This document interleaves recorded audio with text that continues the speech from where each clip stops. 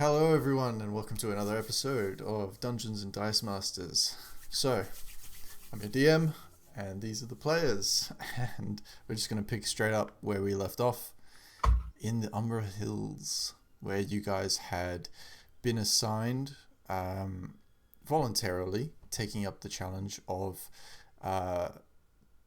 getting hired by these somewhat group of people that you overheard in the tavern, and for 50 gold per person, you are hired to have safe return for them from an expedition from the Umbra Hills. And upon the safe return, you would get your reward.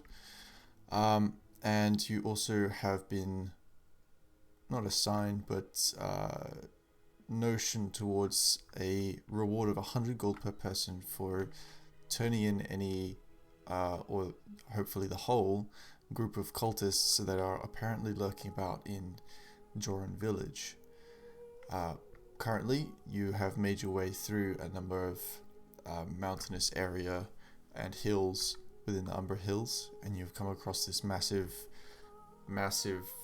sort of landscape of just sort of dry or partially moist, muddy red colored earth with a number of what would be sort of spiky grass type protrusions from the ground. Looks like grass, and you guys know now, thanks to the Shade Master, that this is called shade grass, and it covers the entire section of the Umbra Hills that stretches for tens of kilometers, almost as far as you can see until your eyes reach the mountain range in the distance and all around.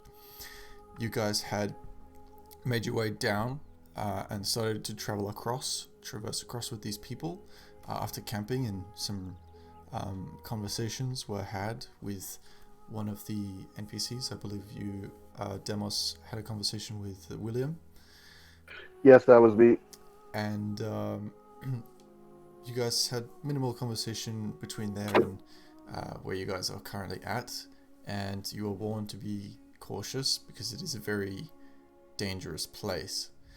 On your way, you ran into, in the distance, a structure, what you guys know as, thanks to Korov, I believe, as the ruins, or some sort of ruins. And you're not quite sure why or where it is, but it's affected some of you, this place. Those of you that failed to succeed from the wisdom save, you saw an entire illusion. The entire Umbra Hills transformed. The shade grass and mucky red earth transformed into this lush hillside top. It was beautiful. Some flowers blooming all across the entire area for those tens of kilometers, transformed into these luscious hills with animals and everything abound. And this structure transformed into a more of like a camp, but a slightly semi-permanent camp that was built to house, I suppose, guards or a garrison of some sort, as sort of an outpost, perhaps. As you saw a tower of wood that had been built, which was a watchtower with some guards around. And there was this lone figure that looked of some importance, standing on one of the buildings, looking out across all of them. Before you got too close, that faded, and having Adamus do a quick sketch of what you saw, not everyone saw this, apparently, and you guys started to question the reasons behind it.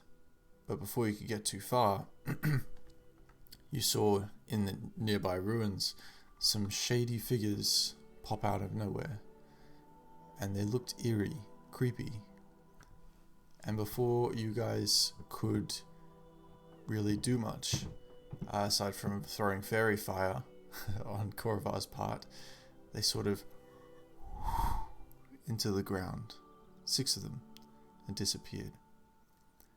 Later on, not too far, they reappeared, only when the sun had been blocked out somewhat by a shaded sky that had sort of circulated and encapsulated the entire area for at least a kilometer, that had sort of turned this sort of blood red, while all the like blood-like droplets from the ground seeped up and sort of evaporated kind of and formed this layer. You are now in complete very dim light, and they started to make their way towards you, slowly but still threateningly. And that's where we picked up, left off last time. So I'm gonna ask you to roll initiative as soon as I sort out this music and sort out the combat chat, because I think I didn't end the previous one. Reload.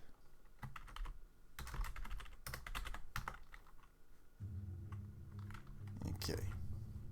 I think it's all commands. Here we go. Init, end. Yes. Alright. Init, begin. There you go. Okay, you can join initiative.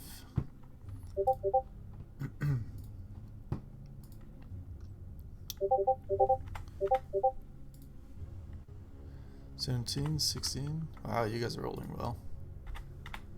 6. I forgot to Wrong get my character.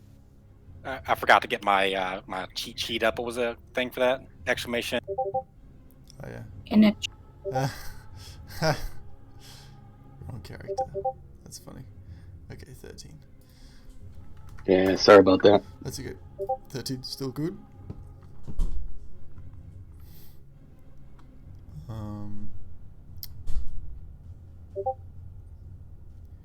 Yes. We'll be adding the other people.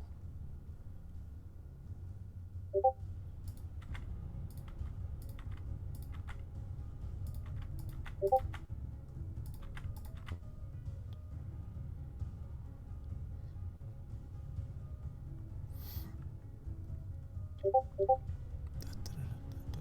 21. Wow, that's a good initiative. Hey, patience is a virtue. Makes sense considering you were being one of the more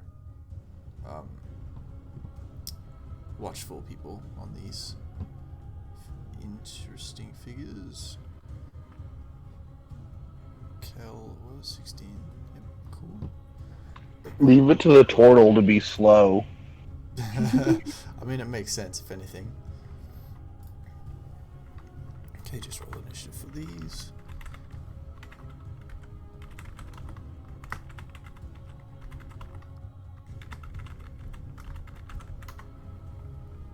Wow.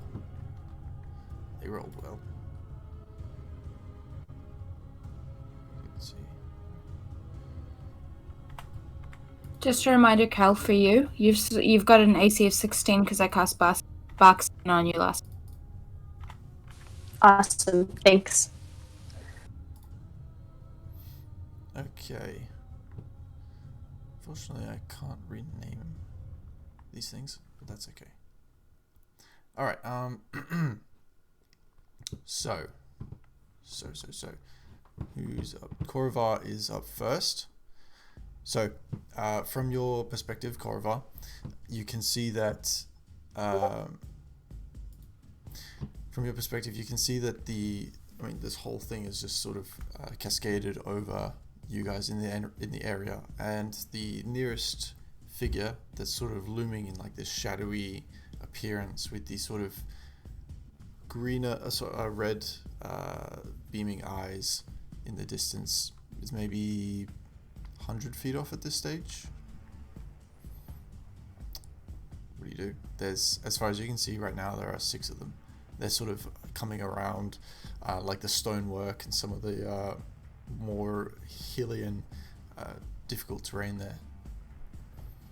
And definitely moving aggressively. Well, they're definitely moving creepily. They haven't shown any signs of aggression aside from their eyes going red and moving towards you. Does my looking at these things, does this correspond to anything I was ever taught or read about or anything before I Make make my... a history check. Actually, make a religion check.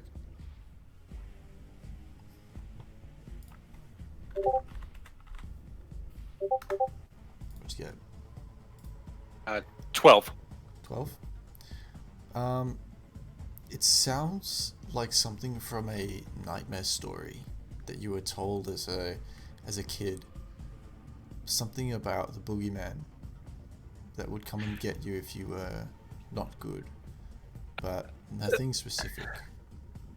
That solidifies it. I take a shaky breath and look over, make sure everyone else is seeing this as I cast Enlarge on our resident lizardkin. Okay. Basha, your muscles swell and your entire body just sort of, all the tissues expand and you suddenly realize you're a little bit taller than what you used to be. This is acceptable. I move about 15 feet away from the ghostly, shady-looking things, hopefully putting my party between me and them. And as I say, them, take care of them. Okay. So It's the end of my turn. that's your turn. So now we've got it would be the people you're traveling with. So let me just bring up this their thing here.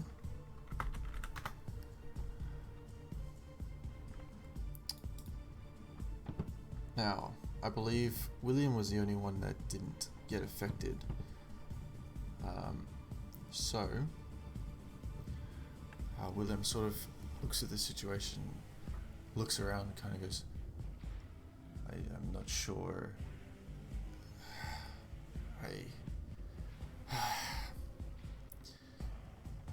Very well.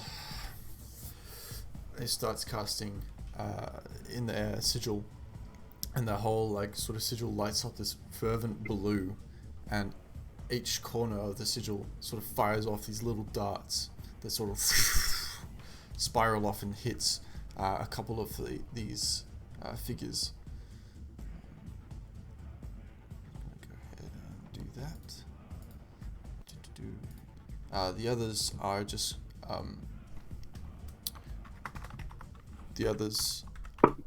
just kind of are not really sure what to do. They look like they are confused as they look at this situation and are just gonna hold their turn.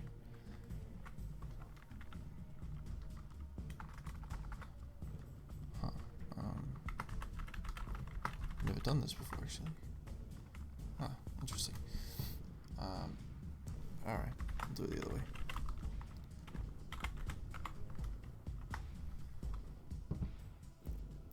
Okay, so that's, you see an impact, and it definitely affects these creatures, whatever they are. And the two that are hit, they sort of, you can't hear anything, but you see like a physical movement reaction, and then they sort of sink into the ground, and they become like this dark patch on the ground in the distance. It's very difficult to see because now as you look at the ground, paying more attention, the actual color is now like gray and black. There's no red. All the red is sort of lifted skyward into this thing above you, so it's extremely difficult to tell the location of whatever this thing is. But that's his turn and that's their turn, which brings us to who rolled a 17? I don't have names on my thing. Adamus. And yeah, Adamus. Was it just me? Yeah, because the other one was Basha, but he did the wrong character, so. Gotcha. Yeah, sorry about that. Oh. So I'm probably just gonna chuck a. Is there a cluster of these things nearby? Like, are they clustered up together? Or are they? There's probably 3 within a 20-foot range. Okay, I'm gonna ice knife those motherfuckers. What's the range on that? That is. Oh wait, can I even see them? Because I didn't do my wisdom. Okay. Yeah. Remember the illusion seemed to drop, and then they appeared for all of you. It's a 60-foot range. 60 foot. You're gonna have to get a bit closer if you want to use your ice knife. Yeah. Okay. I'll do that. I'll get within range of. Cool. What's your movement speed? 30. Okay, so I'd say that you could probably get 1. Because they're still like 100 feet off or so. But the closest one you could probably just get in range. Right, okay, so the way that ice knife works is it hits one and then explodes outwards, and everything within 5 feet of that gets damaged. So does it still does not? I'd say you could get the one that William targeted, and that Korovar first targeted as well. There's sort of 2 on the outskirts that if you hit one, it could probably affect the other as well. Okay, I'm just going to do that then. Okay. Okay. So that's a dexterity save. Yes. Well, no, after the attack. So yeah. So I'm just trying to figure out how to level. There you go. Done. Wow. 21 to hit. That definitely hits. They succeed the dex save though. So I think they take no damage. Success. Yeah, but the so the first one takes the initial damage, but the other one doesn't take any. Okay, so that's what 15 total. Okay. Nice. Oof. Alright, so you see the one that you hit as you fire off this ice knife, as you conjure it in your hand, it sort of magically just sort of flings off into the distance, piercing one of these like shadowy beings. It sort of hits into the center on the floor. You sort of only just see it as it sort of immediately as it's gone and sunk into the ground, and as it pierces, you hear this shrill like, and then it sort of and it dissipates. Huh. Cool. It's a little bit like popcorn. That's my turn. Alright. So that one's down. So next is Kel, I believe, with the 16. Yeah. Okay. How far away were they again? So to you, the nearest one would now be 105 feet away. Okay. I guess I'll use up my movement. I think I have 30 feet to get as close as possible. And then I'll cast Flame Blade. Flame Blade, yep. Yeah. Alright, so as you cast Flame And Blade, then it lights up. yeah. And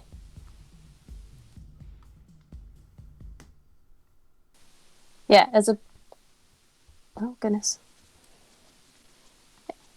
Yeah, and I think that's all I can do for right now. So I'll cast that. So is that an action to cast the Flame Blade? It is, eh? Yeah, so I'm just moving 30 feet. I won't use a dash action or anything. Okay.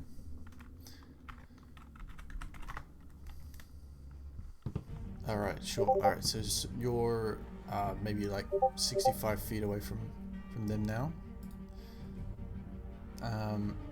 And you're sort of staying, holding position there. They're still slowly moving closer to you though. Okay, so we've got then Bashar. So let's see, Adamus and Kel are what, 30 feet away from me? Yeah, in front of you. And they're what, like 60 feet away from them? Yeah, about that. I couldn't remember if I put on the that bandana thing, so Which I use my action. No, the one that gives me dark vision. you did, yeah. Oh, okay. I believe I remember. Yeah, I was gonna say if I hadn't, I was gonna use my action to put it on and then move 30 feet forward. Yeah, well, you've already got it on, so you can move 30 feet forward if you like. Okay. Or if you use your action to dash or something else, hold your action. Nobody else seems to be engaging this from range, but I'm gonna move 30 feet forward and try to position myself near Kel and Adamas. Yep. And then do hold action with the thing being if they move within melee attack range to attack them. Okay.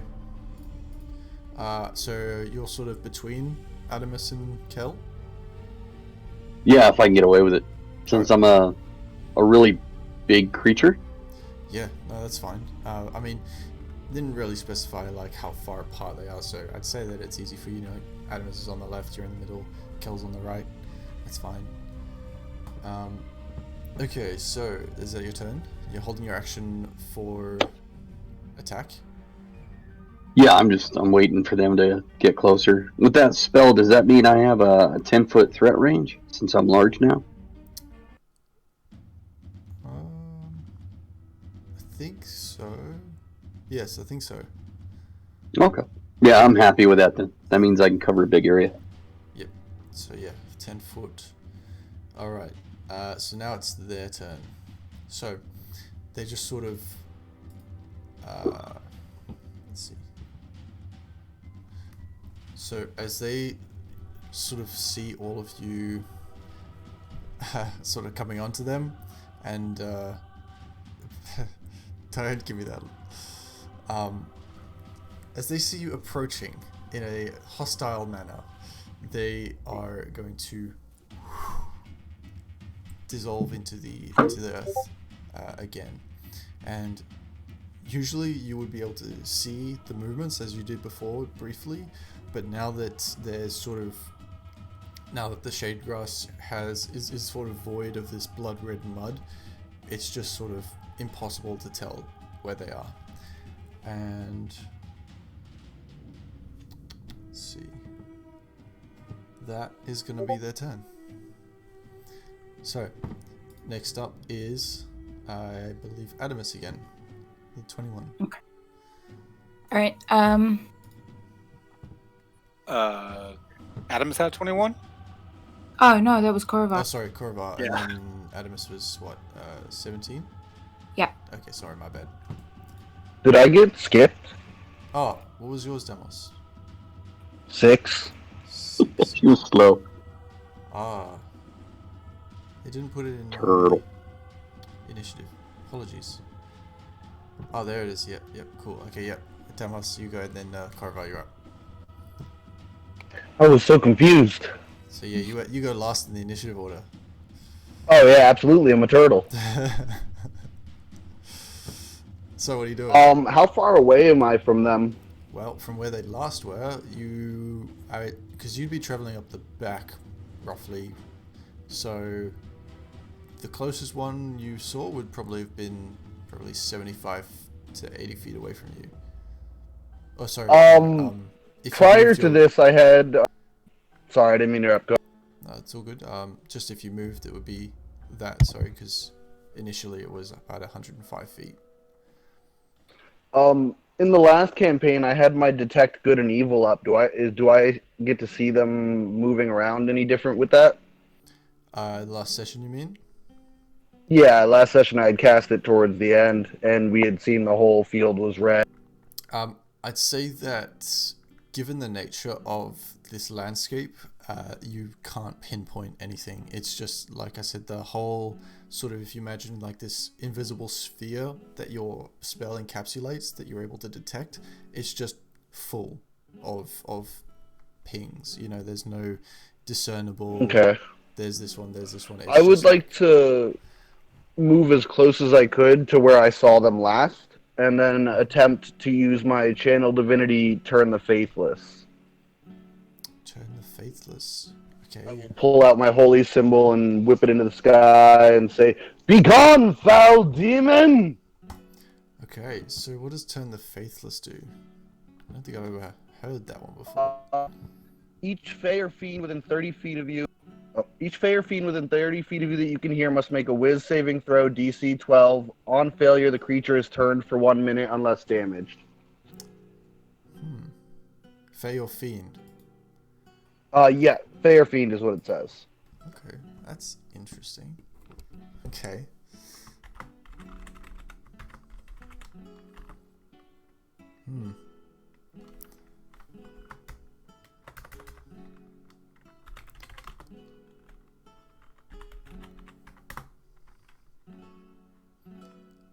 What's the DC? DC 12. Sorry, my keyboard was bouncing.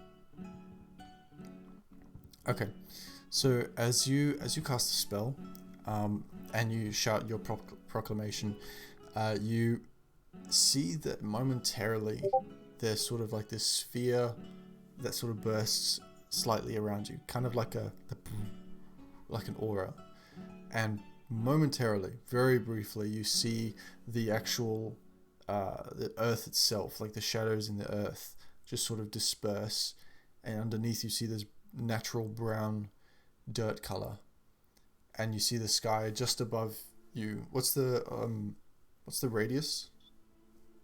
30 feet. 30 feet. Okay, so for about 30 feet, you see a color reappear, this natural blue like color, and then you sort of hear this evil sort of like this multitude of laughing voices, very, very faintly, and your sphere gets consumed.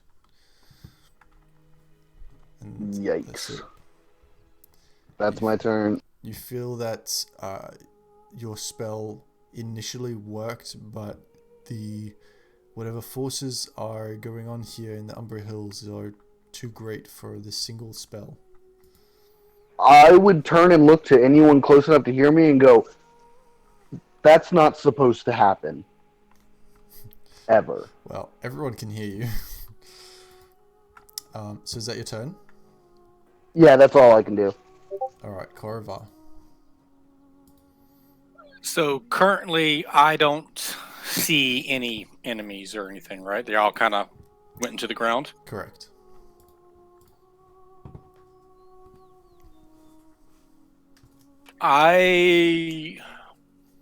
There are allies around me, right? I'm not like by myself in the very back. Well, the allies around you currently are maybe 30 feet away from you. In front. Okay, that actually, I kind of want to stay right there. I will just kind of prepare myself, just take a deep breath, and I will cast and hold action pretty much. I'm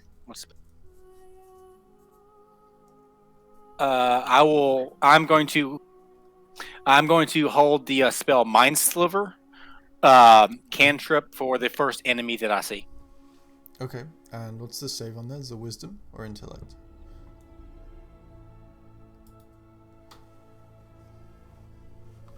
Intelligence. Okay. I'll drop that into the chat. I can't just cast that one. That one's not in for some reason. Oh, okay. Yeah, that's okay. Alright. So you're holding that until you see one within range. What's the range on it? 60 feet. 60 feet. Alright. Cool. Okay. So that's your turn? Yes. As I just kind of call out, you have all got it. You're all doing very well. I'm gonna stay right here. Okay.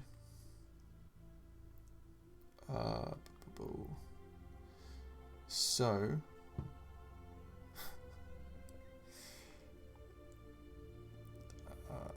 so I'm just reading something. Okay, so after your turn, it's people that you're with, they are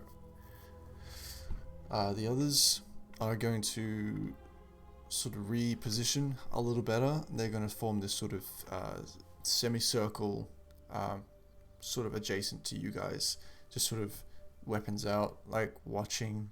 You can see that they're a little bit scared, like, you know, they don't know what's going to happen.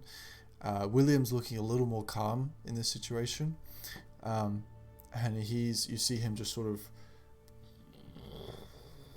forming this little fire, like ball of fire within his hands, just sort of rotating it slowly and just like watching and waiting. And that's their turn. Next would be Artemis. Go. I can see the Korivars, right? They're forming a semicircle around them. Yeah. In that case, I'm going to use 30 feet, move up closer, Mm-hmm. and prepare and hold green. What's that? Prepare and hold? Green flame blade for if anything gets within my range. Okay. Alright, so... It's a cantrip. Yep. 1 second.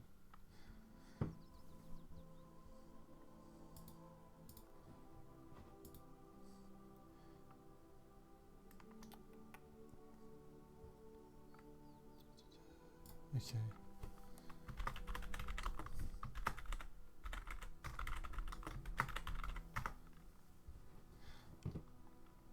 Alright, so as you're running closer, how far were you running again? Just 30 feet, because I 30 need feet. to use my action to hold.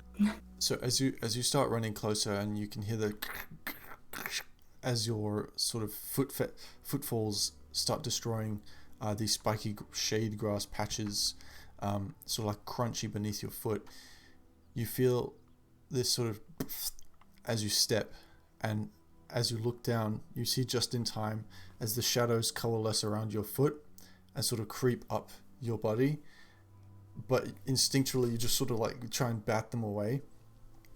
As you do so, you actually sort of hit something that you know doesn't feel like it should be there, and you hear this, and standing like right by you now, as a failed attempt to attack you as you went by, is this figure that's shaded in this black mist, completely black nature, these little beady red eyes, but the physicality, the appearance is that of what looks to be like some sort of ancient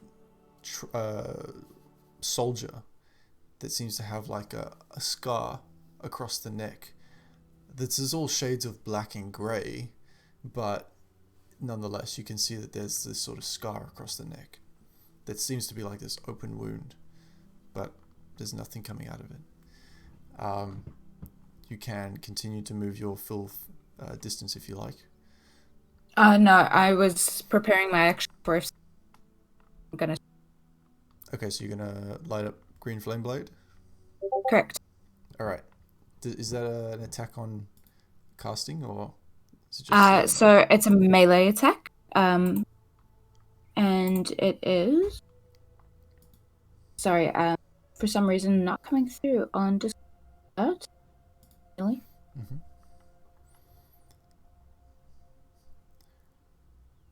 Because green flame blade is 3d6, right? You get to make a melee attack. Yeah, melee attack, and then you get the regular weapon damage, and then is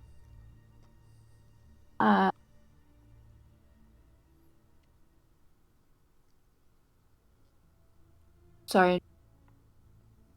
All good. If you have the spell there, you can just sort of use the manual rolling in the chat if it's not functioning correctly. Yeah, so I'll just manual roll. So the second creature, there's there's a creature, it's not. I guess green flame blade doesn't for any. Yeah. You are cutting out a Yeah. lot. You're cutting. Sort of. Sorry. Can you hear me better now? Yeah. Yeah, Good. it just for a minute there it was like every time started to Yeah. Like that. Gotcha. All I right. rolled a natural 1 anyway, so it doesn't matter. Right. So is that the spell lost, or is that still up for concentration? It's not concentration. My concentration is barkskin. It's a cantrip. Yeah. Oh, okay. It's not concentration, is it? All right. Well, no, I think flame blade No, it's not. is different to green flame blade. Anyway, thank you, Kel. Does this creature trigger my held action for first enemy? Yes, it does. This would be within an uncomfortably close range of probably to you 50 feet now. Oh no, I get startled and go, "Oh, I'm gonna need you to die," as I just let off the mind sliver. Yep. All right. It fails, as it's sort of concentrated on Adamus, with striking above its head. It sort of like unnaturally ducks, like the shadow just sort of blips as the flame goes overhead, lighting up the sort of imagery. Right as you see, like it sort of close its eyes, looks like it's in pain from this mind sliver. That's a good damage roll there with a 1. Yes, it is awesome, but that was not the point. Until the end of my next turn, it has a minus D4 on any saving throw Minus D4 on saving throw. All right, I'll keep on that its in mind. first saving throw. First saving throw. All right, I'll keep that in mind. So it looks like it had like this very minor headache suddenly. Okay, so is that your go, Adamus? Yeah, that's me. All right. So next up we have Kel, I think. Okay, so there's one right by Adamus now, right? Yeah, it's within 30 feet of you. Okay, I'll move right up to it then, Mhm. and I'll try and hit it with the flame blade. See how that Okay. goes. Normal flame blade? Yeah, normal flame blade, the one I cast. Nice.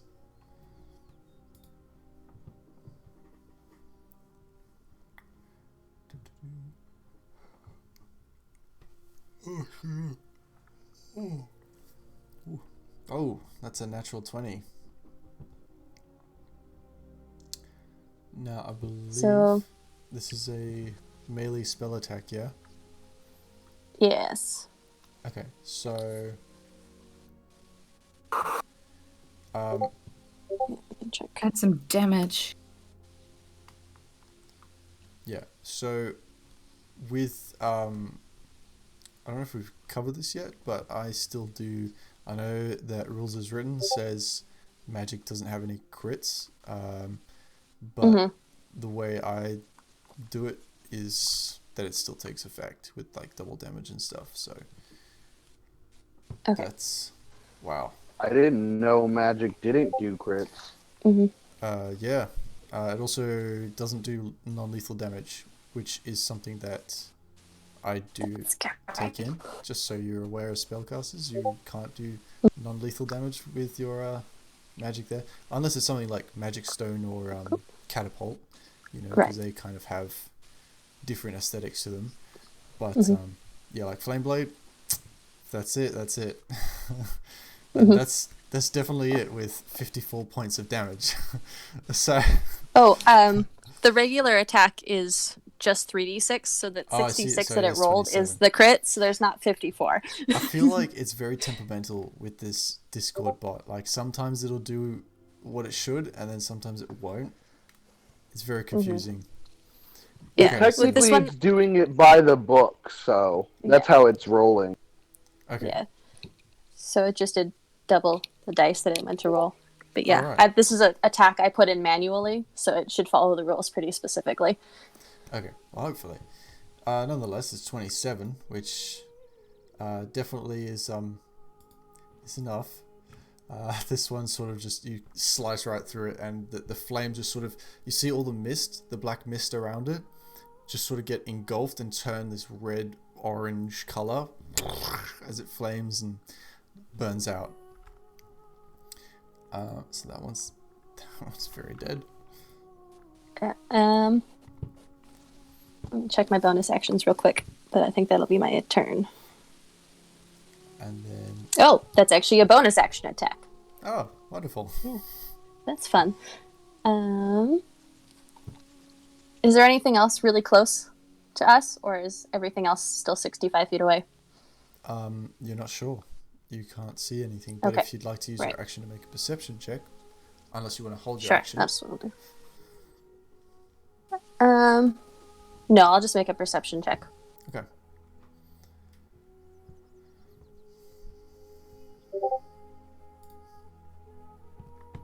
$13. 13. Okay. So, as you're taking a look around, trying to scan the area, it's just a little too dark for you to make out anything here. It's all kind of blending, especially with the weird colors going on, like the red and the brown coming from the tinted skies above. It's just too strange. You can't make out what's shadow, what's not shadow. Yeah. Cool. And that's my turn. Okay. Basha.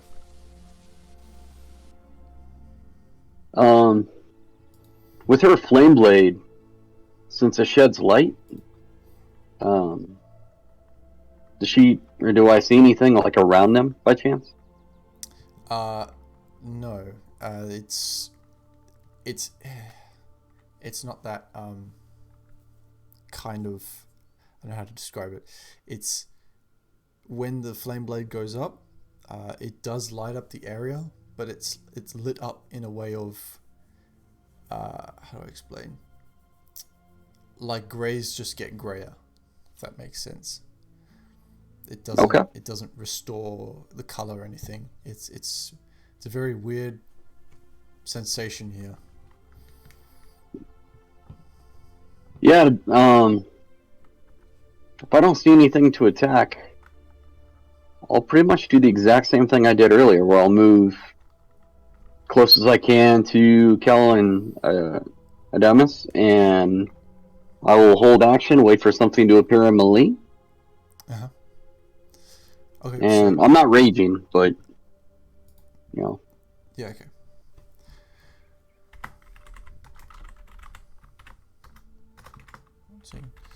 So, are you just making your way up to them, or are you going past them, or what? I'll make my way up to them. I'm not really sure how to deal with this at the moment, and I'm kind of watching how they interact with these things. Okay.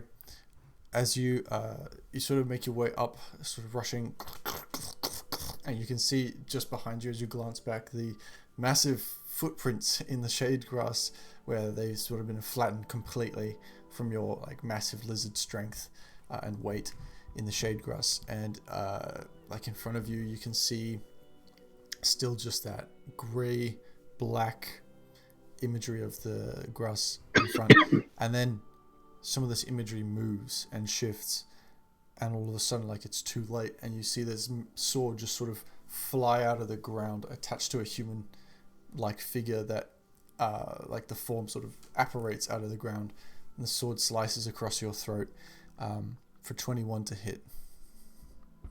Oh yeah, that totally hits. Well, hell, I guess I won't have to hold my action. All right, so you take 10 points of necrotic damage. Okay. And you had an attack, yeah? So if you wanted to do that, you can do that now. I'll bonus action rage, and then I will make my 2 claw attacks. Okay. So make your claw attacks, and after that, your strength is reduced by 1. The score. Okay.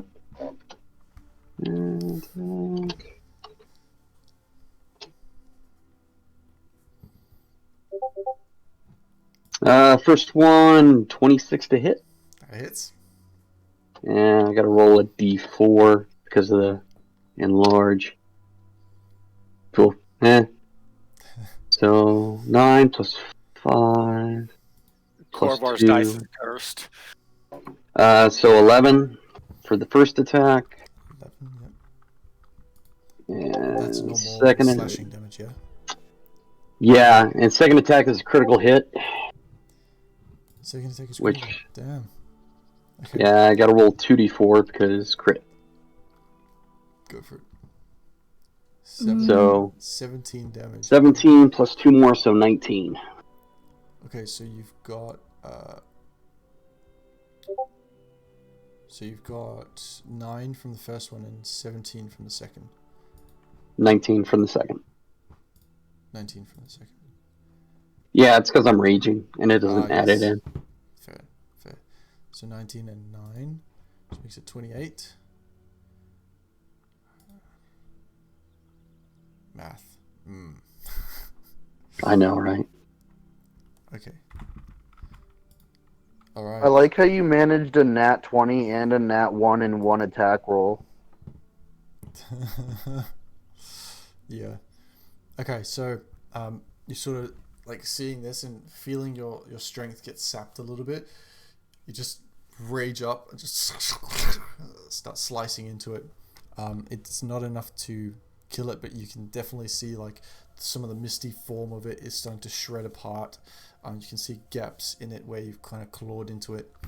It's looking pretty rough. Good stuff. And that'll be it for me. Alright. So that's your turn, which brings us to their turn. So,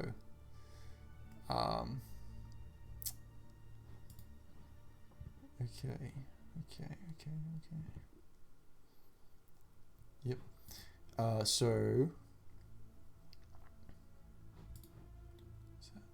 Yes. Alright, so, do this.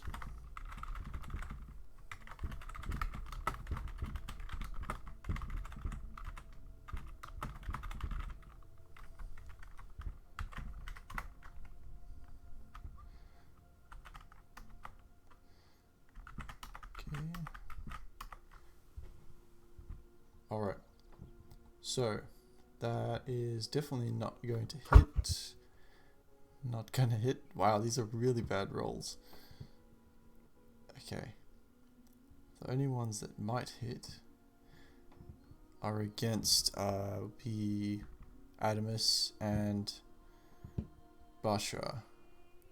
So Adamus, that's a 17 to hit. Yeah, that's my AC. Okay, Hits. so that hits. And 20 for Basha. That definitely hits. Okay. Alright, so Adamus, Am I close to Basha? you're a little bit behind him, but yes, you're close to him. Would I be able to... Hold on, I'm trying to figure out what it's called. The thing where I impose the disadvantage on attack on him? With my shield and stance? Can't remember what it's called exactly. Well, technically this was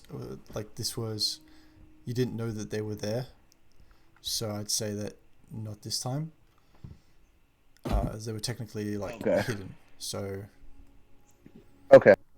yeah, but good catch. Oh, I did a few short here actually. Oh, okay. I tried, Basha. Dude, it's all good. Kill and against Damos. So Damos, that's an 11 to hit, and Kel, that's a 12 to hit. Negatory. Kel, you with us? She looks frozen to me.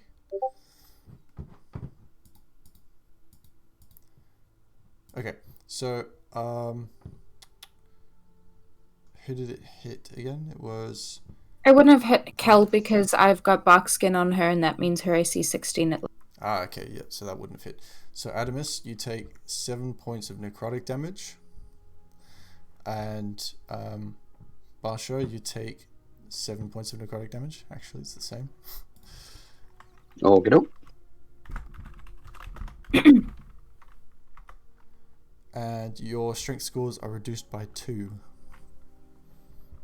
Oof. As you guys see now, you're all standing there, you watch as these shadowy figures appear around all of you, and they just sort of go in for an attack. They don't really necessarily lunge or claw or anything. They just sort of grasp around your shoulders or your legs or your arms, and you feel this cold sensation feed through all of your veins and pull strength from it. Adamus, even you feel this cold through your physiology. Yeah. Which is unusual. It's not a sensation you're used to. No. But that's their attacks, and you know what? They're going to stay there, I think. So for those two, so you watch as all the others, except for the ones that hit Adamus and Bashra, they just sort of and fade back into the grass. The other two have got a firm grasp on you. Okay, so that's their turn. And now it's Demos. How close am I to the one that's holding on to them? Or the ones that are holding on to them? To Bashra from you would be like 15 feet. I would like to run up to it and make an attack at it. Try to take a swing. What are you gonna use? Oh, I'm gonna use my Morning Star. Okay. Not an Evening Star?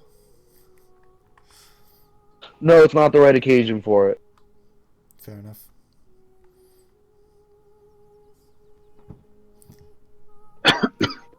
Sorry, I had to figure out which channel to do it in. All good. Okay. So, is this just one strike, or are you doing multiple? Do I have multiple attacks? You'll get your extra attack at 5th, right? Yeah, I didn't think I had an extra attack yet. Yep. I believe that is 5th level. Yep. Alright, so just the one attack. I'll smite as well, if I... Okay, what level? The highest I'll be able to cast it, which is just 1, but if they're Fey or Fiend, it'll be 3d6 in total. Right. 24 definitely hits.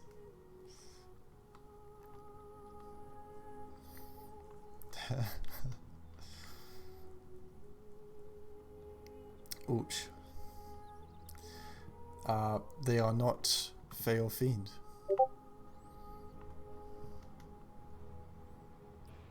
If they're...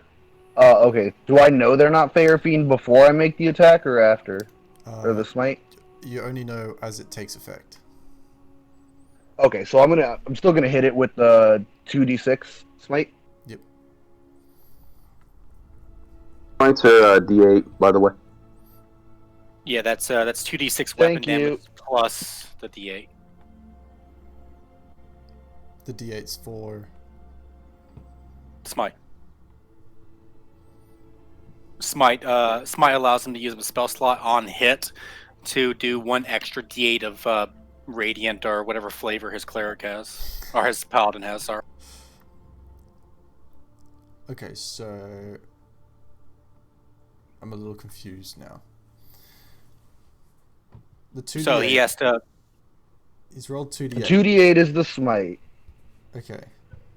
1d8 is your sword. My Morning Star is a 1d8 Is your 1d8. Okay. plus 4. 2d8 for smite. Alright, so 5 radiant damage. Yep, for a grand total of Paladin smite and 10 damage. Go me. So 5 piercing, 5 radiant. Okay, got it. Alright, and this was against the one that's on Bashra, yeah? Yes. Which I believe had already taken damage. Yeah. Okay. Right. So as you come down with your Morning Star, you feel it connect into this. It looks like it shouldn't. As you bring it down, you're sort of almost hesitant to do so, as it looks like just pure shadow. Question, Yes. DM. My Divine Smite on the D&D Beyond says it takes no action whatsoever. Does that mean I can bonus action and use another ability? Smite. It specifically says that Divine Smite takes no action. That is a feature, Yeah. not a spell. Right. Okay. So does that mean I could follow up with like Ensnaring Strike or another Smite that I have prepped? Yeah, if it says that Divine Smite is not an action or a bonus action, then yes, you could. However, with that one, as you bring the Morning Star down, it feels like it shouldn't connect. It does hit something, and you see this burst of radiant energy as it sort of... and it sort of... and you do see that it sheds an actual light, like what you were expecting before, Bashar, and the entire field for like maybe 15 feet around this one that explodes, it gets lit up, and you see the actual colors return somewhat, and you hear this from around as you see some of the shadows recline and as a reaction to this light. But it's the one you hit is dead. So did you want to do something as your bonus action? No, I believe if that one's dead, I will... Actually, yeah, I will hit Bashra with a Shield of Faith. Okay. So Barsha, you're bolstered by two, isn't it? Yes, AC? 2 AC. Okay. All right. So can you please explain to me this smite thing? Because there are so many smites. Thanks, I'm bud. getting lost with. Okay, so does what. Divine Smite is a class feature. It's the only smite that is. It is a no action smite. It is when you hit with a melee weapon attack, you expend one spell slot to do 2d8 extra radiant to the target, plus 1d8 for every spell slot higher at a max of 5, Yeah. plus 1d8 against undead or fiends at a max of 6. Okay. All other smites are spells, which require you to hit to use. And So what he's saying is that he has bonus actions, snaring strike, wrath smite, and all that. They're used as a bonus action before the actual attack to get applied. But if he uses a melee weapon attack and it connects, he can then choose to expend a leveled spell to do an extra 2d8 plus 1 per spell level of Divine Smite. Right. And to clarify, the other smites, the spell smites, not the divine one, are they Correct. Are they cast themselves or are they as they hit? I forget. On they- hit. It is when you no. hit. I'm reading No. it right now. It says the next time you hit a creature with a melee attack. No, you're talking about you're Divine Smite. Correct. On hit, you can cast it. The other spelled smites have to be cast prior to your weapon attack because they are bonus actions. So they are actually I using see. your. Okay, They- there's the Quarter clarification. bar is right on They that. both. Wait, what? Quarter bar is right on I that. don't understand. You have to You have to cast them Uh, before you attack. cast them before you attack. Yeah, for the your difference bonus is action spells. Yes. difference. Divine Smite. You would roll your attack roll, and then you'll decide whether or not you use Divine Smite before you hit. Which is great because you can use it as soon as you see that nat 20 come up. You can go Divine Smite. I know immediately I'm going to double my damage. The other ones are actually considered spells. For those, you have to cast them as a bonus action before you make an attack with it. Like banishing smite kind of thing. Very Correct. much so, yeah. Yep. Okay. Cool. All right. So basically, what we're saying is the only one that's not a bonus action to cast before you hit is Divine Smite, which is just kind of, oh look, I hit. There you go. Bang. Smite. Yep. Correct. That's it. Okay. Cool. Great. Clarified. Thank you. So, did you want to use your bonus action, Damos, for something? Yeah, I had used it to Shield of Faith, That's Basha. right. Okay, cool. So Basha, just make a note, your AC is bumped by 2. Okay, so what's your AC now? Does it be 17? 18? Yeah, it's going to be 18. 18. Nice. Yeah, I appreciate it, Damos. Okay, so that's your turn, Demos? Yeah, not a problem, man. I told you we'd be good together in battle. Yeah, that's my Damn. turn. Everybody's just buffing base right now. All right, Look, Corvo. when you've got a bigger horse in the race, you bet on the bigger horse. All right. So, before that, Corvo, just real quick. Kel, Adamus, and who else failed again? Was it Damos? No, Damos succeeded. No, I succeeded. You talk about the whiz save from last session? Yes. Okay, so it would just be Kel and Adamus and a bunch of the other guys. You guys watch as the battlefield yet again transforms into this illusion. And everything is bright and green and happy. You get the sense of like you can't help but feel this sense of everything's okay. What that means, you don't know. Alright, Korvar. Cool. I'm gonna survey the battlefield. Currently, I believe, if I'm make sure I'm getting the visuals right, there are 3 that I can currently see that are clustered around my allies. There is, well, you're not sure. You can see 1 that's around Adamus, and that's about it. The others are hidden. Okay, but there's only 1 I can physically see right now. Yep.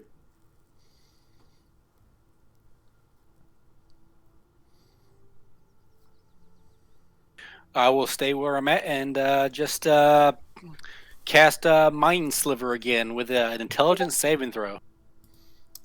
On that one? The only one I can see correct. Okay. Let's go intelligence save. So I'm gonna give you a splitting headache as I do the components and weave a Mind Sliver into his skull. Okay. Sorry, I just got that one wrong.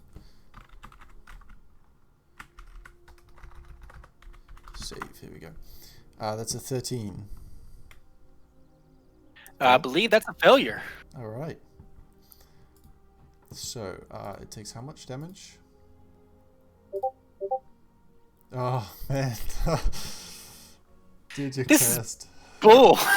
The last 3 rolls have been 1s, but that one has a negative D4 on its next saving throw. Okay, noted. Korvar, son of a gods. Woof. And I kind of look around and I kind of notice this little semicircle group forming around me, and I just kind of wipe my brow a little bit. That I feel a little safer. Okay. That's your turn. Now we've got their turn. They are...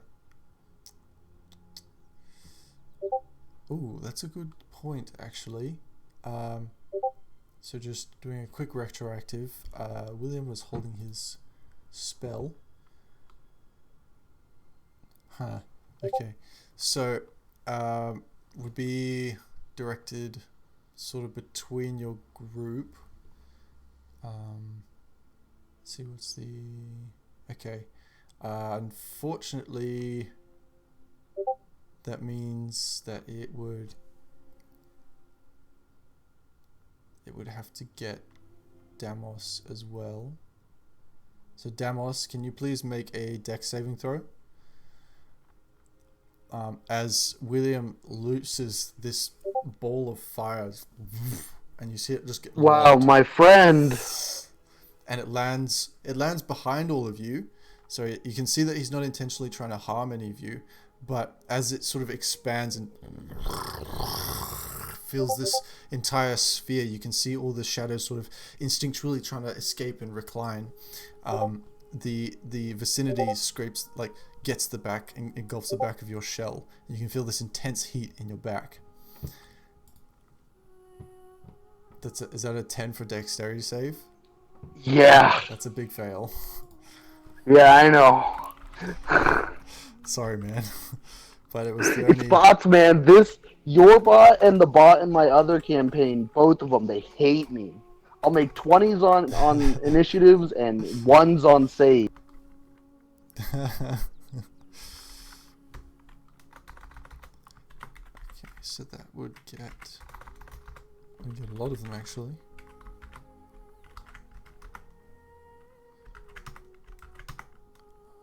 So that's... Wow. All but one fail. That's a lot of damage. Okay. What's that? 8d6. I will ask this for sake of fairness. I am near that semicircle of NPCs. Does Korvar also get hit too? No, because you moved. So you moved, so it didn't get you. I didn't move last turn, but I mean, I'm not gonna dispute it because I don't want to get hit. But I didn't Sorry, move last turn. Did I misunderstand? Yeah. I thought you meant that you moved behind the semicircle. No, I looked around because I was kind of okay. in the middle. I was in the Sorry. middle of the semicircle, like looking like I'm pretty safe right now because I was in Right. spell range, so I you didn't move. I thought you said I move around the semicircle and look relieved. Okay. No, you do get hit, so make a dex save. On a very, very unfortunate accident. Rip. Sorry, my friend. Come on, you can do it. Save. Yes. What is it? Are you serious? What is wrong with this bot, man? 3 It natural hates ones. me. Okay. Yeah. All right. So yours is a success, but the damage on it wasn't very good, unfortunately. 3 natural ones. What? Okay. So, all right. Let's see. How much damage do they take? Right. I would like to say too, as you're calculating damage, as this fireball goes off, pretty much in my face, I look over at the NPC fuck knuckles who just hit me, and I give him the dirtiest look. All right. Noted.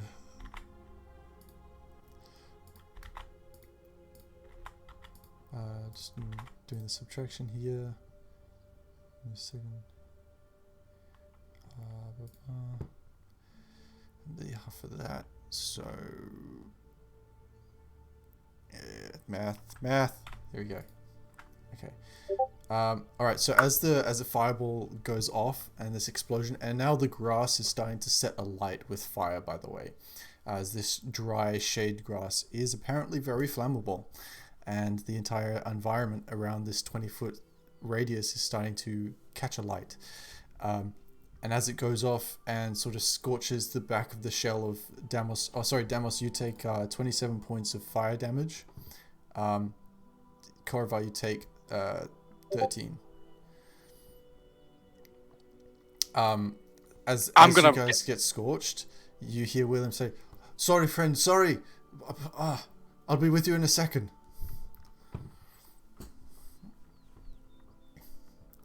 Especially directed to you, Damos. Damos is just gonna shrug at him. These things happen.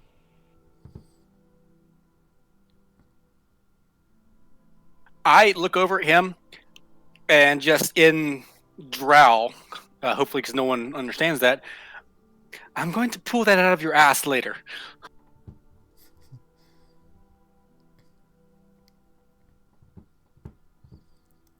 Okay, right, so that's his turn. The others, and you can see now the shadows on the ground are starting to get revealed. You can see a glimpse of them, and they're sort of around your general area. So if you wanted to attack on your guys' turns, you would have a general sense of where they are at this point in time for this round, thanks to the magical fire. So that's gonna be... Oh no, they would see it too, so they're gonna attack as well, which is a good thing for you guys.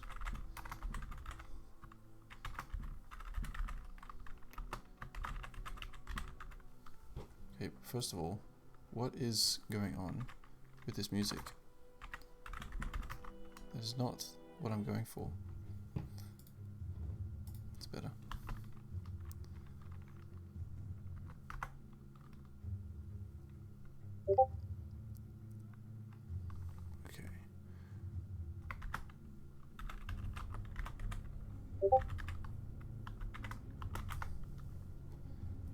Ah, that is pathetic.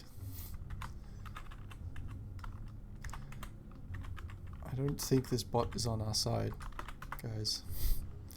That's a 9, a 6, and a 22.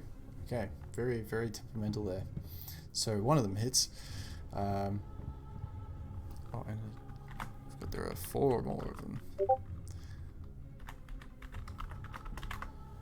Okay, 12.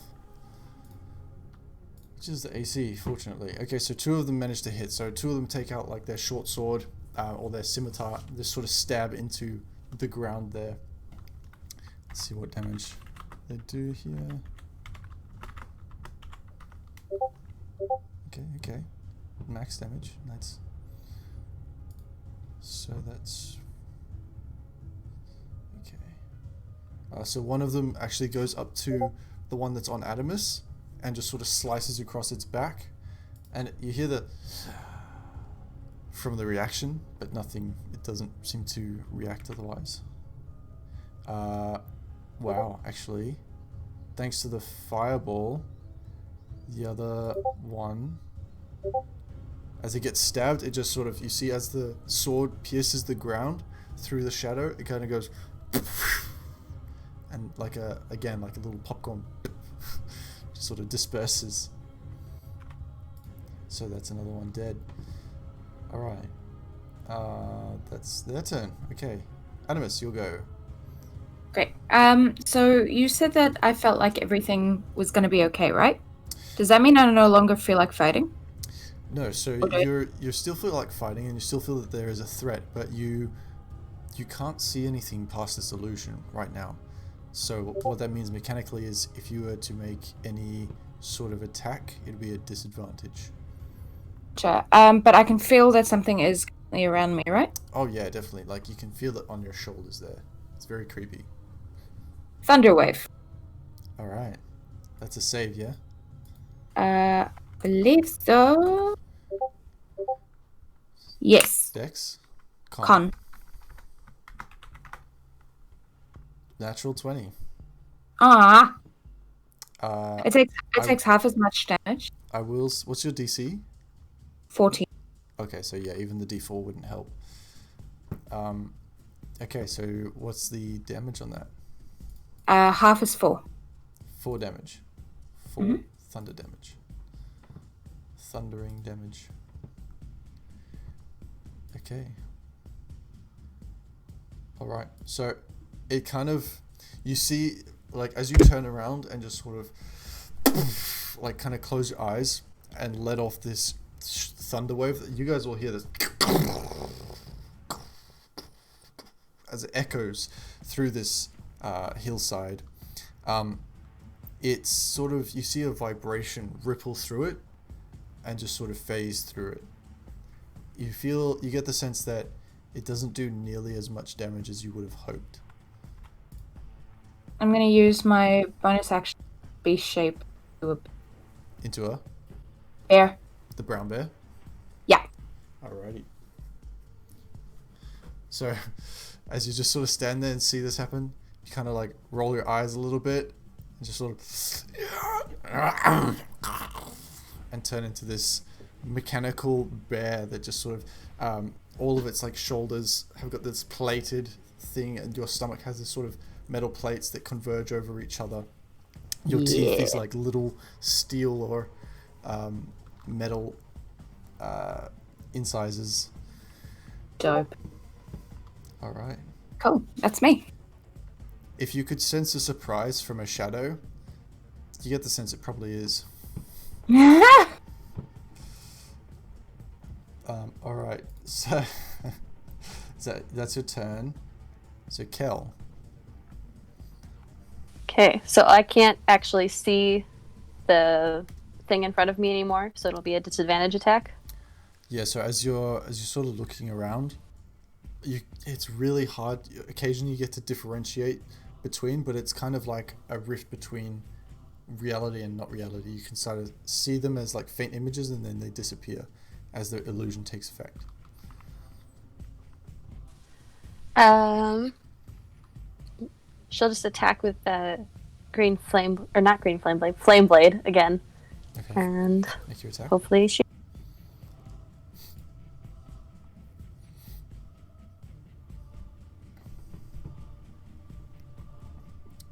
I assume this is the one that's on Adamus. Okay. Yes. Okay.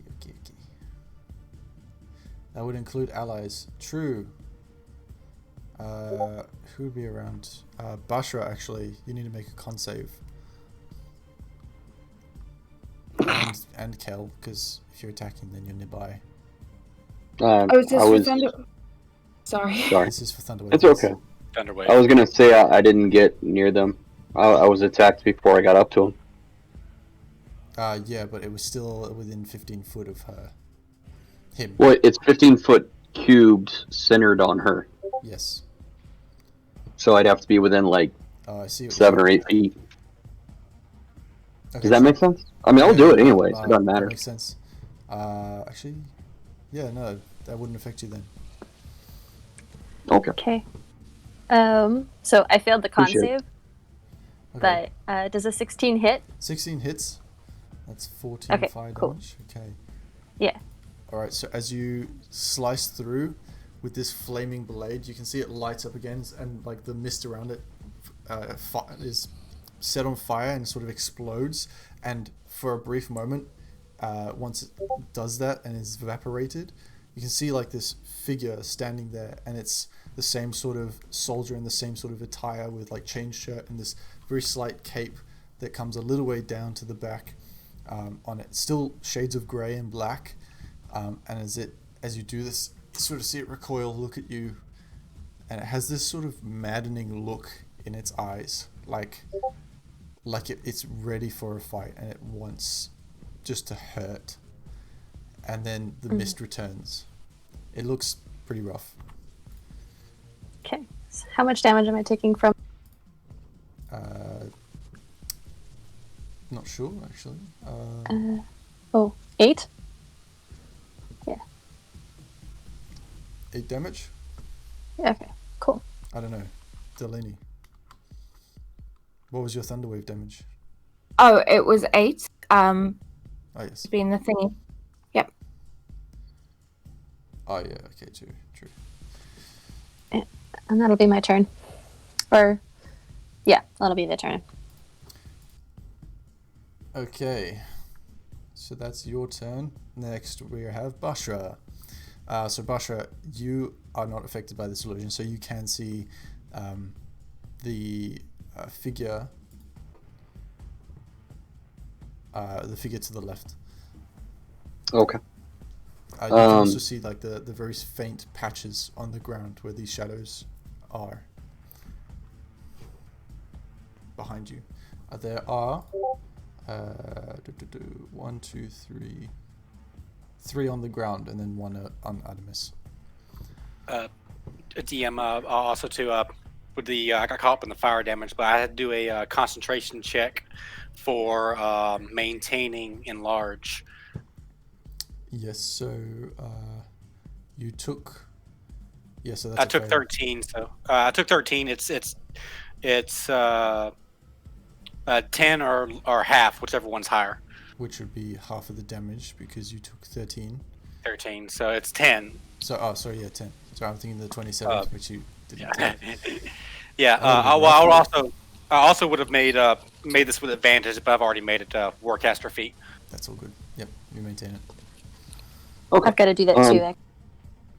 Sorry. Oh yeah, for flame blade. Go Basha. I'm gonna attack the one on Adamus. Yep. Okay. If it's facing her, am I able to get attacks with advantage since it's facing away from me, or? Yes, you can. I mean, you can flank it anyway, regardless. There's enough people around. Okay. No, I'm still large, correct? Yes. I believe. All right. So Yeah. I'll keep my. Sorry, I'll keep my 10 feet away while doing these. Trying to keep my distance a little bit since he's not liking the whole feeling weak thing. air slice. Yeah. Nice, 22. So It hits. because my strength is down, this is actually accurate for the damage. So that makes it pretty easy. Okay, so your 22 would, with the minus, because your modifier would have lowered 1, so it'd be 21, hey. And then you take 1 off the 7. Well, I'd be at -2 actually, because I went from 20 to 17 because I got hit twice. Yeah, but you only took 3 points off the score. Yeah, so I dropped from +5 to +3. Yes, okay, yeah. What's up? Yep. Hey, buddy. Alright, so it's- what's that? 5 then? 5 plus 1 for damage? It's actually accurate because I'm raging, so it'd be 8 damage. Ah, I see. Okay. Yeah, it's all crazy math at the moment. I know. It's quite a math run, yeah. Alright. Yeah, I'm sorry, buddy. It is And okay. then second claw is gonna hit. Well, before you do that, the first one, as you attack the shadow on Adamus, you just sort of like pierce it in, and as you do so, the hand comes out the other side, and you just see this shadow engulfing your hand, and then another one just pop. Cool. Well, that's pretty much my attacks. You can make another attack on another one.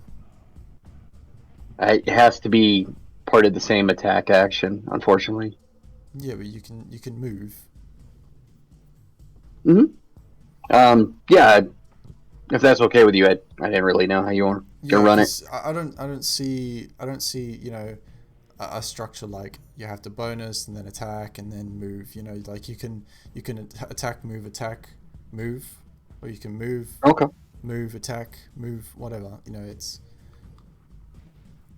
All right, cool. Well, I'm gonna go to the next shadow thing toward the ground. Yeah. And try to keep 10 feet away. Yeah, I mean, it's pretty much you just turn and walk 5 feet, and then it's just like. And I don't think that one's gonna get advantage. So, yep, I'm definitely gonna miss that one. That one. It's a natural one. Eesh. That's a miss, yeah. Unfortunately. So yeah, as you sort of enter the ground, you bring up your claw and just realize it's just mud. It's just a patch of darker mud on the ground. Yeah. So cool. Is that your turn? Yeah, that's pretty much my turn. I have no idea what to do about these things. Okay. That's your turn. It's their turn. They...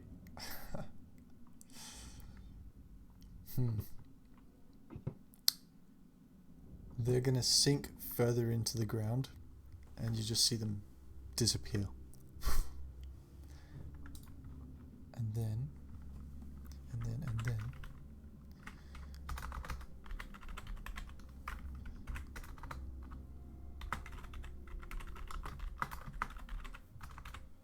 Why can't I spell? Okay, whoa. Okay, so now it's giving me good rolls. Okay. Oh man. So the three that are left. Sorry. The 4 that are left.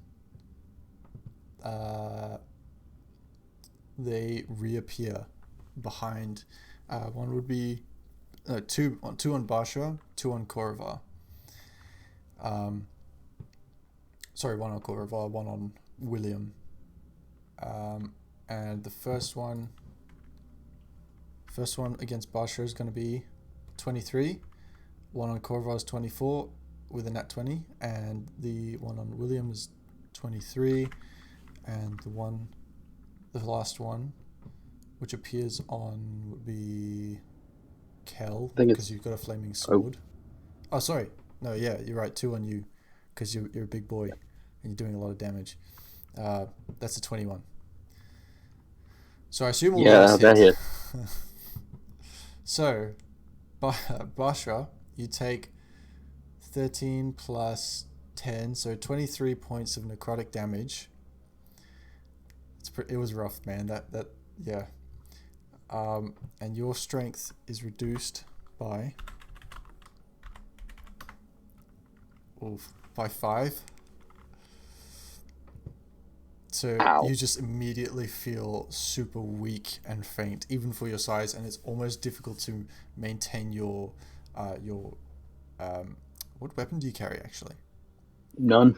None. Oh, it's just okay. Well, your claws feel heavier. Okay, and Korovar, that's 24 to hit. That's 18 necrotic damage. Are you still standing? Barely, but I am still up. Okay, well, thank goodness. Your strength is reduced by 4. So Okay. they're very angry, as it seems, and they are just gun-ho on you.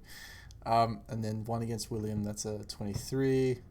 It's 10 points of damage, and his strength is reduced by 4. Man, now it's rolling really well. Okay. Oh, shit. Okay. That's not good.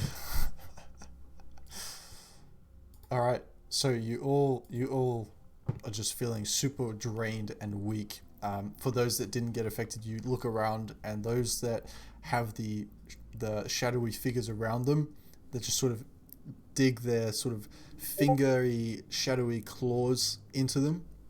You see them just kind of go like this pale, like even for the lizard folk, they just turn like this shade of grey rather than the black scale they've got on, and they look sluggish and weak. And Korovar looks almost like he's ready to pass out.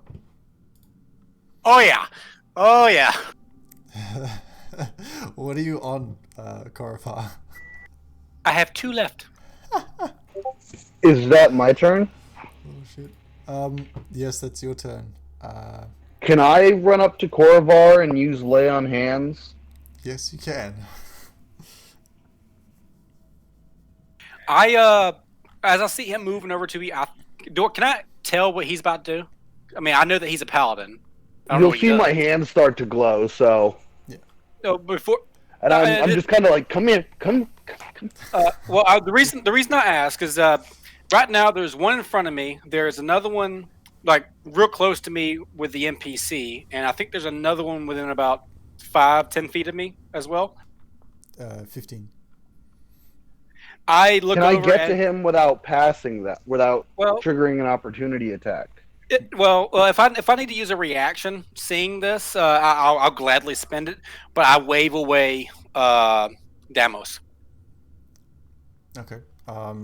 Demos, you wouldn't trigger any opportunity attacks based on where you are, but you do watch as you start approaching Korovar. He starts just waving you down.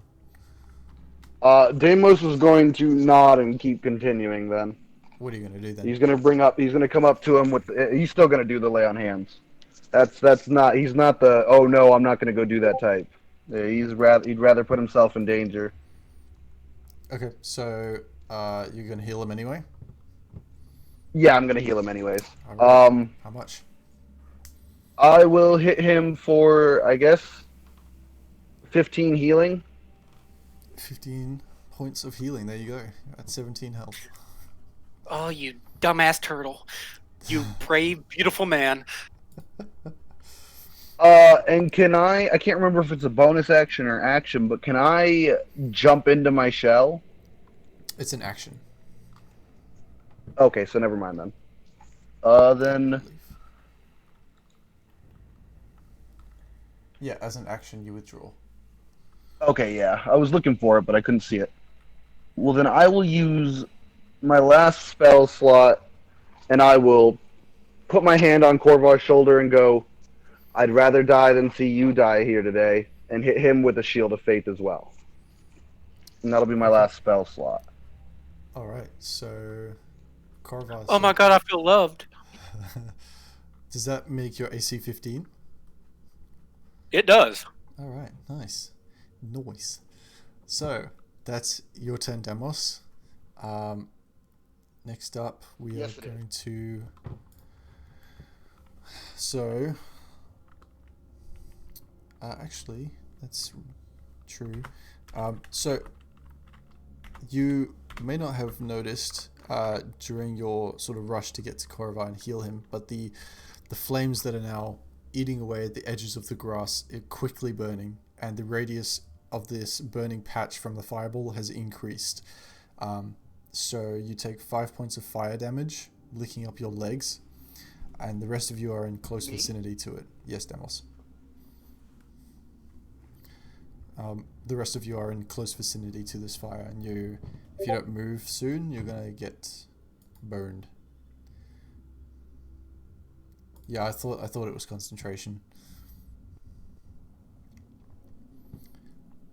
But Basha, that still makes your AC 17, I believe, or 16. Sorry. So it's still pretty good. All right, so that's the top of the round, and now Korva. Okay, as I see all this one, I know that Damos just moved within about this radius of what I was trying to do, so I tried telling him no.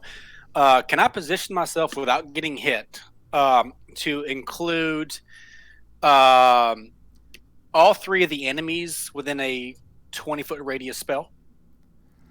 And preferably the NPC asshole to hit me with a fireball, but I mean, he's not If you required. need to hit me with a spell that you were planning, do it. I'm pretty solid. Like as you sort of are around the vicinity of William, he's still looking like, like apologetic, like he's gonna do something to help. But Okay. yeah, what spell is this? Well, as long as I can, like I said, he's not required. But if I can position to where I can get three of those enemies in a 20-foot radius, I'm going to cast. Oh damn! You can get three within 20 feet. Yeah. I am casting Shatter. Okay. Okay. I believe that's a Constitution save, isn't it? Alright. And one of them... Actually, no, there's none of that anymore.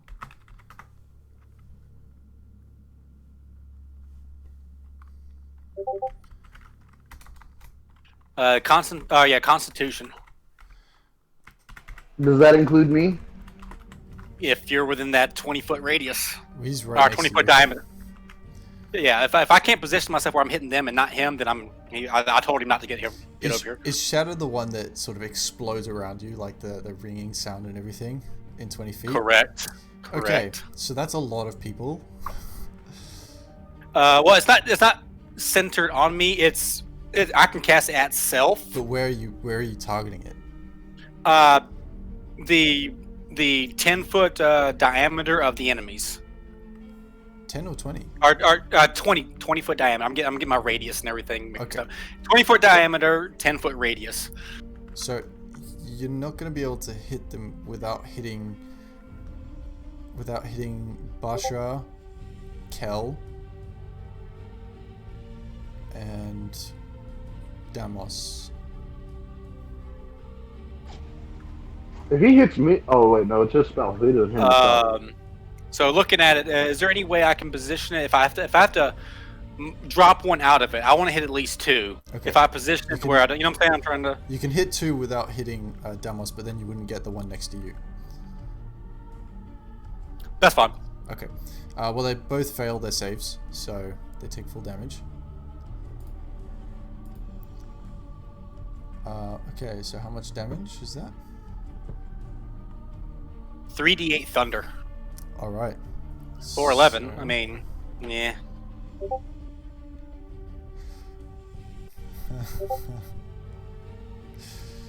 That's just enough. So you watch as you cast this, you hear this,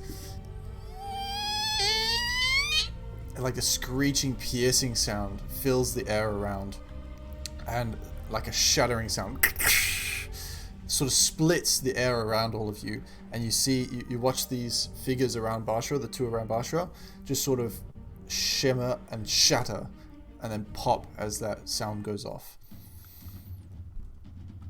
There are two left. Actually, I want a mechanical question first. Some DMs play it differently. Reaction on my turn. What do you mean? I would like to move away from this asshole in front of me, but I would like to know mechanically if I can cast. If he tries to hit me, I would like to know if I can cast shield first. I see. Well, shield Advice? shield is a reaction to being hit or attacked. So you don't That's what I'm saying. know if they're going to attack you yet. Well, that's mechanically. I would like to know if they do. Do I have that option, or if Yes. I'm not just okay? Then I'm going to take that chance, and I am going to I'm gonna swing 15 feet to the other side of the semicircle, away from the NPCs. Okay. As I do, I whisper over to Damos, "You've got this, big boy." I should point out that you're safer beside me than you are away from me. I'll take my chances. Okay, so And Jamos will just kind of wave. He's got like a light smile on his face. that one next to you is going to attack you as you move away. For a doesn't hit. There's a 9. I don't even have to cast it, so awesome. Yep. So as you try and move away, it sort of seems a bit slowed by everything going on. It just sort of reaches out for you in a creepy, like, trying to grab you way, but like slowly. Baby, don't touch me. All right, so that's your turn. William and the rest.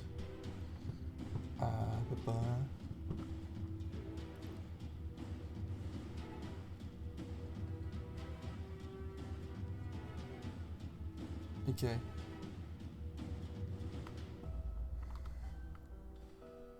All right.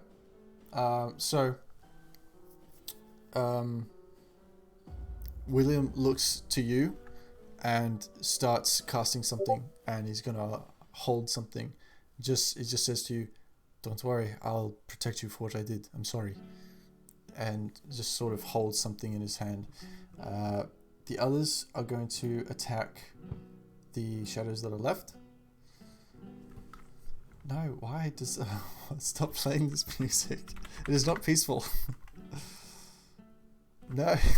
I need to clear that list. The shades come with their own bards. I know, right? Yeah, just like this distant music. It's probably the illusion playing tricks on you, It's peaceful, serene mountainside. Okay, so that is there.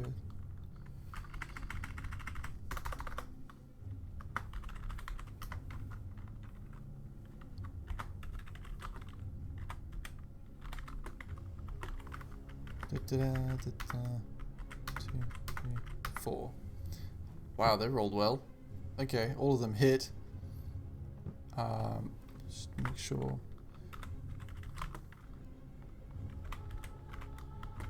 Plus will be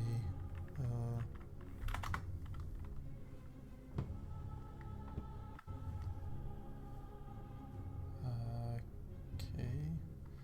Really? 3 natural ones? Really? Alright. So you see a number of them just sort of sort of like slice into the ground basically as they hit into these shadows. One of them just goes again, pops. The other looks rough, but is still alive. And that's their turn.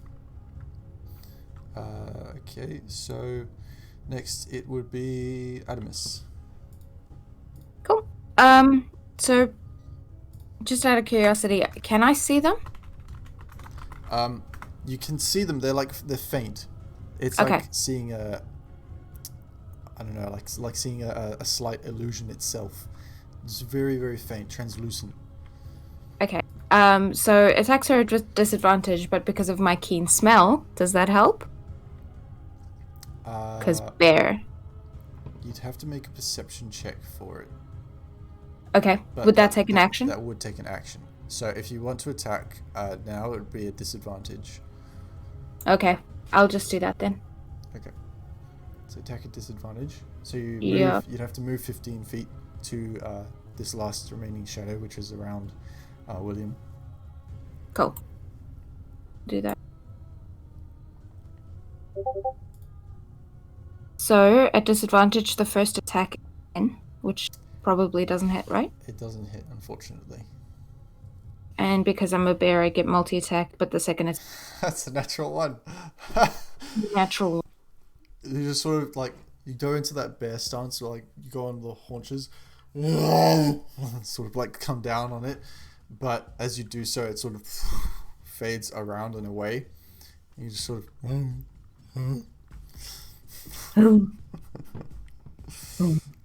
Okay, is that your turn? Yeah. That's yeah. Oh, sorry, Kel, your turn. Is anyone looking like super, super desperate for healing? Bashra. Everyone. Everyone. Well, not Okay. Korva anymore. Corvar's like, cool. he just kind of holds a thumb up. I'm good. I Okay. think I'm down about 31 hit points. I'm down 27. Oh my goodness, you guys. Okay. Okay. I'll go. How close am I to Bashra? To Bashra, you're sort of 5-10 feet within. Okay, then I will cast a healing word. It's not going to do much, but I'll do it at level 2, so it'll do a little more. Okay, yeah.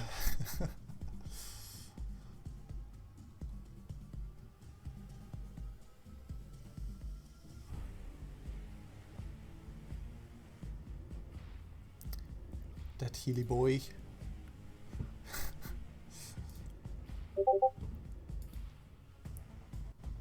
Heat metal. Magical heal, -11. You die. No, 11 hit points. You get back. Pretty solid.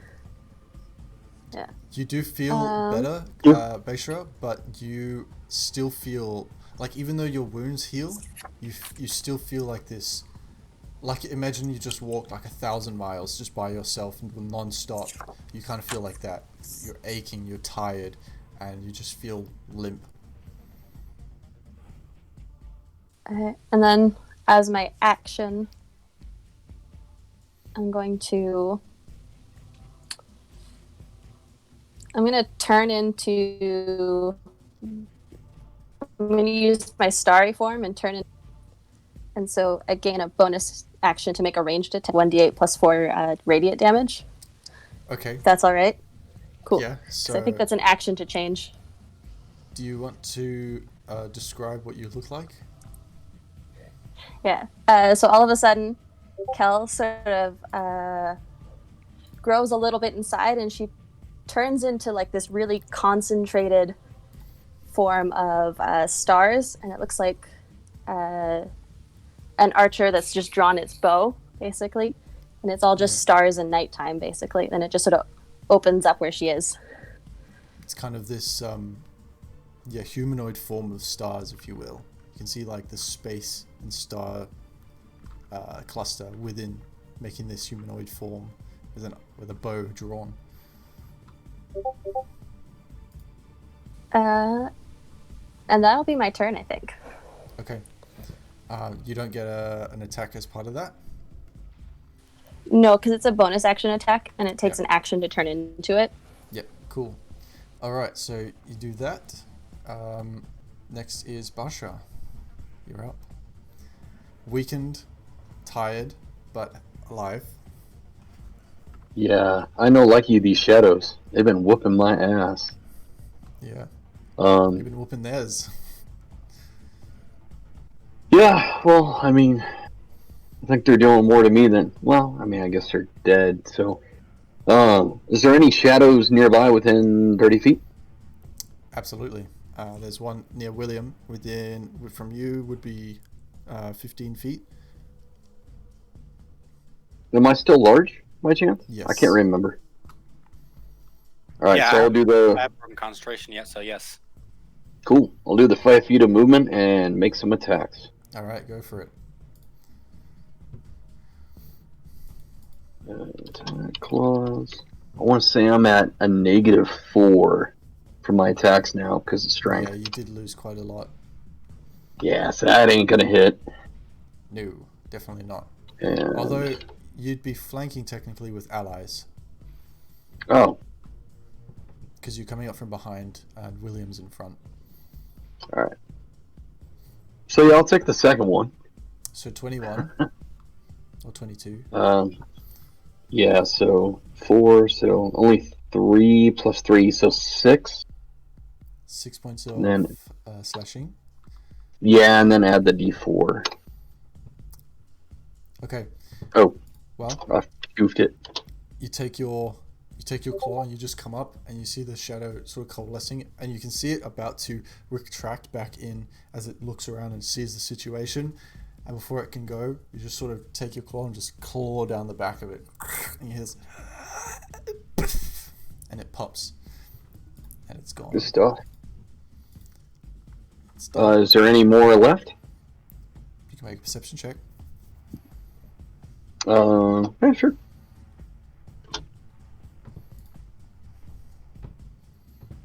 Hi. Not terrible. See. There are none left. Alright. I'm gonna stand there probably breathing heavily. Very, very tired. Ready to curl up. Yeah. Alright. Well. Okay, there we go. Yep. Alright, so with all that is said and done, the field's still burning slowly. You guys are having to sort of step away from it. It seems that the danger has passed, whatever it is. And those that were seeing the illusion fades once again. You can return to normality, where you see a number of people that are severely injured, recovering, and everyone's sort of, including the people that you're with, is sort of, is everyone okay? Well, no, we are not. Your friend there cast a fireball in our face. Yes, I'm sorry about that. I misjudged my position. I apologize. Here, and he hands you a health potion. Take it as my apologies. I look over begrudgingly to Bashra, and I walk over and I hand it to him. It's very... I don't want... But I give it to him. You go to hand me a potion?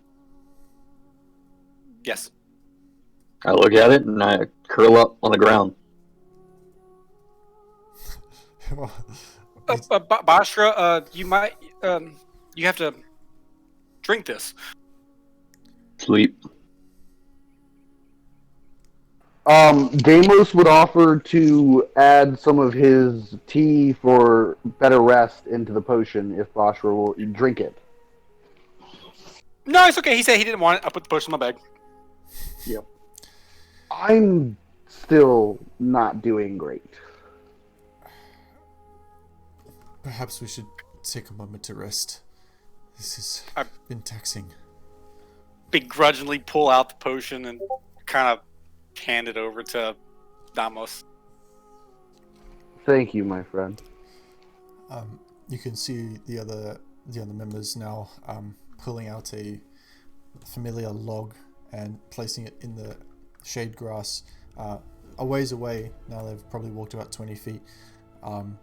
Those that are left, the ones that are sort of looking a bit better, they take out a couple shovels which they had in their knapsacks, and they start like shuffling dirt. This like Icarus mud that sort of goes, and as you do so, you notice that the shadow of the tinge above the tint fade away as sunlight is brought back to the Umbra Hills.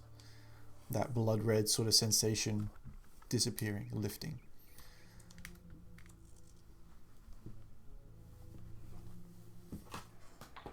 Deimos would address William and say, "Is there any reason you didn't warn us about that?"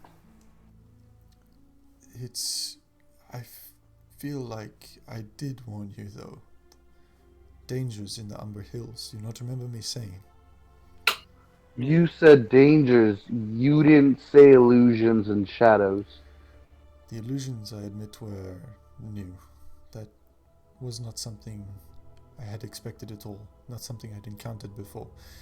But the shadows, well, this is more or less the first time that we've seen them close enough to realize what they were, or what they were capable of, rather.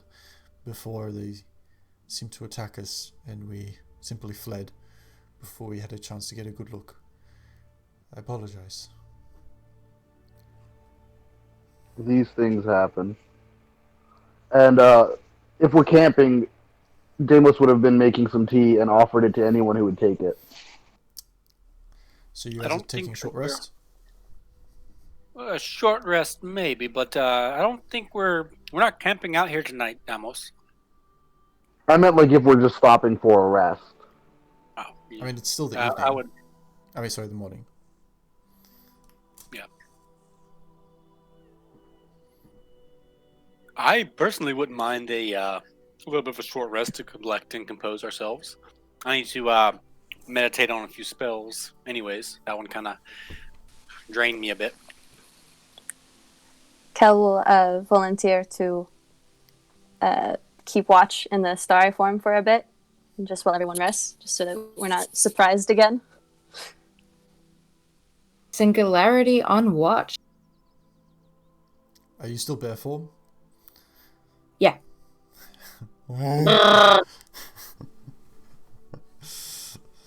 Alright.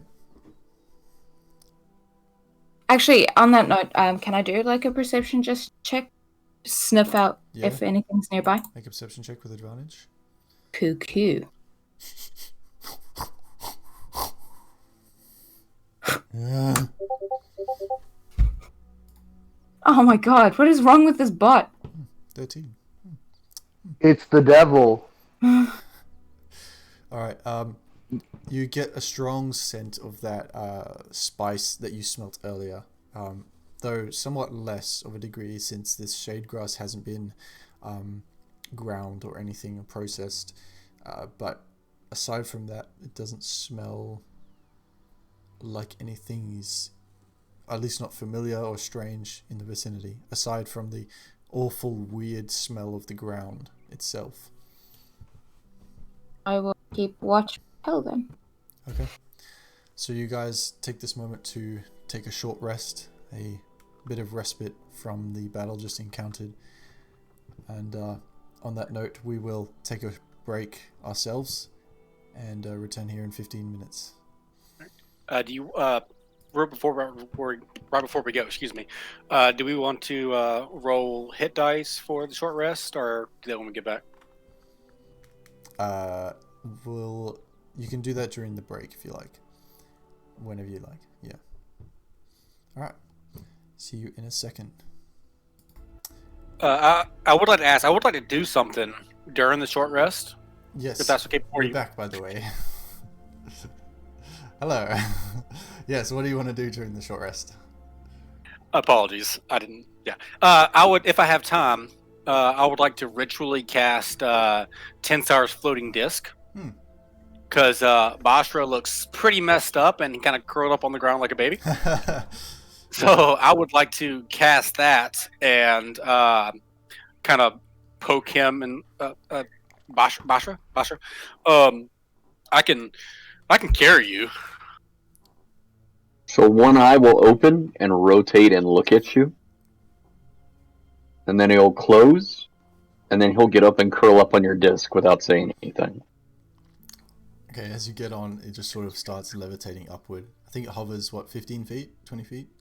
10 feet? No, it's only like 5 or 10 feet off the ground, but it can hold like 500 pounds. Probably 10 feet, hey. Just sort of... He starts to raise 10 feet. like a lizard on a feast plate.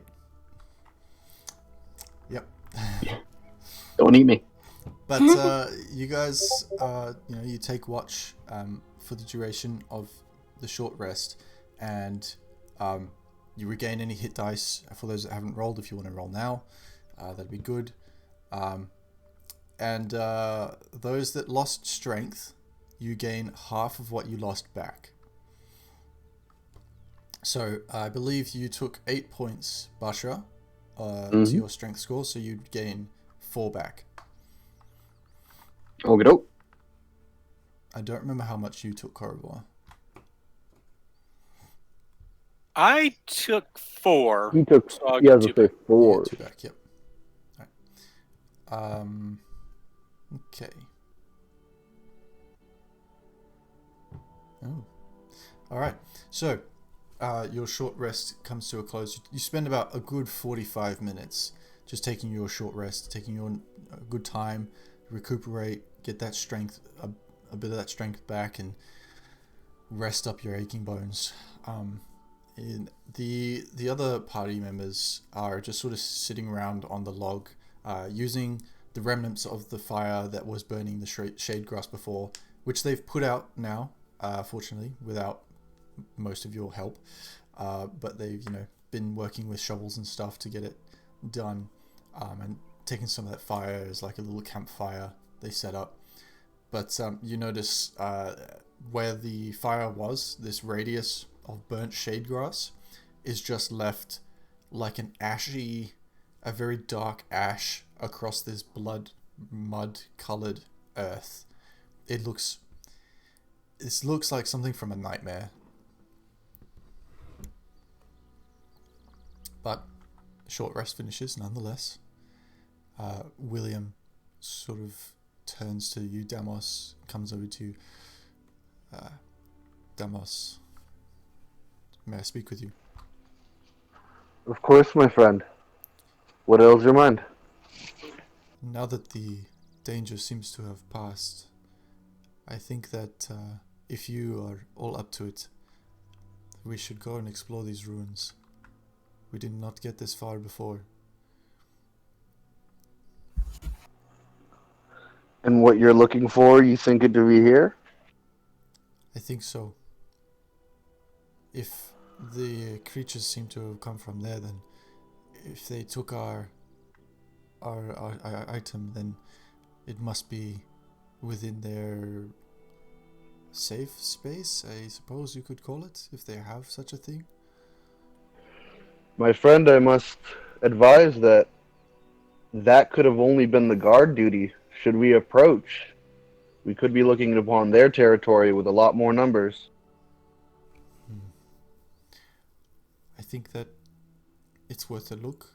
We've escaped them before, so perhaps we can flee if we need to.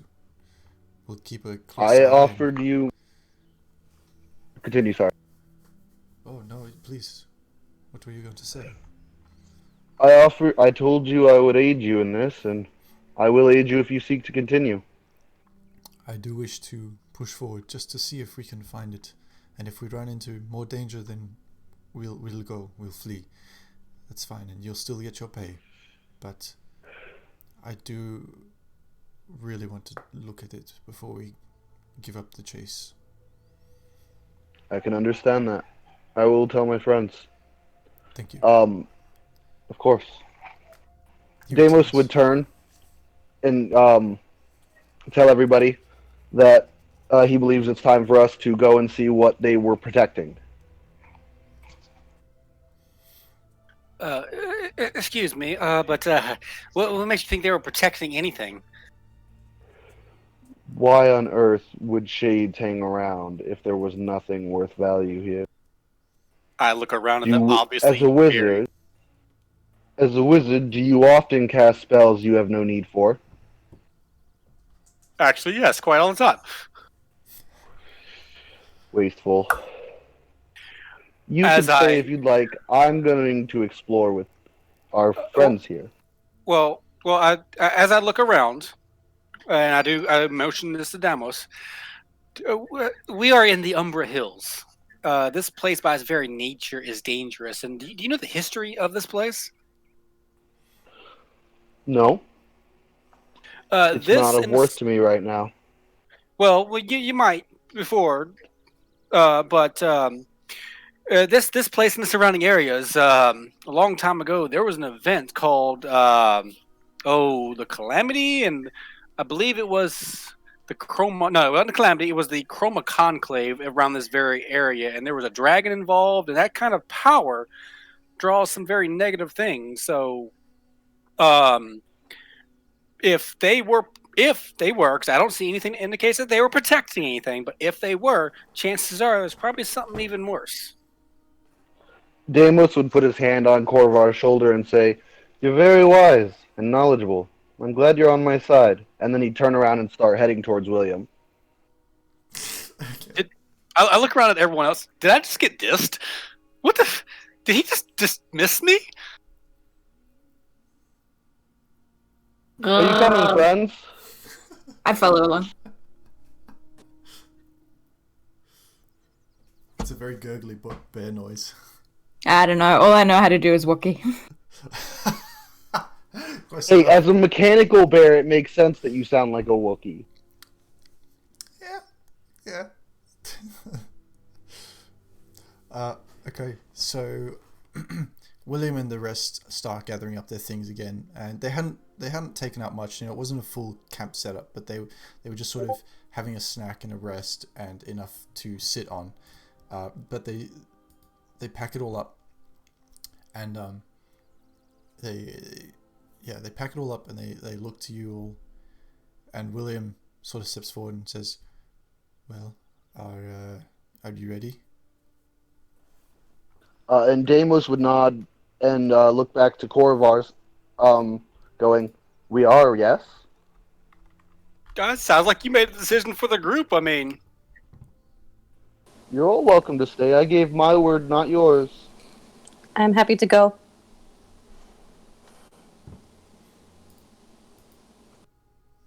I'm already walking along. Basha, was it? Are you with us? well, where I go, he goes because he's on my discs, and I guess I'm going with y'all because I'm not going to stay out here by our lonesome. This place is dangerous. It is. I would not recommend any of you stay by yourselves. That's for sure. Hence my other remark to Mr. Damos that decision has been made. Look, you have free will whether you stay or go. It is your choice. If you return now, I'm afraid you won't be getting paid, as we are all choosing to continue. But that is up to you, and we're not going to keep you. But you're free to Deimos, I'm going. Deimos would look to Korvar in a kind of snarky tone and go, "You've got Beisha. There's a 50-50. He won't try to lick you again." I'm already said I'm going. You don't have to convince me. Oh, well, okay. Let's go then, and perhaps we should take a stealthy approach, just to be on the safe side. Yes, and I'm sorry. The fireball, Monsieur. Yes. Can you stay far ahead? So he gives like this weak smile. Yes, I will be more careful next time. Actually, stay right here next to me. I have a few questions for you. Oh? Are you a what type of arcanist are you? Are you a wizard? Or are you more of the innate abilities? I am one that focuses on the study of spells and magics, yes. I like to focus on the transmutive side of things, but I do have a few evocation ones up my sleeve, as you've seen. You know, I fully forgive you for the fireball. But I do feel that a singular potion is maybe kind of still tilted in toward the retribution side of things. You don't have to let me see it, but I would like to just make a quick copy of that fireball spell. I actually do not have a copy of that. Well, perhaps this is better discussed in town. Oh no, most definitely, and I wholeheartedly agree with you. It's just that I would like to see that spell. As one of such study to another, I do share your enthusiast, but the right time and the place. Corvar the capitalist. I mean, if I'm going to get fireballed, I'd like to get something out of it. But no, I agree. We can discuss this further back in town, but Okay, well, let's continue then, shall we? And he starts walking forward. Alright, so make your stealthy rolls. They're like normal bread rolls, but stealthier. Why?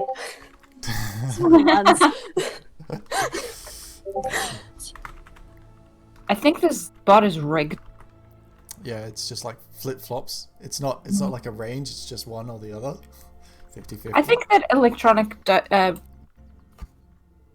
dice rollers in general are probably more patterned than anything. I so mean, they're... maybe due to the nature of being programmed, but I don't know. Not sure, but it's what we got, so unfortunately we have to stick with it. Yeah. Yeah. DM as a note too. I did use Arcane Recovery to get back one spell slot. I kind of figured you would. One that said.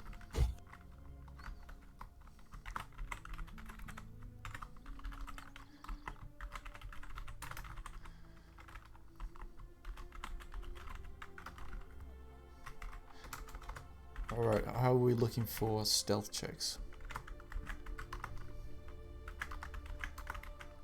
Oh, I'll have to make one right now. Yeah, I was gonna ask you, did you want me to make one since I'm basically snoring on a disc? I'd say, Basho, you can actually make one with advantage. Ooh.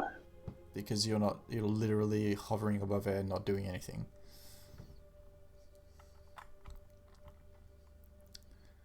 Okay, well, I hope you do better than the other group, because they did pretty poorly.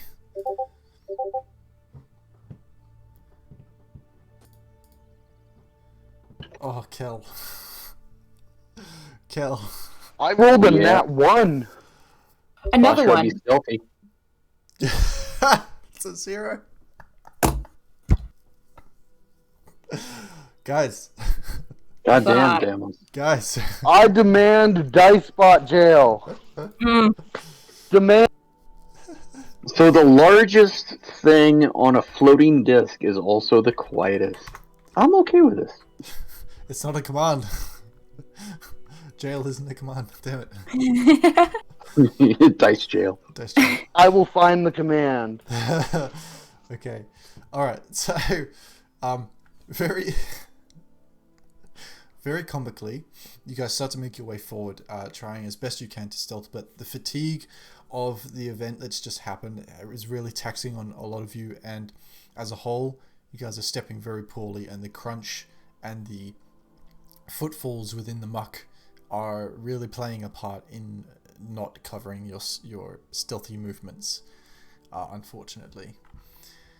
Can I go up front and try to like perception out as we go along? Sure, scout out. Yeah, make your perception checks. With advantage because bear. Because bear. Because bear.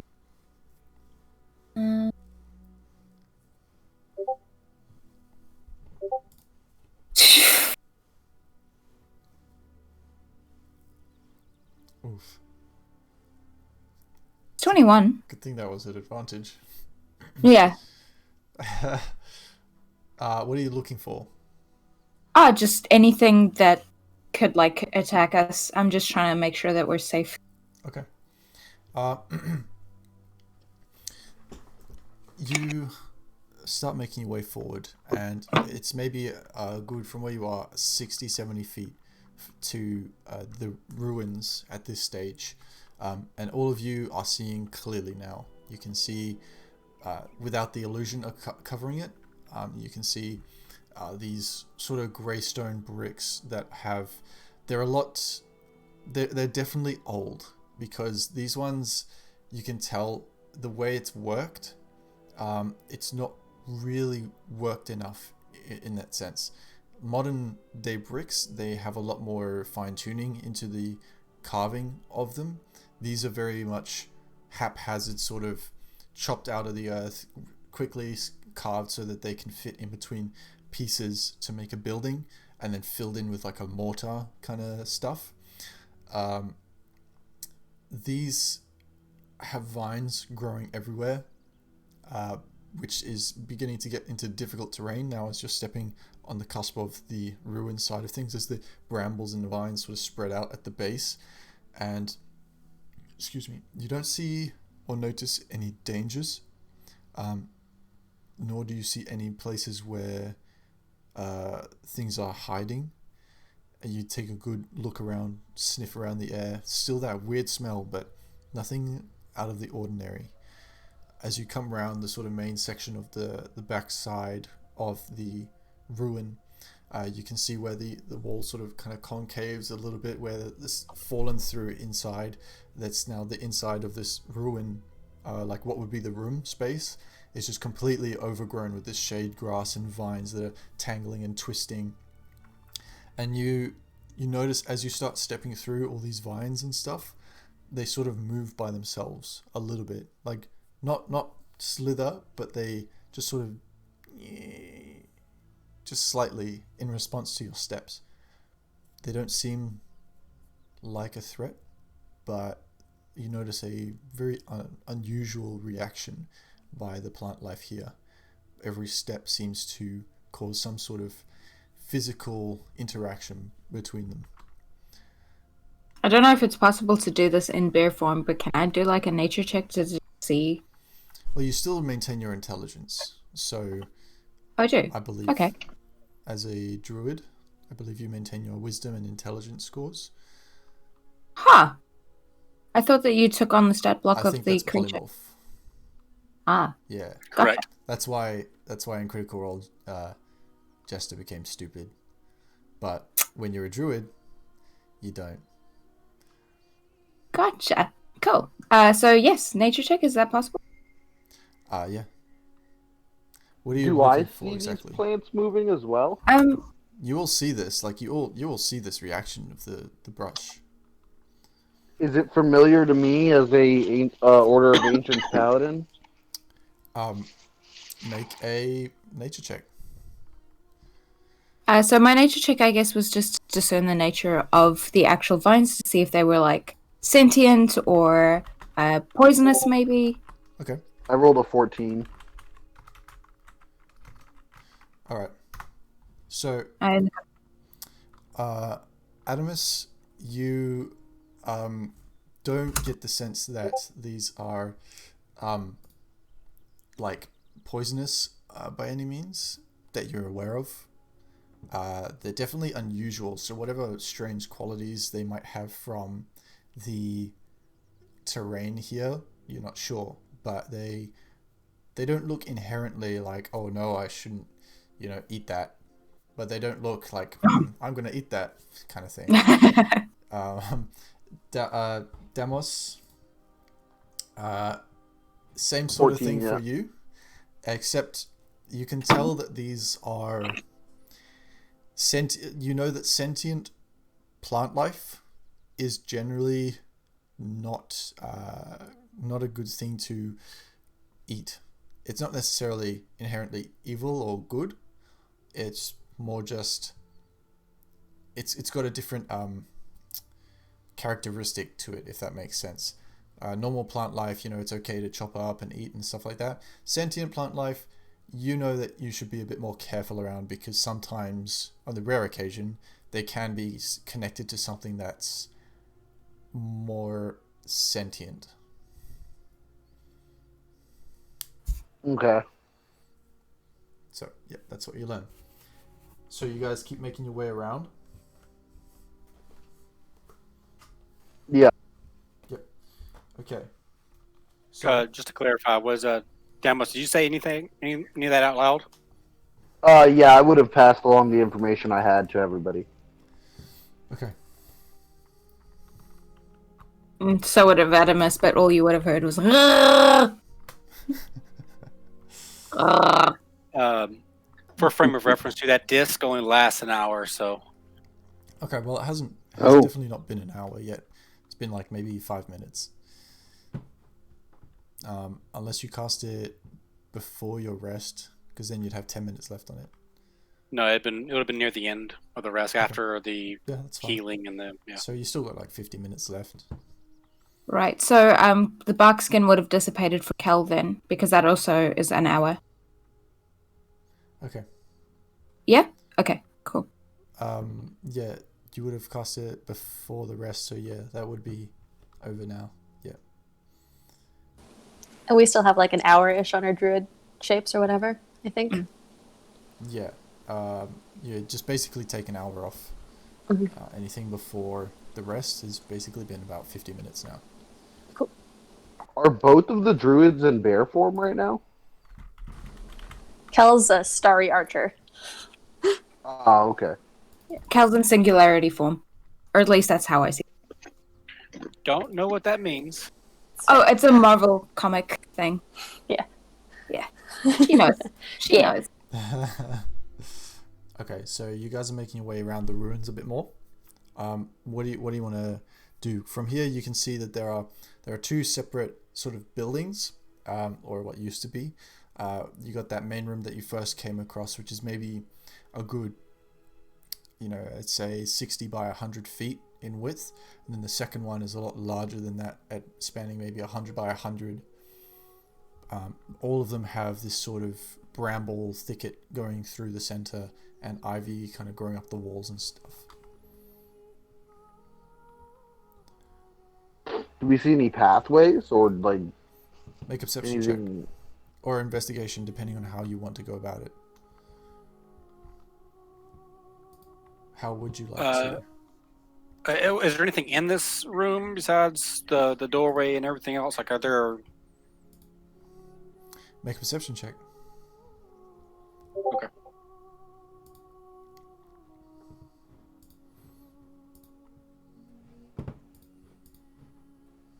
This bot hates me.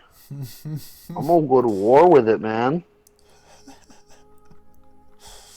Yeah, you roll. We both have +5, and we ended up with 13 and 14. Yeah, that's pretty horrible. Okay, so I take it that you're just sort of standing on the outskirts, kind of looking in to see if you can see anything at this stage. Yeah.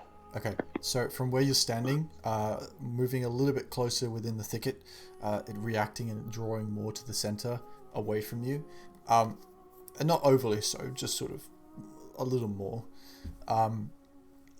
You can see that you can see what used to be like maybe an old mounting point for like lights, torches. You can see what used to be the semblance of half an arch with maybe the front door possibly would have been. You can see in the middle of the first room that there is this like thick layer of stone underneath that's just been completely overgrown by this thicket. There's not a lot of ruins left here, to be honest. There's like piles of rubble here and there that have also, you can see vines and grass and stuff growing on the inside and wrapping around it, things like that. You said there were some torches and other like flame things. How far between us and the closest torch?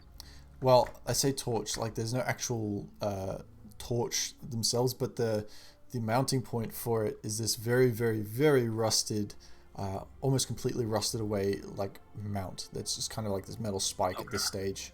I have something that might help out. But I want to make sure like the distance between us and the archway and the old rusted wall mounts. You want to check the distance? Between the rusted wall mounts, I'd say you can say about 2 of them, one on the left and one on the right. The right one is a bit closer to you, is probably about 20 feet from you. The furthest one is maybe 60 feet. Okay. I will snap my fingers, 120-foot range, and I will make a neon green, kind of shimmering, dancing light man. It resembles a small humanoid that comes like drifts up out of the ground and like moves into the archway, and it's kind of hovers and it's kind of like does like a little weird dance. Does anything move? Um, the actual bramble thicket starts to slowly retract, like makes a slight path for it. But aside from that, no.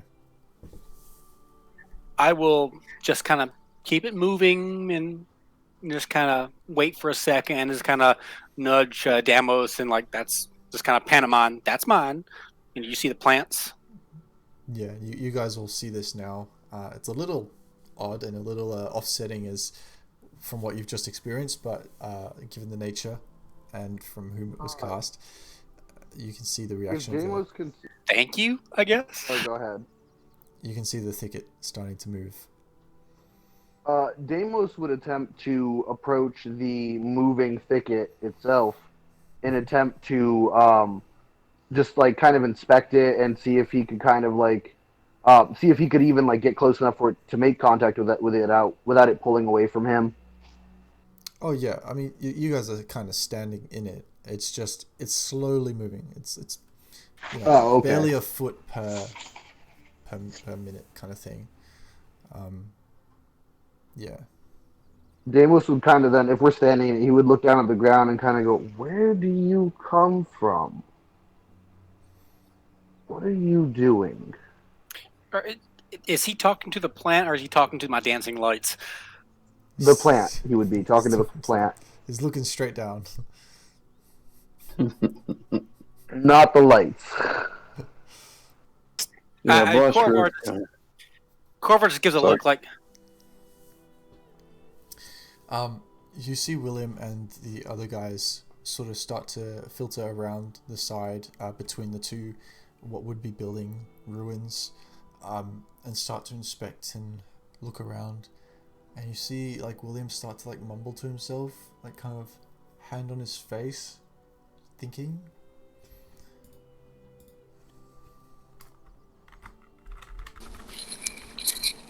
Kel will ask if this is familiar to him then. It's not quite familiar. I recognize it from a distance, but I'm not sure what this is.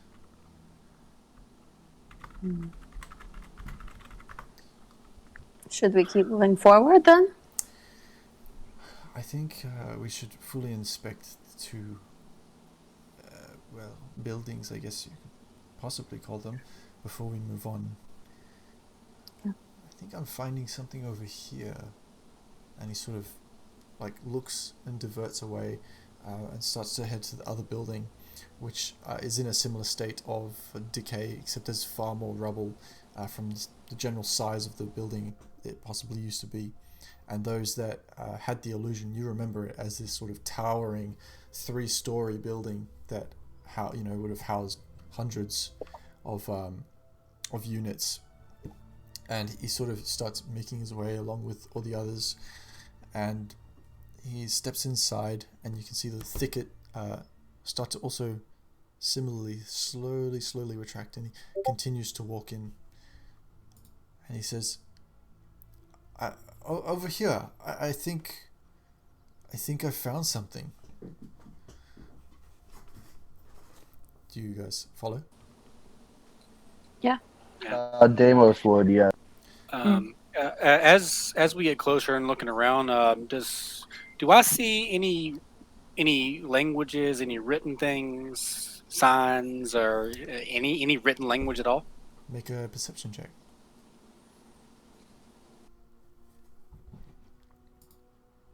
As you guys start to make your way through this, I guess, alleyway. Man, dude. Natural 1. Oh. There's something hates up in us. this spot. Hey. Chris. But yeah, no, you don't see anything out of the ordinary. It seems just like stone walls to you.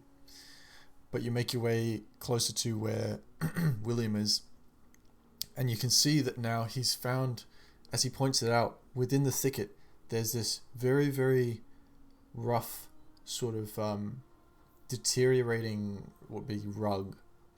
What looks very, very, very old, filthy, and like pretty much almost all eaten away and stuff by this point. But it's there, and that you can see that there's something, like it's something, and he's caught onto it. Does anyone know anything? Like maybe flame would be best for this. What did you find? I'm not quite sure what it is, but it's something there. I just want to have a closer look. Maybe this will do it. And he sort of rubs his fingers together and makes like a spark. Is he trying to light the thicket on fire? He just cast Firebolt, so yes. I was going to say, can Deimos stop him as soon as he sees him prepping it? It's not quite in time as you sort of come around. It's a very quick, like it's a cantrip, it's a very quick action. The Firebolt gets released and like slams into the thicket, and you can see this recoil like as like the creaking branches sort of retract a little bit, and they start to catch on fire. Yeah, it starts to burn. That was not wise, my friend. Well, it's doing the trick. But why? Why are you doing that? What? Please explain. We're standing in an ocean of this, and you've lit a part of it on fire. I can see something there. I think that there is something to be gained from this place. Can you see the flames you've set upon the room? Well, yes, that was the point. Don't worry, it will be fine. They'll burn away, and it'll leave whatever we need to find. I would. You should. While that conversation is taking place at the fire and everything, I snap my fingers, and the dancing light humanoid halfling-looking thing kind of goes 20 feet into the fire and just kind of does another little dance. Hopefully, it gets attacked first. Okay. You watch it sort of do this sort of halfling jig, dance away in the flame, and the flames sort of grow and spread, and leaving a slight trail of ash from the thicket behind. It still retracts and recoils, like the creaking branches and stuff, but aside from that, nothing else happens. It's just sort of a waiting process of waiting for it to burn, apparently. Can Deimos attempt to put some of the fire out? If you wish, how do you want to do it? Let me see if I have anything in my bag real quick that might be helpful for me. Excuse me, Kel and Adaminus. I cannot pronounce her name. I apologize. That common. Yes, that. While this is going on, I do see a little bit of smoke going up. Are you good at? I'm hoping that you're good at tracking and sniffing things out. Can you see if there's anything sneaking up on our asses? Yeah, I'll do a perception check if. Yeah. With the DM. I guess I would just take out my water skin and I would start patting that and pouring some water and trying to like use it to ration up as much as I could. I'm just trying to do flame control here. By this stage, the flame it's spreading pretty quickly. Like it's the same sort of material as the shade grass, but you do manage to put out maybe like 5 foot square of it in any area that you wish. Alright, I would do that in the area around us, and as he was doing it, he would go, "I'm sorry about my friends," talking to the plant still. Yeah. He would say, please do not act harsh. Do not judge upon them, for they do not know." Nothing seems to happen in response to that, and the brambles continues to burn away. I guess to the point where eventually it's burnt enough away that whatever was at the bottom was burnt as well along with it, and you get this terrible waft of just like decay of like not rotting flesh but more of like rotting or damp filthy cotton or material that fills your nose momentarily for a couple minutes, but in its wake alongside all the ash, and William kind of goes up and brushes it away. So, there's something here I can see. Look! And as he brushes some of it away, you see this slightly indented handle in the base of this stone, and it reveals this sort of you can see slightly cut out rock. It's still the rock that blends in with the rest, but it seems a lot more secluded, if that makes sense, from the others. A little bit more outcropped. And he begins to try and open it, but as he grabs the handle, he starts, come over here, I need help. And Trish and the other guy sort of comes over, and they start,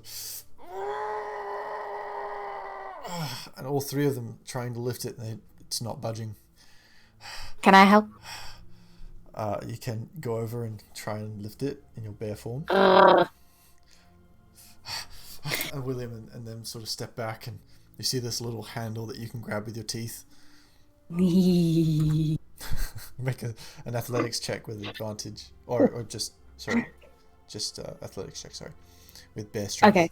I while that's happening, I kind of snap my fingers and adjust density on the door itself, the hatch. Okay.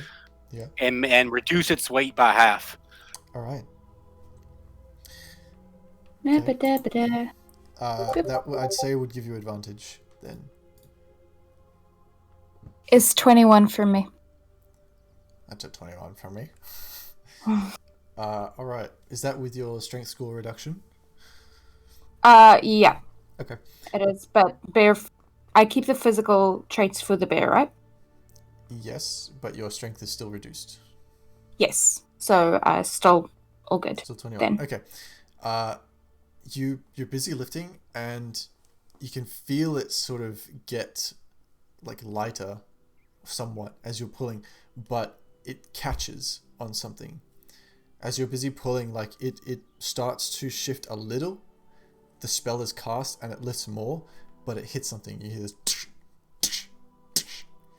as if there's a lock or something to it. Kind of pointing. William kind of Muzzle. comes up, and it appears that there's something locking this in place. Let's see if we can unlock it. Look for a key or something. I sort of looks down, and Adamus, you see underneath this handle there's an indent in the stone where there's a sort of little hole where you suppose the key would go. Cool. So yeah, they're gonna start looking for it. Well, I kind of move up and kind of move past the bear and look down. That the hatch is made of stone, right? Yes. I might be able to remove the stone. How? I can shatter it. Can't you also cast Mold Earth out of character? I have no clue what you're talking about, Damos.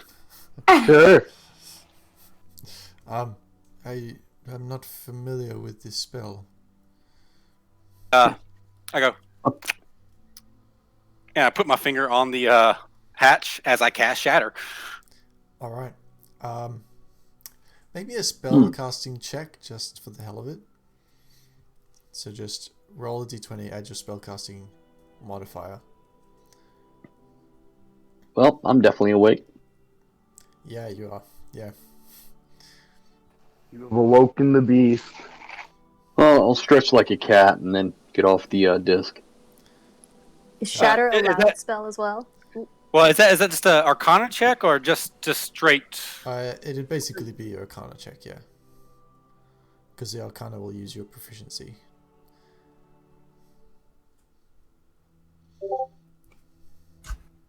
Yep, that's 19. Okay.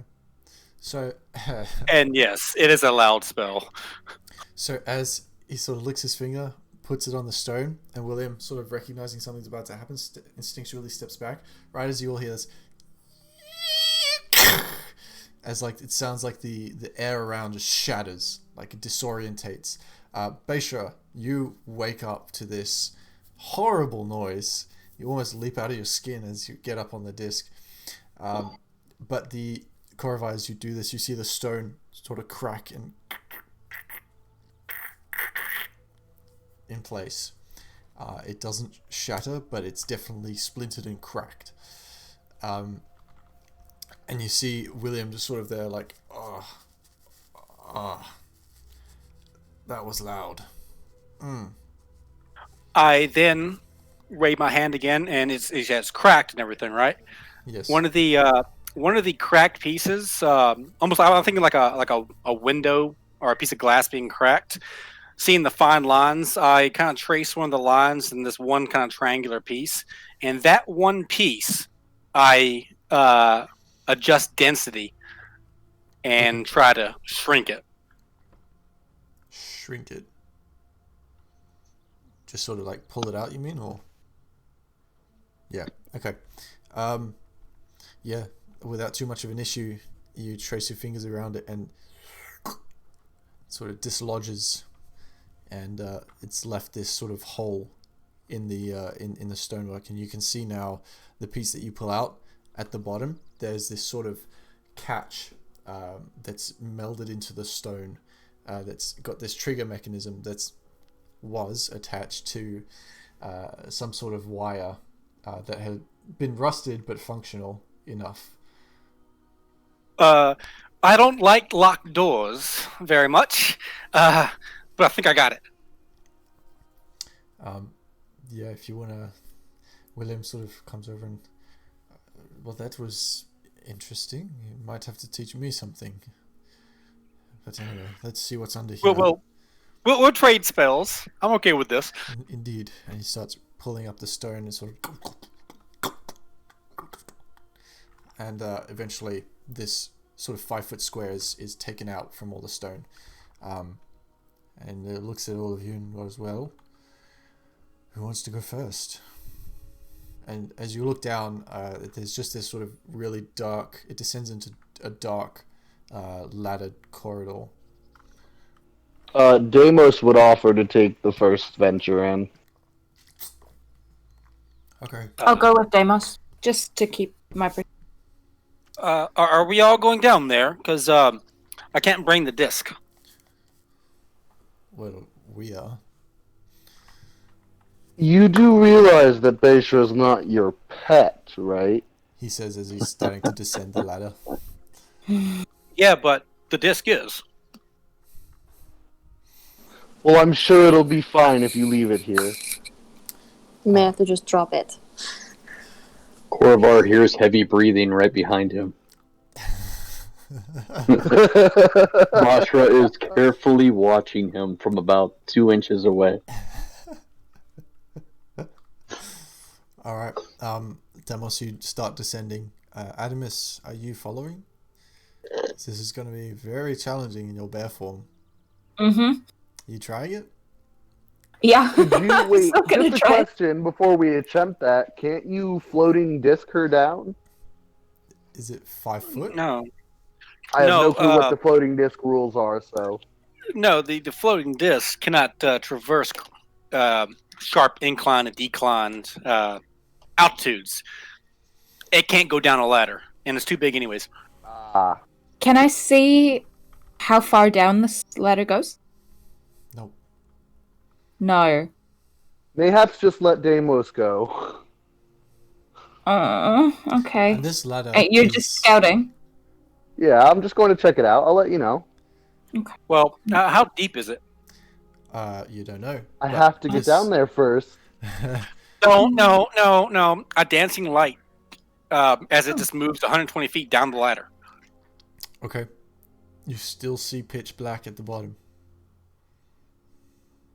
Well, once the dancing lights hit the bottom, I can spread them out from a humanoid shape into 4 floating globules, and I can increase their distance to about 20 feet per interval. So I want to kind of expand that, and they give off dim. I'll put the thing up on the chat. Okay. Well, the 5 foot by 5 foot ladder sort of drop is lit up for 30 feet at the 120 feet range. Or if you want sort of intervals where it's kind of like a guided light down, kind of like airplane corridor. Pretty much. Then yeah, This whole that's fine. time, Deimos is already making his way down the ladder. Yeah, that's cool. Your path is lit, so it's a little bit less scary. Demos, I hope you're not claustrophobic, because it's a very tight fit for you. I live in a shell. That's fair. That's fair. Yeah, but it's a long way down. Adamus, can you please make a dexterity check for me? Or, Oh no, I'm waiting for him. oh, you're waiting for him to get to the bottom? Yeah, he told me to stay, so I'm staying. Okay. Everyone's Yeah, I waiting for him to recommend- get to the bottom.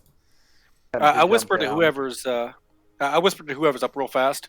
Is it just me, or does he not like preparation and scouting? And am I doing wrong here? I think he just moves faster. Yeah, It's a for the shame that turtle. You move slower than the turtle. Okay, so you continue to make your way down until you get to about the 250 feet mark, where you finally you're in darkness, but you are finally at the bottom, and your foot hits the stonework, cold stone below. I'm sorry, you cut out for me. Can you say that very last part again? Your foot hits the cold stone below. Okay. I'm going to attempt to holler up to them and tell them that I've made it to the ground if they can hear me through the... Okay, you guys all hear this, hello, hello, hello, come up the laddered corridor. This is like a and then I'd like to look around Do you and have see if dark I can vision? see anything. I believe Well, so. Let me check. Dancing lights is still down there too, so It doesn't reach they should be there. shedding. Oh, the ladder's more than 120 feet. It's 250 feet down. Oh, damn! I didn't hear that. Yeah, can't reset. I'm not risking that. I'm gonna drop wild shape. Okay. I'm going to... I have to check my the actual race real quick.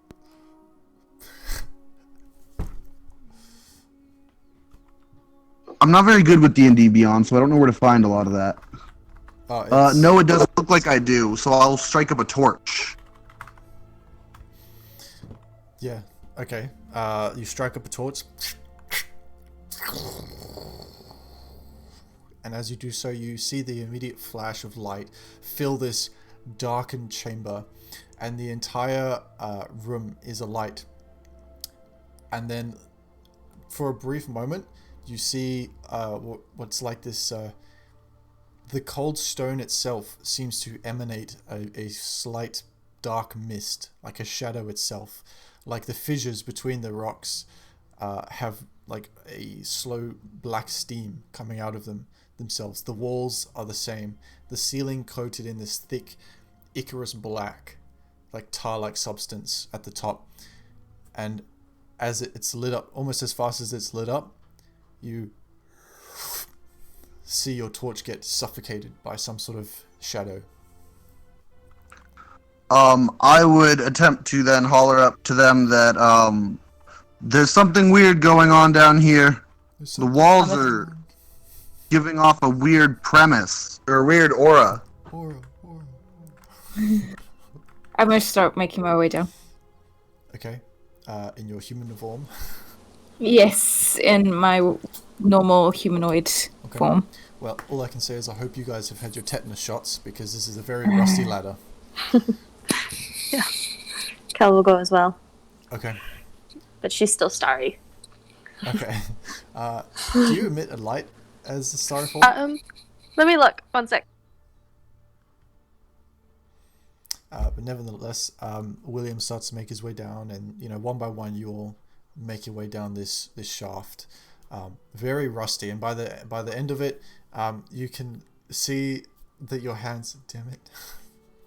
You can see that your hands are like covered in this brown, thick rust from the ladder itself, and it's like a dry metallic feeling. You have to sort of shake it off and just sort of wipe it. Probably leaving stains, but you're not sure. You can't see anything.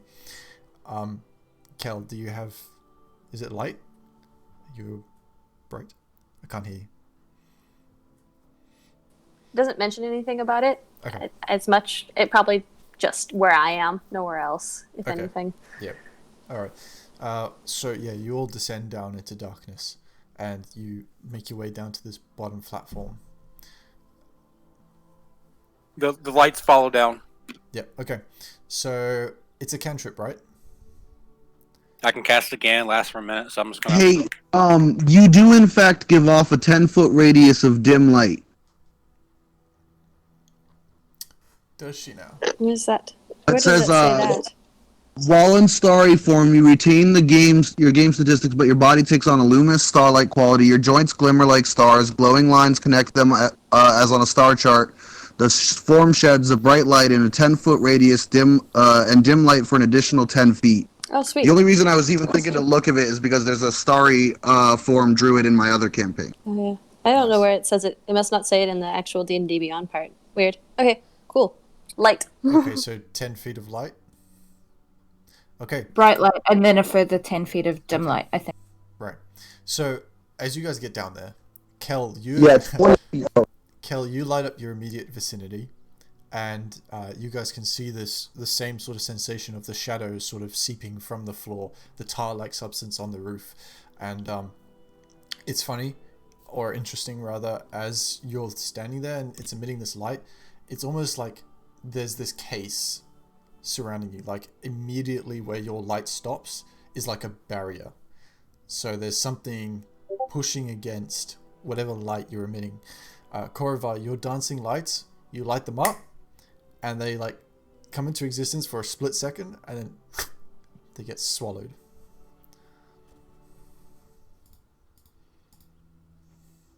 Well, I'm glad I can see in the dark. Interestingly enough, you guys can't see anything. You can only see whatever light Kel is emitting. Oh. So the dark vision isn't working? Nope. Oh. I put it into the general chat where I was reading that. You watch William. This is very odd. Let me try something.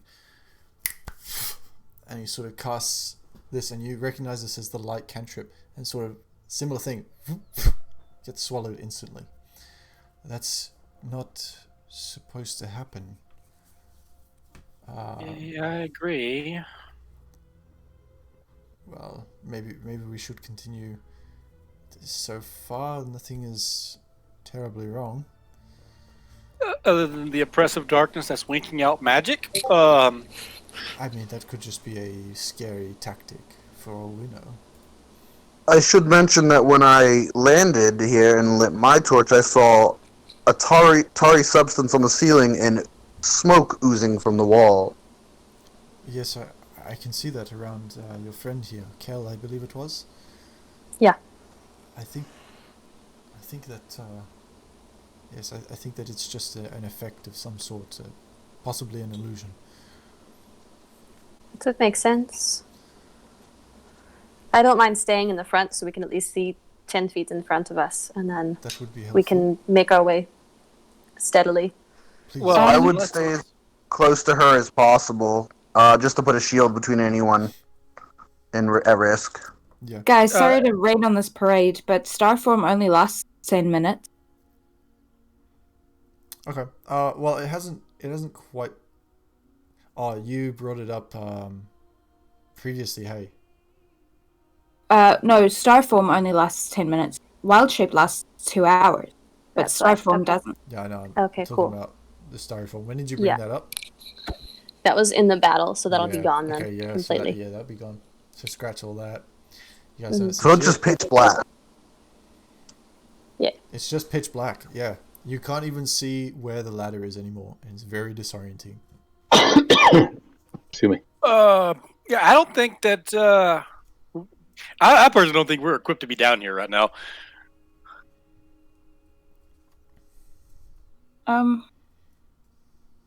Just to add a character as well. Cal, is as a star form. Do you not get like light as an expanded spell list? Is that not a thing?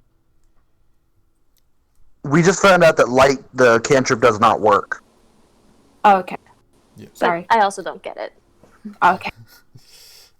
Yeah, my the NPC my dance tried device it. doesn't work.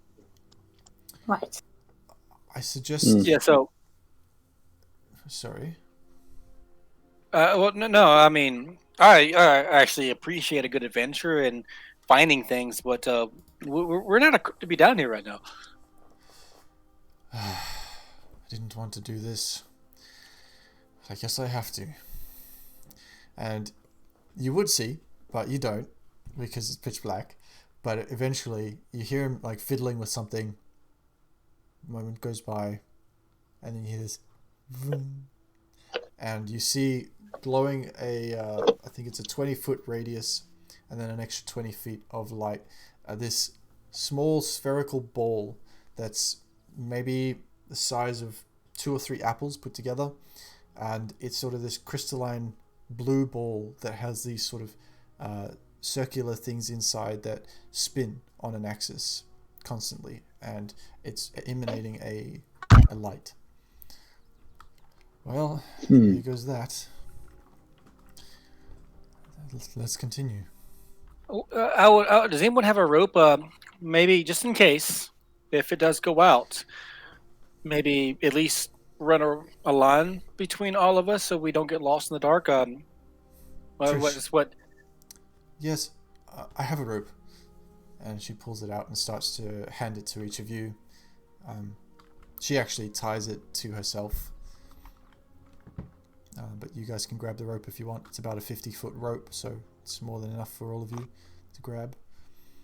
Oh. Yeah. Alright, so this as the ball emits a light, you can see that the entire room is probably about a 30-foot by 30-foot room. And there's a small corridor that feeds off down the one-hand side along the wall.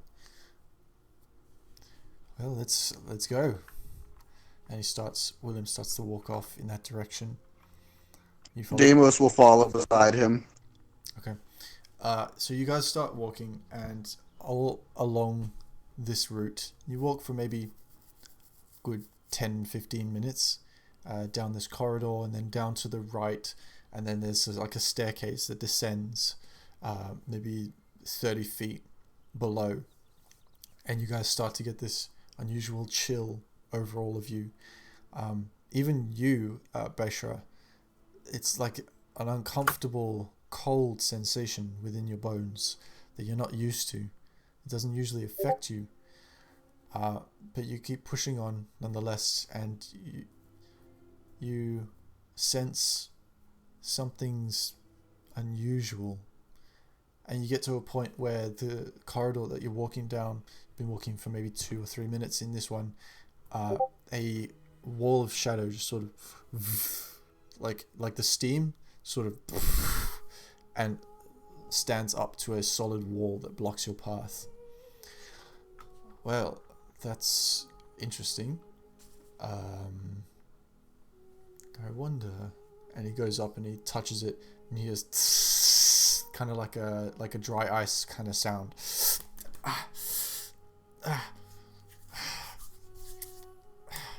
Well, it's cold.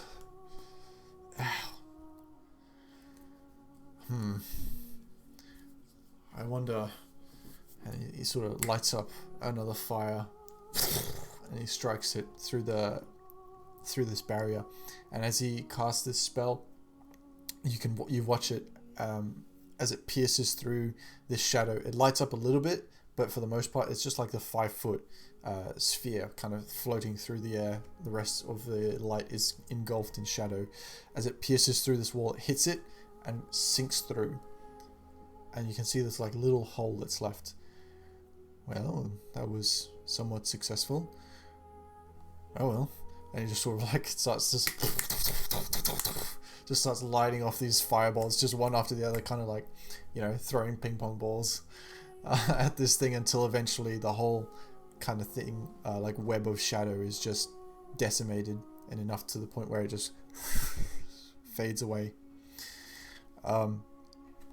Let's move on. Peculiar as that was. And you guys continue to make your way down. You travel for maybe another 10 minutes or so between all these cold, dank corridors before you get to a door. And it seems to be like this solid wood door with iron bars. And you recognize, for most of you, that this iron is wrought iron. Not just like processed iron, but actual, like, without the whole working of the metal. And it's got a keyhole, and William goes up to it and, well, may as well. Well, that's locked. Do any of you have some lockpicking tools? No?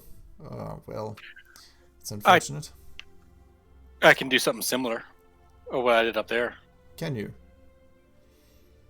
Similar. Please. Whatever you can.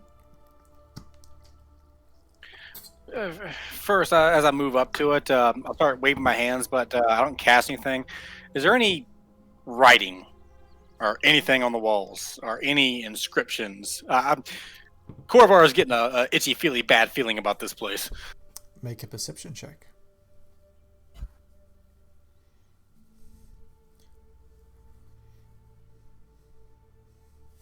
Yeah, is there a way I can give him advantage with that perception check? I wouldn't mind it. But that's a 23. There's not really a way. You can make your own perception check if you like. I was just going to assist him. Yeah, this isn't the sort of thing, unfortunately, you can assist with. It's kind of the conditions for it are a bit too unusual. It's this narrow corridor that you guys are in, and it's kind of taking the time to have a look intricately at the walls, if that makes sense. You know, you can each see as much as the other, and actually, Bashra, you'd probably be behind Korrivar, so you'd probably see even less than Korrivar would. That's fair. Yeah. 23. 23. Okay. As you look across all the walls, you start to see some marks and grooves and carvings that aren't part of the natural rock shape. And this is the same kind of rock that you guys saw that the buildings were made out of. It seems that this was built with an intention. And you would know that places like this, garrisons or fortitudes of some kind, they usually have basements or cellars or prison cells that are, you know, dug down, built up with their own foundations. And, you know, the materials may vary, but generally there's an intention, there's a purpose. You've never heard or come across any place that has built underground, would be like bed chambers for soldiers or anything, or units. They're always above ground. The only things that are usually underground are prison cells, cellars like storage, or perhaps sort of experimentation places, but those are rare. Usually it's like cellars or prison cells. But with this in mind, you have a look at the walls, and the walls themselves have these inscriptions that you just start to see, and it's a bit difficult to make out, and you didn't notice them before because of the sort of steaming shadows that are wisping over. But as you have a closer look, you sort of slightly blow them away occasionally. They do sort of react to your breath. They slowly float back and you sort of blow them away again. It's kind of annoying at this stage. But the inscriptions read in a language that you don't understand. I don't suppose it's deep speech, is it? Nope. But it's a similar strain of deep speech, but it's not quite the same.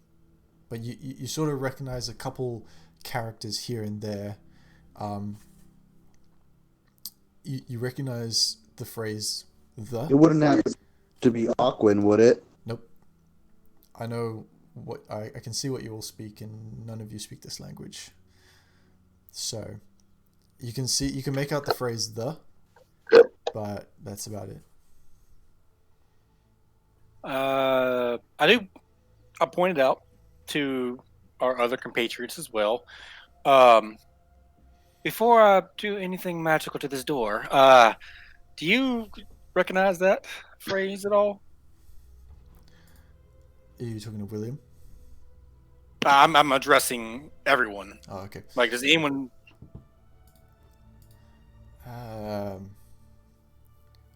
No, I don't recognize this inscription. Do you? He sort of points to like the other four there, like Daryl and them, and they kind of go, I don't know. I don't If read I much, can so... hear, can I tell if they're lying? Whoa, one at a time. Sorry. Can I tell if they're lying? Make an insight check. While this is happening, can Adamus please try and copy down the phrase just in case whatever happens breaks it before? Do you want to start copying down the inscription? Yeah. Okay. Yeah. I'd say make a general dexterity check just to see how Sure. well you can replicate. 23 on insight. 23 on insight. Okay. I'm going to private message you. Okay.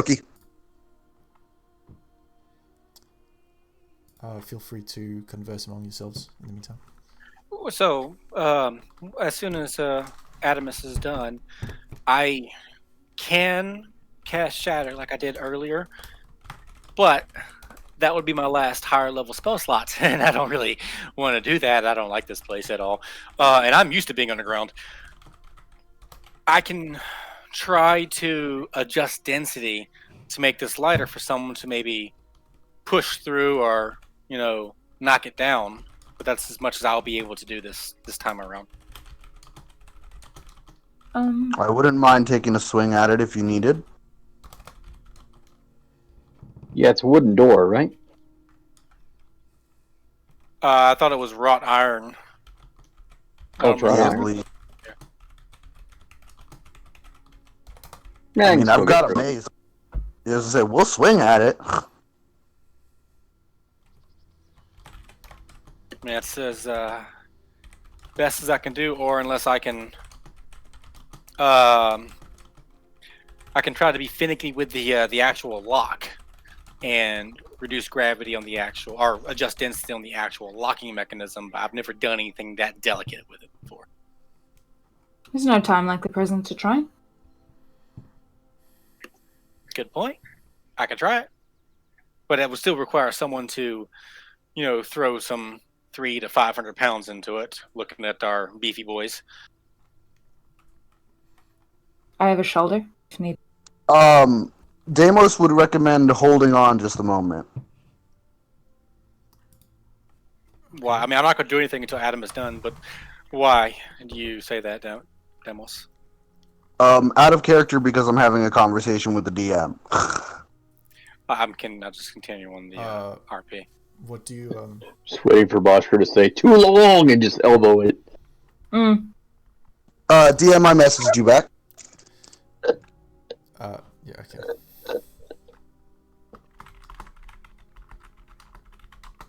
So you So- barbarians master key. Right. Where's Sam at with the plugs? These whispers are brought to you by. Deimos' Tea Company Incorporated.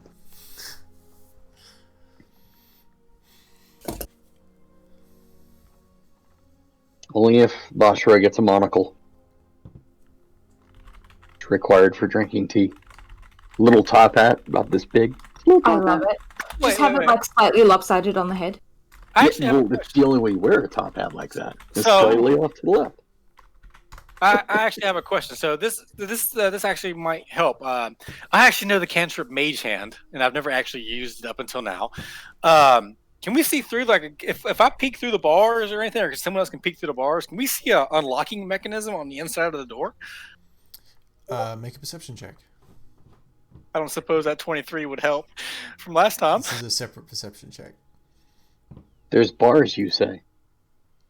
There are bars. It's not like the whole, it's not like a prison cell door where it's like all bars. It's like one of those old style wooden doors that have an arch, and there's just like this little square, maybe, like literally that big, of little iron bars, just so you can sort of see through if you need to. Yeah, 13. 13. It's very dark in here. You get the sense that this door is supposed to keep or seal behind whatever is behind it, and the iron bars are a way of looking through to a degree. By the way, for my copying down, that dexterity check 12. You what? Sorry. Dexterity check for copying it down was a Okay. 12. You're fairly confident in your scribings. You may have got a few characters off a little bit, but for the most part, it's fairly good. Okay, cool. DM, I messaged you back. Yeah, I got it. Well, now that I see that Adamus is done, unless Damos is about to stop me, I start to. Yeah, I would stop you before I walk. You'd see Damos stop you and say, "Please, a moment, everyone," and then you would see him and William walking down the way, out of range of you guys. Yeah, I'm gonna try to stealth and follow you. Can I Yeah. insight Deimos? Yeah, 'Cause- insight. And who's following? Yeah. You want to know if I'm lying? That I want you to hold on. No, I don't want to know if you're lying that you want us to hold on. I feel like that's fairly obvious, But- but I but- just don't know what your intentions are, pal. Exactly. Insight's more just about see Yep. if lying its intentions. Wow, Damos has shown you guys so much reason to doubt. So much reason. Natural one. No It's not so much trust. that. Good. That's Who what was you get stealthing? for doubting your most truest friend. No trust for the protector. Who is stealthing? I don't know. Bashra would like to stealth about 30 feet away from them, so that way he can't see Bashra, but he can see them. We are attached to a rope and would possibly notice you following. I did not attach myself to the rope. Fair Let's enough. just roll a stealth check anyway. And I'm not sure what it did. I think it lost its mind. No, I check stealth. No, it's exclamation mark check stealth. One second. Is being.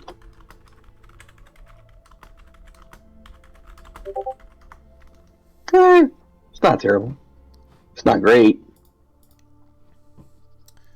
Okay, so 12 for a stealth check.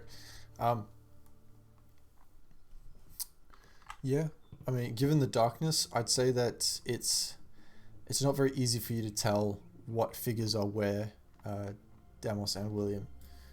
But I mean, like I said, you know, Damos, that like your party members are pretty perceptive, so there is a risk of them overhearing.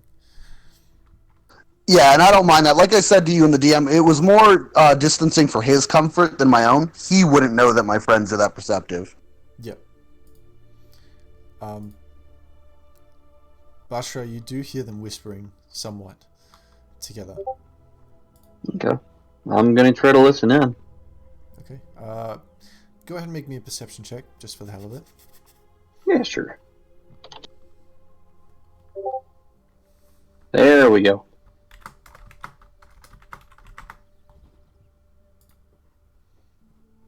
What's that? Got the 20.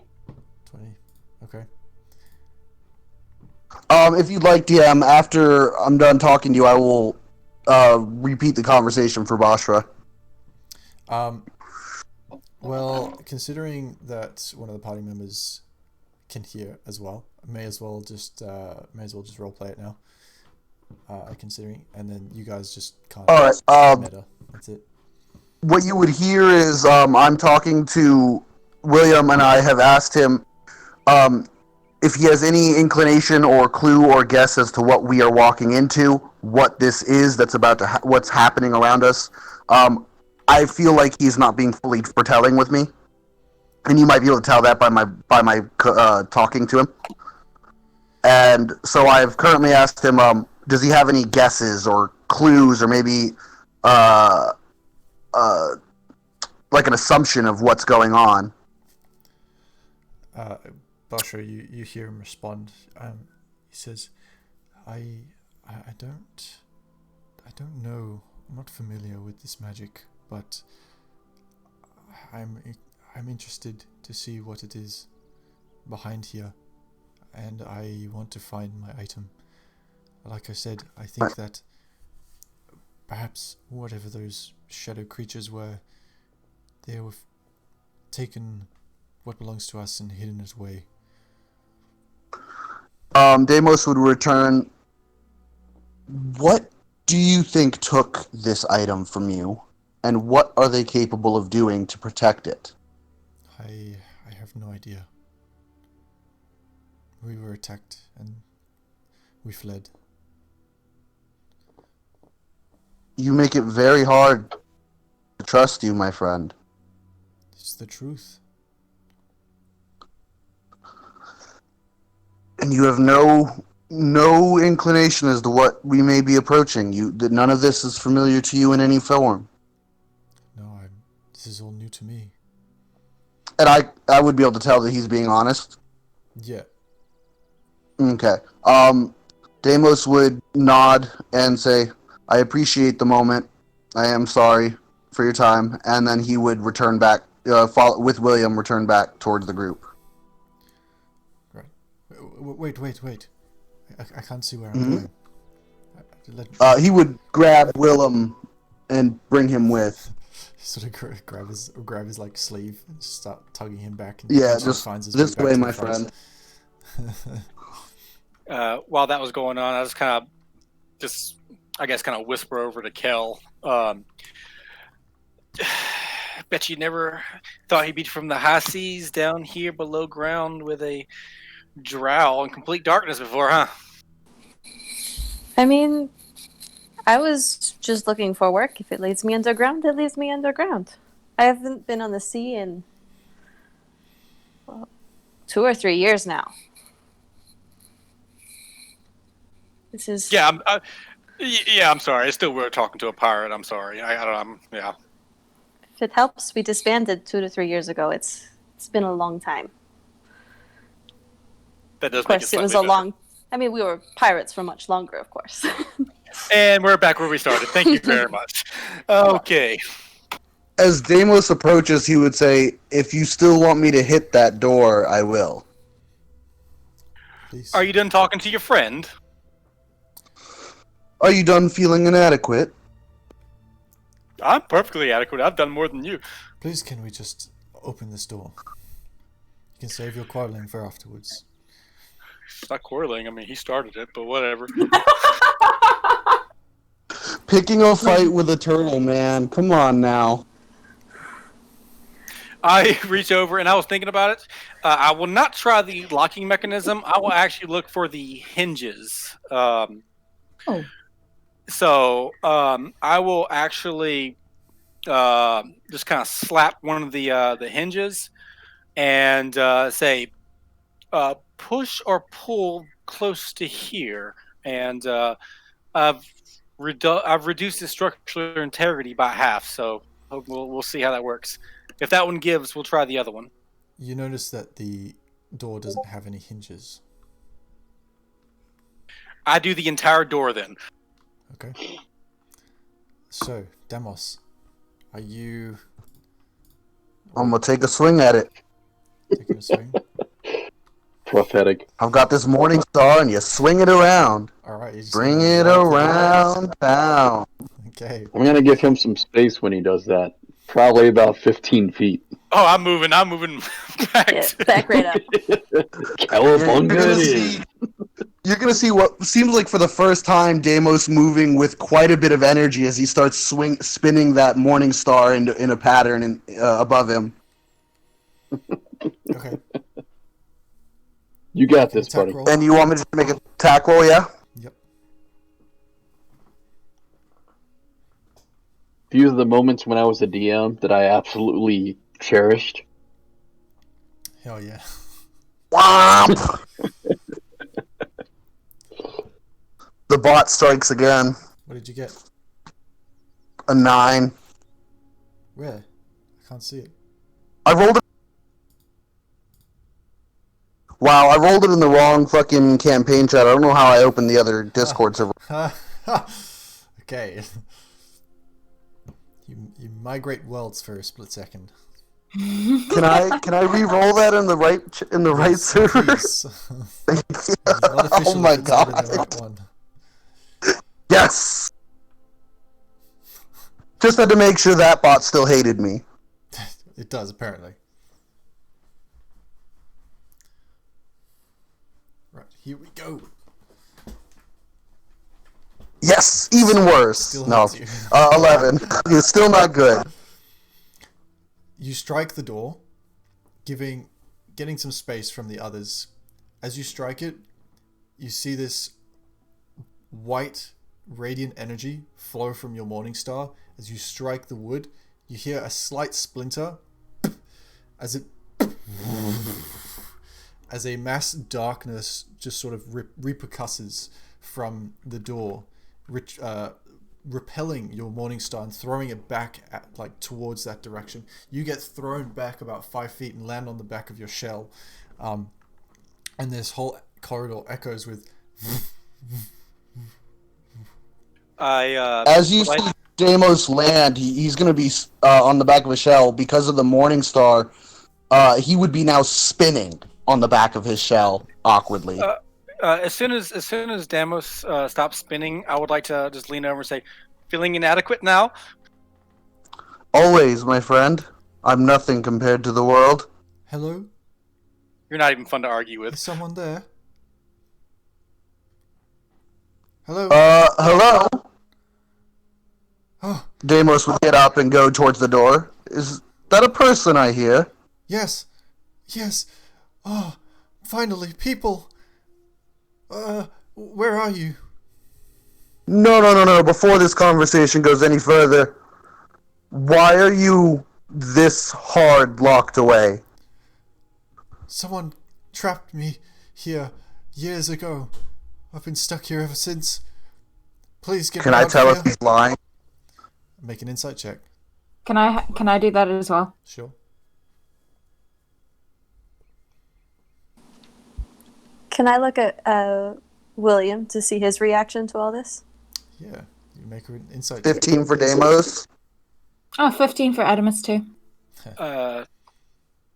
I can see through the slits and everything when I tried looking through it. Since I can see inside about 30 feet on the other side of the door, I light up dancing lights to try to see our mystery speaker. You do not see anything through the bars of the door. And as you try and cast the spell, you don't even feel the spell connect. Cal got a 22 to look at My William. friend, what were you snapping at? Who are you talking to? Drawing your attention. Kel, you notice he's genuinely afraid and curious. It's like half, I wonder what's going on here, and half, oh shit. As for Adamus and Damos, you can tell it sounds, I mean, you can't see any facial features or anything like that, but from the voice and the tone you can hear, they genuinely seem that they want to be free. Like they're being genuine about being stuck here.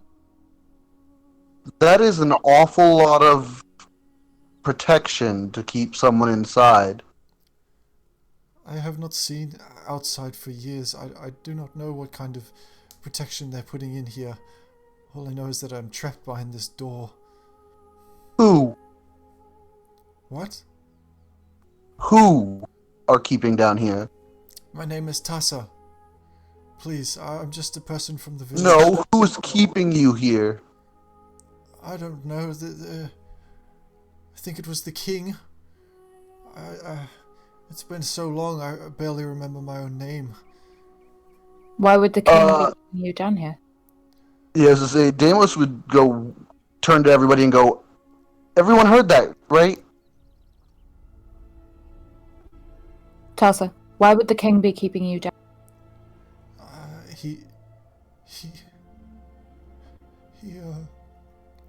He was using me. I did some For what? despicable things for him. He forced me.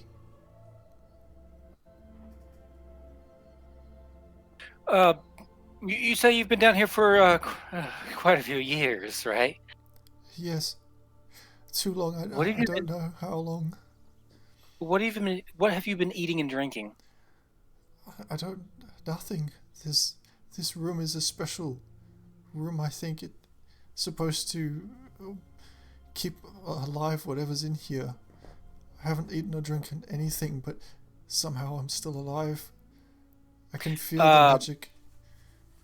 I would go right up to the door, take out my spell book, and just say back to the party. Keep talking to her. Give me 10 minutes as I cast Identify on the door. Identify? Deimos would then continue the conversation. Why are you here? Do they come back? Do they visit? I haven't had visitors in... I don't know how long it's been. It feels like eternity. It's just been so long. I see no sunlight. I see nothing here. But I haven't seen anyone in far too long. Hearing the panic in his voice, it will kind of pull more on Deimos' personality, and he will then start to try and calm and assist him. Even though everyone else might not agree, he would say, "We will get you out of here. I will find a way to help you, my friend. Stay calm." Okay. My name is Deimos. Thank you, Deimos. Thank you. I assure you, you will be free, and we will sit. We will have tea, and we will discuss this problem. Okay. All right. Okay, identify. Right, 1 minute casting time. No, I don't know why it says 1 minute. It's for ritual caster is 10. I see. For me. All right. If we're keeping them distracted for 10 minutes, Kel will tell a story about one of her star forms or something like that. Okay. Just to keep her distracted, or them distracted. You see William and the others just sort of taking this in, like, shocked. But 10 minutes goes by through this story of one of the starry forms, a unique legend. But 10 minutes passes, and Koravar, you learn that this door is simply magically locked, and it also shares it's a dual enchantment. So this first enchantment is kind of like arcane lock, and this it's meant to, if triggered, it's a bit more powerful than that. If triggered, in the wrong way, the spell will release a wave of necrotic energy to any of those trying to disarm it. The second enchantment is an enchantment of basically darkness, the spell darkness. It's meant to prevent any of those without a key to see in. This sucks so bad because Korvar from the last campaign actually has the spell Knock. I say all that, and I look over at William. I don't suppose you know the spell Dispel Magic, or was arcanically locked. So I believe there was a spell that I was researching, but I didn't. It's called Knock, I believe. I do have Dispel Magic. Is that Well, going to work? It may, and I kind of explain the the technical specifications, and this is like two professors talking of like intersecting lines and equations and what exactly I found from the identify spell. Okay. While this is happening, can I also use Divine Sense? Yes, you may. That's a 30 I would foot like range. to use Divine Sense. Say again? Is that 30 foot range? 60 feet range. 60 feet range. Okay. And I just want to see if I can tell if the man on the being on the other side is maybe a fiend or undead or anything. See what's going on there, and around us too. Give me 1 second. So it detects Fey, Fiend, Undead, and Celestials? Is that right? Yes. Okay. Okay.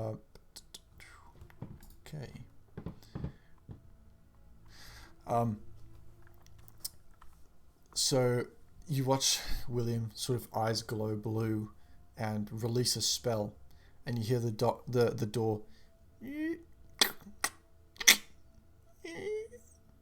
the door sort of swings slightly ajar, just a little bit. Deimos would try to attempt to put his foot in front of the door before opening it, just to see what he sees with his sense first before it swings all the way. So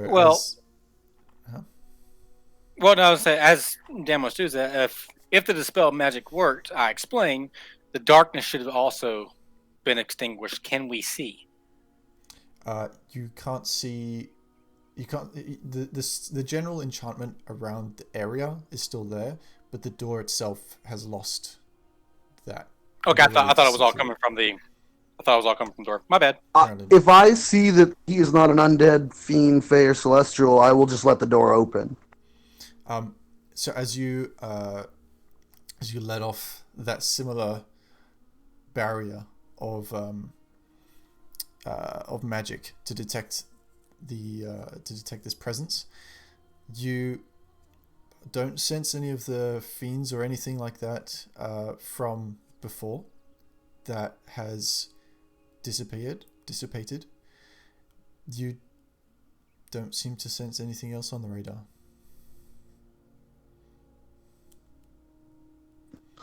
Sorry, say that last part one more time.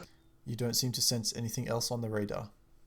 All right, then I would just allow him to the door to open freely. Okay. So, William steps up and sort of gingerly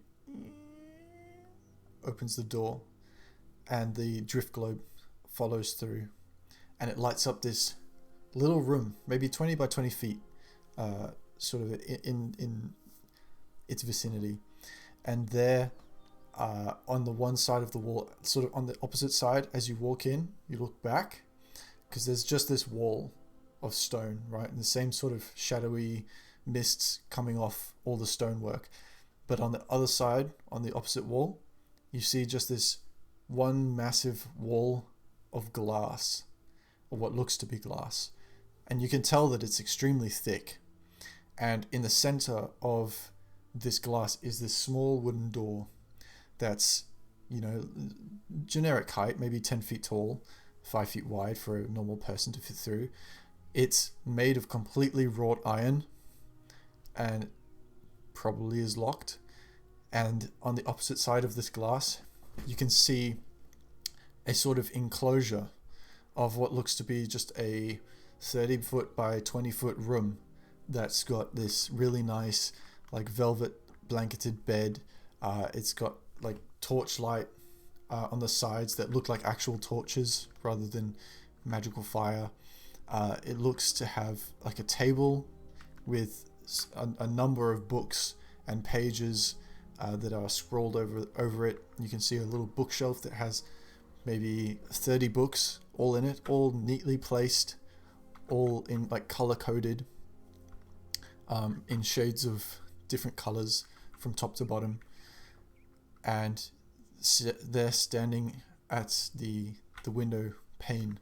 You can see this woman standing there, She's got this ponytailed, tied back, auburn red hair, with a makeshift sort of scrunchie, if you will, made of vines that you can see. Her hair is quite long. You can tell it comes even with tied up. The ponytail comes down to sort of like her middle back, and the features of her face are somewhat elvish in nature. Sort of a slightly longer nose with fine lips and soft cheeks. She seems relatively okay. She seems like she's not. Her nails are okay. It doesn't look like she's been clawing at the walls and lost fingernails and stuff. She doesn't look like she's been beaten or haggard or the general sort of look you would expect from a prisoner. She looks like she's doing okay. Her clothes are sort of these robes, not fine robes, but robes nonetheless, that seem to be like a blackish grey robe with a red shirt that sort of hangs loose, sort of like these baggy trousers and generic leather boots. And she's sort of standing there against the glass. People. Hello. Deimos would approach. You said that it's glass, correct? As far as you can see. Deimos would attempt to approach, and he would put his hand up, and he'd say, "Hello, I am Deimos. We spoke." You're different from what I expected, but hello, Deimos. Hello. Yes, I'm sure he gets that a lot. I'm gonna work on this door. To prevent what happened again, I'd do the same thing. I'd sit down, take my spellbook out, and trace the lines and cast Identify on the door again, because I would assume it would make sense if this is also magically enchanted. Okay, so you start preparing that ritual. You start putting down the elements of the spell that you need, the book in the center, and start just sort of sitting there, eyes closed. Meanwhile, sir, well, please tell me your name, sir. Wait, you can understand me. What language do you speak? Is that not normal for you? No, I'm used to people speaking in a different language. I don't know what language it is, though. Where are you from? What language do you speak? She kind of looks at you like, are you really, asking? You're speaking common. Yeah, but if she's acting like it's unusual for us to understand her, then it would stand to reason that it would be unusual for people to understand her. I think that what she means is that the people that have captured her speak a different language to us. Oh, okay. Yes, it was very difficult for me to understand at first, and I was beaten for it. Quick question. Does she look familiar to me? Make a history check. Yeah, I keep looking for dice, because usually when I play D&D, I've got dice. So I'm just like, where are my dice? Oh no! Oh shit! This isn't D&D. Yeah, none of this feels right to Bosher. He's going to back up a little bit while everybody's trying to get this door open for this lady locked in the very bottom of a basement somewhere. Yeah, Deimos is going that's not to lost on me either. Deimos is going to address the elephant in the room and say, "You're very well kept for a prisoner who was beaten." I know, but like I said, I was his pet. He loved me in the sick way that you can imagine a slave. He didn't want anyone else to harm me, so he threw me in here.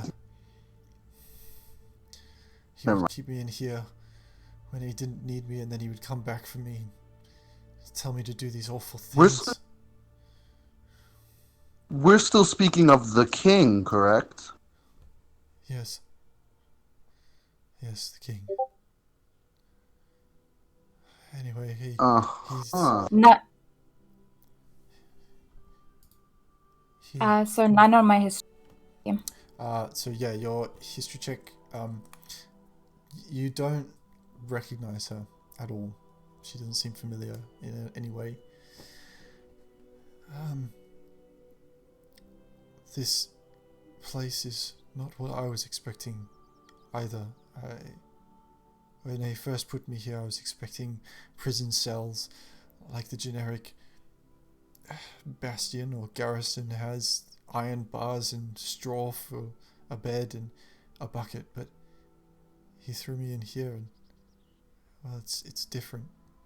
It's nice, but it's still a cage. I still don't want to be here. We're working on getting you out. Have patience, my friend. What? DM, We will get you out. Go ahead. sorry, what? Go ahead. Kel? Okay, alright.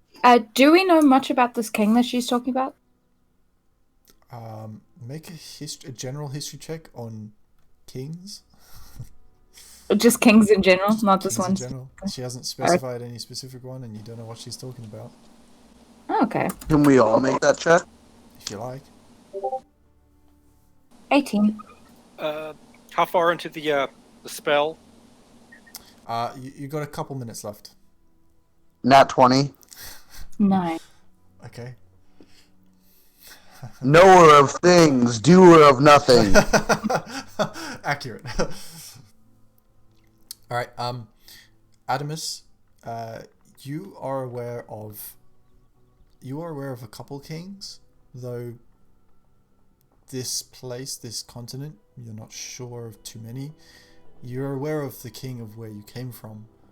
You're aware of a king that long ruled this plane recently, or not the plane, the continent recently, although they were more of a sovereign than a king, and their name was Zan Taldore. Uriel Taldore, but Zan Taldore was the originator of that line. Before that, you're not sure. You got no idea. Demos, you know of the Taldore line as well. You also know of what would be like essentially the High Enchanter / High Warden, or Supreme Ruler, if you will, of Singorn, which is the Elvish city. Though they have fallen to a state of somewhat disrepair as far as you're aware or last heard. But aside from that, the only other kings really are those held within estates such as further down in the Underdark. You often hear of kings that rule the depths, or other continents such as Marquette or Wildmount. Wildmount has a king in the Empire, and Marquette has its own king that rules their place. And you've been around a while as well on Taldore. You know that long ago, and this sort of just is like on the verge of your memory, you remember stories of this ancient war that happened, and the line of the bloodline was Drasig, King Drasig. Those are the only kings that you remember, though.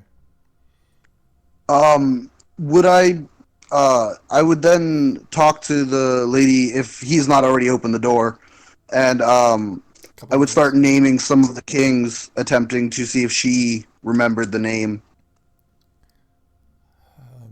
You kind of go through the Taldore list and she's like, no, they don't sound familiar at all. No. I don't remember. I barely remember what he looks like. It's been so long. How long have I been in here? Deimos would give her the date as well as he knew it. The date, 1 second. Interestingly enough, bring up my notes. Just here real quick. Oh, wrong screen. There we go.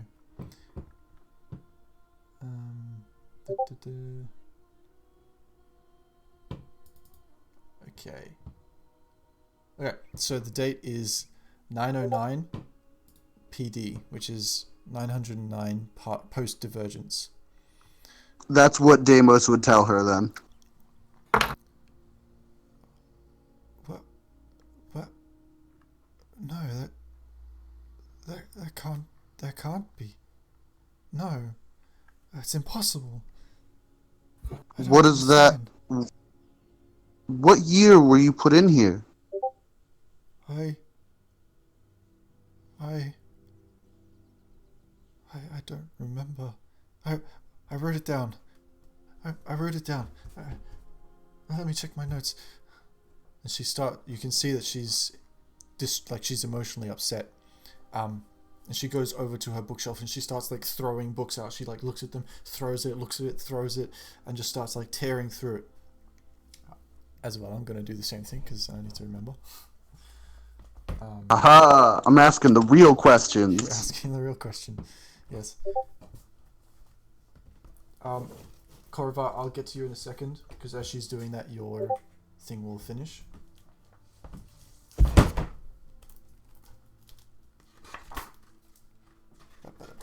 Yes. Also, if you get the chance, DM, I would like to just do an insight check. Just to make sure she's not lying about any of the things she's telling us. Insight check. Yeah. Go for it. Yay. Because obviously nobody trusts the wise turtle who just wants to help and lies to him constantly. No love. Well, I mean, I don't. She's 23 on that, DM, when you've got the chance. Okay.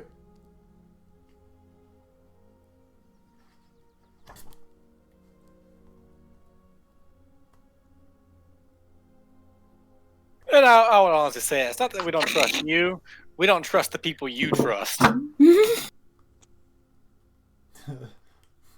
Was a little not trusting Deimos when he walked away with the other people we don't know.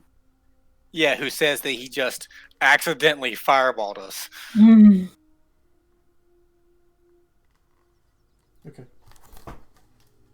Okay. All right. So this would have been.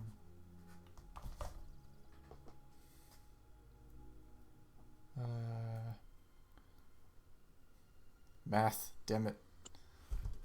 Big I love numbers. making the DM do work. Big number math. Okay, yeah. Big brain time. Big brain time. Okay, 23 inside check, damn. We are the knower of things. Okay, so Adamus, you can tell that everything she says, is for the most part has been genuinely like sorrowful. Like she just wants to be let free. Like she's upset being in this place, and everything she says about the king and everything is truthful. I'm gonna message you the other stuff. Oh, okay.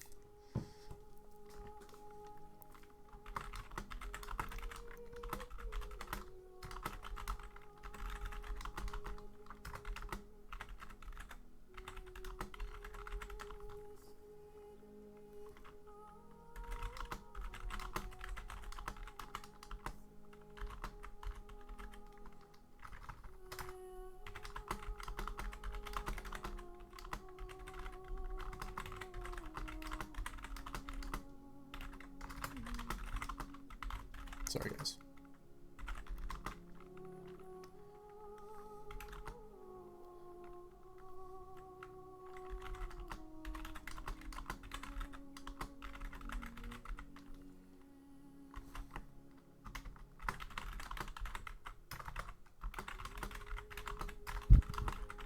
I really hope that's not damage dice.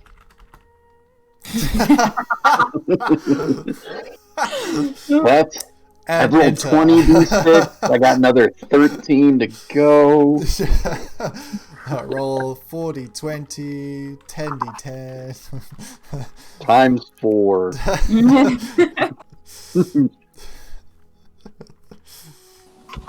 a meteor storm appears in the middle of the cell. I know, right? Ugh. Meteor storm is evil. Oh yeah. Okay, so Korovar, as you finish pulling the last strands of this arcane web in front of you, creating and forming the final sigil, you press on it and you hear this, and as it sort of floats towards the door and encases it, and you see it light up like with this blue, and you get hit with this wave of information. I'm gonna message you the details. Nosebleed. No, not quite. Okay. Wasn't from the spell. Oh no, he actually has a nosebleed. He got too excited with his detect magic. Identify, thank you. Higher class. Oh, sorry. Too excited with his identify. Corvar is He's excited. like, yeah, I get a cast.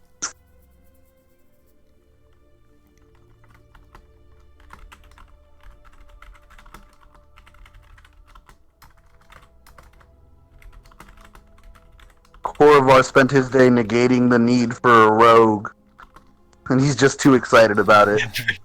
Pretty much. Who needs a rogue when you have a wizard that just breaks things?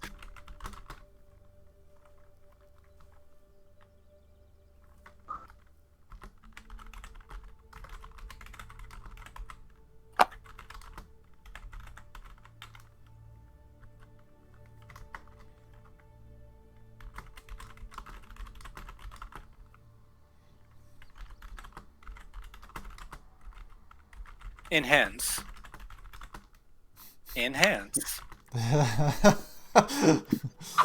It's like on the door. I have a just good sort of, feeling like, about this. zooming.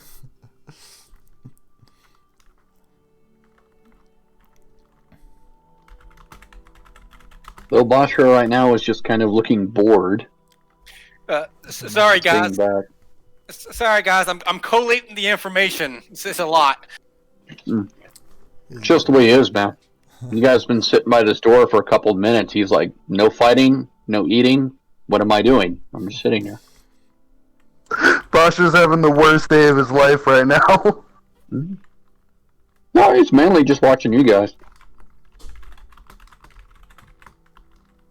I don't know if he can look bored, per se. Oh, please do a deception check for your intelligence ass. You sure you want that? Okay, I'll send you the details. The woman gets back up and says, I found it. No. Move away from the door. Everyone move away from the door now. Where are you going? You're the only one near the door. Well, I thought you were like face to face with her next Oh to no, we were on the wall down the way some. Well, I don't know Talking but move away from the entire wall. Move.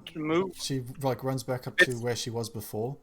Ma'am, I don't know your name. I wasn't really paying attention. I'll be completely honest with you. But we're gonna move away from the wall real fast. Like But I have dead, the date. dead end. I have the date. No, we can If still hear you. Deimos backs up, he's going to have her yell it. Tell me what it is. Before you start yelling, hold on. Hopefully we're like 15, 20 feet away from the door. Yeah, you can get right back up to the back of the wall if you want. So, first off, Damos, I love how trusting you are. Let's not believe anything that she says. There's a very heavy enchantment on that door, possibly the wall. Anyone near it for an extended period of time suffers some type of permanent madness effect. Well, I wish you wouldn't mistake my trust for attempts for knowledge. I'm not attacking you Good right that now. you figured that out. I'm not attacking you. I'm actually madness effect. Also, too, we're not getting in that door without a key. The spell that I believe William cast earlier, it's not going to do it for this. We try to bust that down without the key. we get hit with some type of very strong, powerful necrotic energy. Necrotic energy. That's the correct common word. Deimos will then turn to the woman and ask her to continue what she was saying, since we're still in a room where she, I assume, can yell to us. Yeah, she's like there. I mean, you're 20 feet away. I have the date. Please. Please don't leave. Tell us. Deimos, against everyone's better warning, cannot turn down someone's cries for help, and will approach about 5 feet, and he will sit down, and he will look at the woman, and he says, "I'm not going anywhere." Demos? Demo-sama? That's probably too close. 5 feet within the I have the window, spent or too much. 5 feet inward from where we were. yeah. That's probably a little too close. And to be Corvar, honest with all due respect, I've had too many occasions where I was too far away to do anything. I will not leave. And I've had too many people not listen to wizards when I tell them something is dangerous. Please. I believe you, sir. I have the date. Listen. What is it? It doesn't make any sense, but it says I've been here. I was first captured in 49 PD. It's, 49. That would make you older than me. I know. I don't. Deimos would set out his tea set and his incense block, and he would light the incense. And he would attempt to comfort her. Please, collect yourself. We're here. I'm here. We will figure this out. So if touching this door makes you insane, if you're already insane, what does it do to you? Well, it's not really so much the touching of it; it's prolonged exposure near it. Mm-hmm. How long is prolonged? We'll probably find out. Yeah. The identify spell that I cast, it said for a couple hours or more. I don't really trust that because this is dual layered enchantments, and when you start mixing different types of magic like that, you have unforeseen fubars problems. That's the common word. This woman does speak the truth, and she does need it. And no, and I full-heartedly believe that she believes she's telling the truth. But there's a madness effect upon the door, and she's been here for years like that. It's probably done some damage. Madness does not necessarily mean dishonest. Again, I'm agreeing with you. I'm not saying that she's dishonest. I'm not saying that she's dishonest. I'm saying that she really truly believes what she's saying, but that may not be true, if that makes sense. Corvar, what do you recommend then? That we get up and leave and never return? Unless you are willing to suffer the negative magical effects, which may kill you, we're not getting in that door. I made an oath to my life to defend, and that is my life. I will stay here and suffer the effects if need be. Okay, I'll move to the other side of the room. By all means, are you not? Deimos would continue. Are you not a clever wizard? Do you not see challenge and want to overcome it? It's not about challenge. You run from this. It's not running from it. I don't have the right tools. There's a smart man who knows when he doesn't have the right tools for the job. I don't have the means to get into this. Oh, enough already!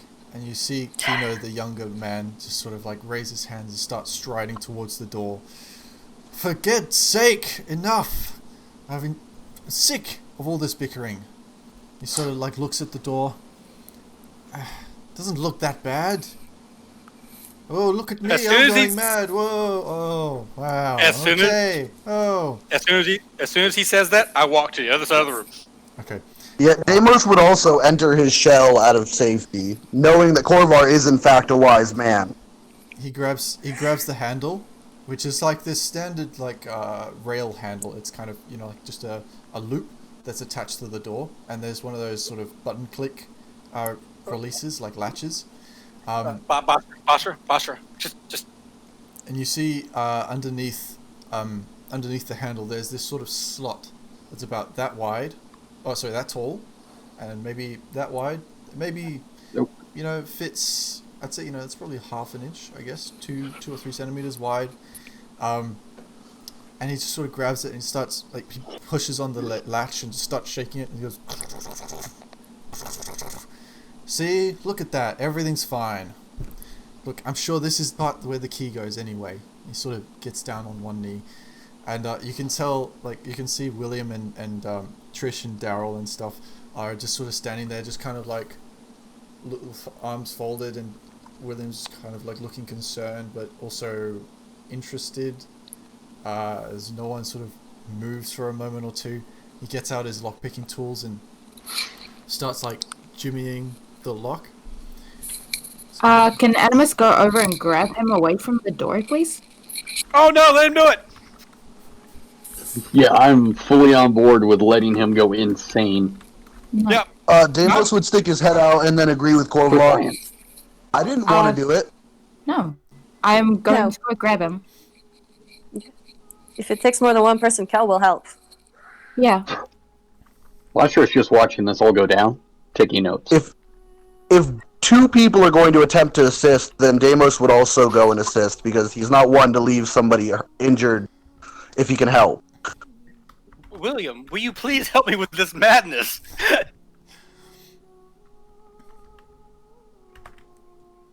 Koravar, with your knowledge of the door, do you know how far out the necrotic energy would seep once the door's been attempted?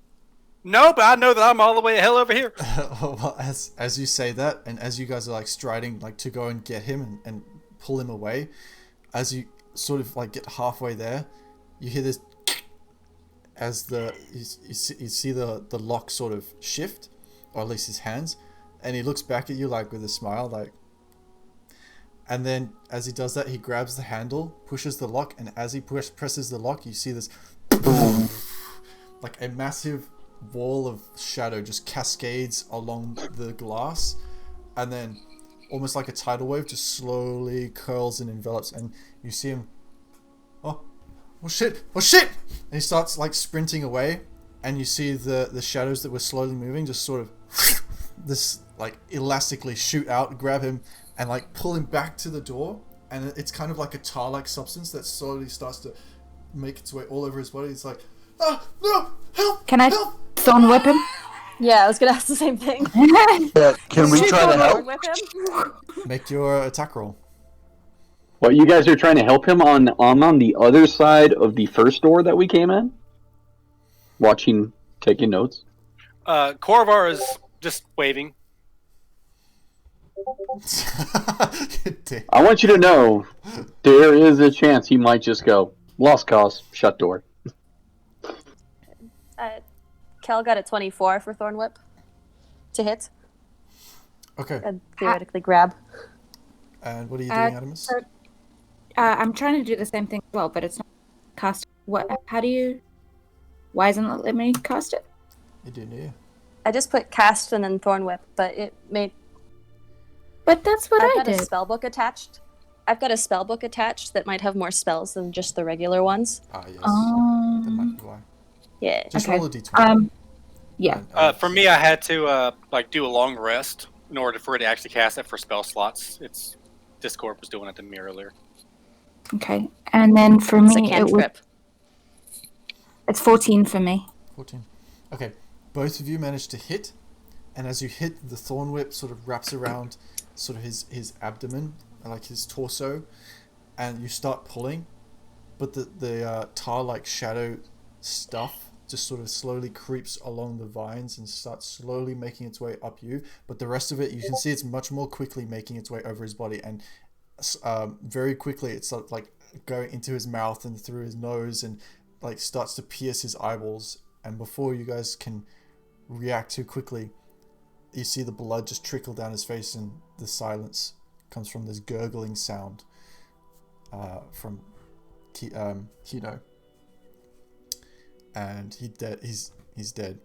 And as your thorn whip is released, the tar-like substance flicks back on the wall, and it seeps back into the door, and it leaves his body stuck against the door for momentarily, and you can see his entire face and all his veins are just black, pitch black veins that run up to his irises, which are now coated in black, kind of like some dark elves, and he just sort of frozen in place, and then his body goes limp, drops to his knees, and then face first into the ground. Korrigan. Yes. Sorry, you go, Cal. Look, clearly we can do nothing in this room to help this poor woman. So either we go back, and a couple of us stay here to help her, and we go look for a key upstairs, or we figure something else out, because we are doing nothing good and someone is dead. Well, that's And she looks what the I was. angriest you've ever seen her. That's what I was Then suggesting. say it We don't plainly. have- I don't know how other plainly I could have said it. We don't have the tool to get in here. I said we needed the key. I did say Korrigan. that. Korrigan. Deimos, while they're arguing, would offer to stay if the party would like to go and explore the rest for a key. Okay. He, having seen somebody die here, he refuses now to leave until he's absolutely certain that there's no other option. Okay. This is beyond his will. Korrigan, you can shatter the door, right? No, No. not this one. That's what I was saying. That no one listen.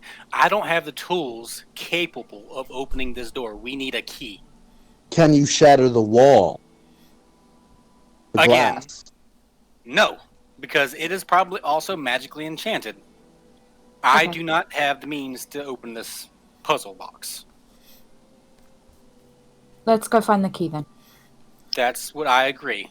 I mean, as I would rather, and hear me out, I don't want anyone staying in here because I hate to say this, it might sound cold. She's been in here for a while. Another hour or two will not hurt her. But if we leave someone in here alone by themselves, that has a chance for something else magical that I did not inspect happening to that person. Please don't leave me. Deimos will not leave. He is going to stay. Especially sensing that she is being genuine with her fear, and hearing from Adamus that she is telling the truth, Deimos will stay beside her, or Thank you, Dallas. about 5-10 feet. I don't know where the key would be, but maybe it might be around. I don't know what. Do you know outdoor what looks the like. key... You don't know what it looks like. No, I don't know what outside looks like, but I know what the key looks like. What is the key? It's. What does the key look like? I drew it. I know I drew it. And she sort of rushes back to her desk. I whisper over to the party members that are close enough to hear me. Again, let's trust what she says with a grain of salt. This magic is more powerful than anything I've ever seen. It does cast some type of madness charm or a madness effect. So just be careful, because she may believe what she's saying, but it may not be right. That's all. I'm just cautioning that again.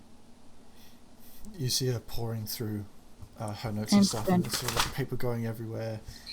She grabs this one picture, one piece of paper that's got a sketch on it, and she brings it over and she runs and she's sort of like, here, this is it. And she's like puts it against the glass, and it's this picture of a sword that's very elegant in nature. That's this really long, great sword. The outlines of the sword are this like gold trim, and the inner looks like some sort of adamantine steel almost by the looks of the sketch.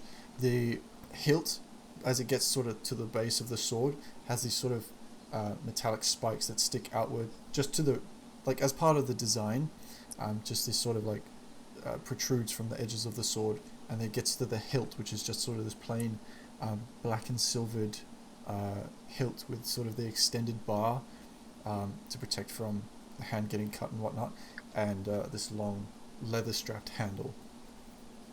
Animus will So the copy key it. is so the key is a full size sword. The key is a full size sword. And while Adamus is copying it, he'll turn to Willem, who is talking about having lost a sword, and just ask him if this is the sword they're looking for. to William. Mm-hmm. Yes, that's the sword. Now, why would a woman who's been locked in here for hundreds of years know about the sword that you've just lost? I'm not sure. I don't understand. You said you created it. We did.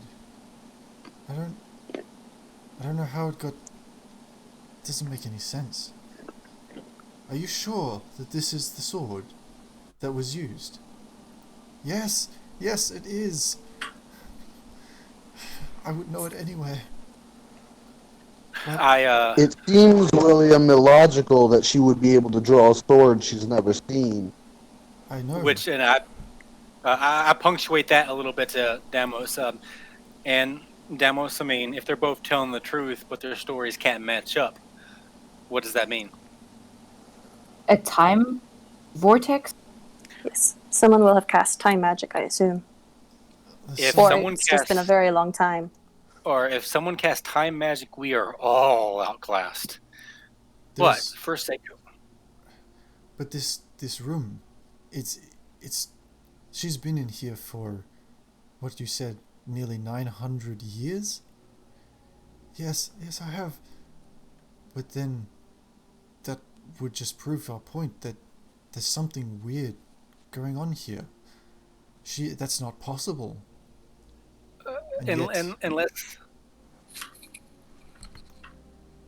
Unless the enchantment for the time magic is on the inside, nothing that I casted Identify on mentioned anything about that. I get a little closer, but just kind of look inside the room just for any other type of anything that would look like a magical focus or anything of that, what my knowledge basically. Can I also just ask them, the group that hired us, what the purpose of the sword would be? Why is it special? Because it's magically enchanted. It's supposed for to what? It's supposed to help us protect the village from the monsters. How is it enchanted? Well, we enchanted it with you know how you get different types of creature. You get fiends and you get undead and beasts. This sword was magically enchanted to protect from monsters and beasts.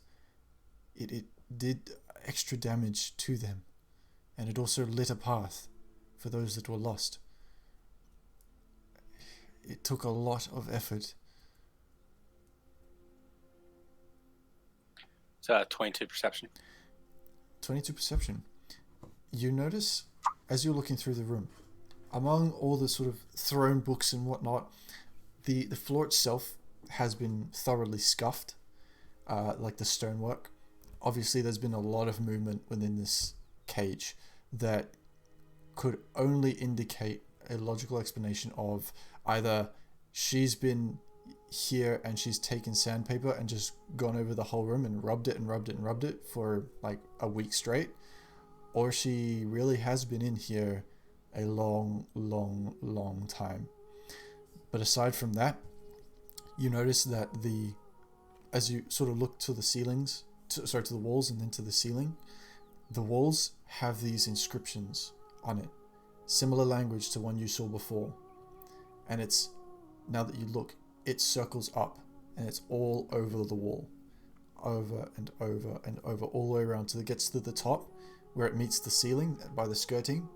And in the center of the ceiling is this dark black obsidian rock embedded into the ceiling, and it's not protruding, it's sort of buried in there. It looks to be encased in the same sort of glass type substance as this glass that's protecting or encasing this woman. And you just faintly notice very slight like scratches across the glass. Look to be sort of perhaps attempts at escape or thrown objects or something. You're not sure. I'm sorry, lady, ma'am. Well, what was your name again? Tassa. Tassa. Tassa. I don't want to get too close, but looking around, I see all this script circling your room all the way up to the ceiling. Yes, With yes. that, have you tried getting into the to actually dislodge that stone? There's no way I could get up there. Are you insane? Well, um, but you haven't tried. I've thrown things at it, my books and Okay. the occasional, what are those things, candlesticks. I've tried everything that I can. I can't physically get up there. All right. The other question, the script. Can you see the script from that side of the room? Yes, I can see the script. It's been here a while. Ever since I was So, here. Can you read it? Yes? Can you? What does it say? and not only that too. Are you of any type of spell casting arcanist or wizardly sort? I can cast a basic spell. I don't know to what extent though. Okay. So, I have studied Arcana for a good many years now. Can you start off on the lowest point and read up on the script? Adamus and Kel and Damos, can you help me write down what she says? Sometimes, if we learn the script, if we change a word, we can invalidate the spell inside. Deimos would nod and help to write it down. As with Kel. I don't like to read this. But You're if the I have only to- one who can. I'm sorry if we're trying to help, but you have to help us. You can see And by tears start to run down her face. calm down. And by extension, is there any script on the other side of the door, the part that we cannot see? No, there's no other script. There's just the one on the walls. Let's start with that. We need to know what it says to get you out of here. Please. Clearly, we are not from the same era of magics you are from, and we need more. Okay. Okay. Hey, it'll be okay. And while we're writing this, okay, I've been in a similar situation. I also had to escape from someplace very dark, very unwelcome. I know what you're feeling. You're not going to have to bribe or seduce one of us like I did to leave it. But the only thing I want you to do is just read the script. All right, we'll copy it down, and I may not have the right tools to remove the door, but I believe I have a tool to undo the spell. Okay.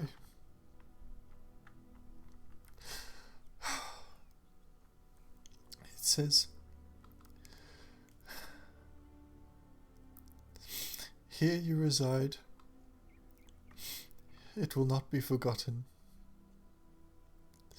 A curse unbridled should stay at the bottom. Unchained, unbound.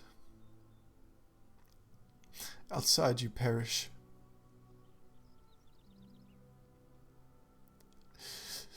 This treasure I keep. It's mine to cherish."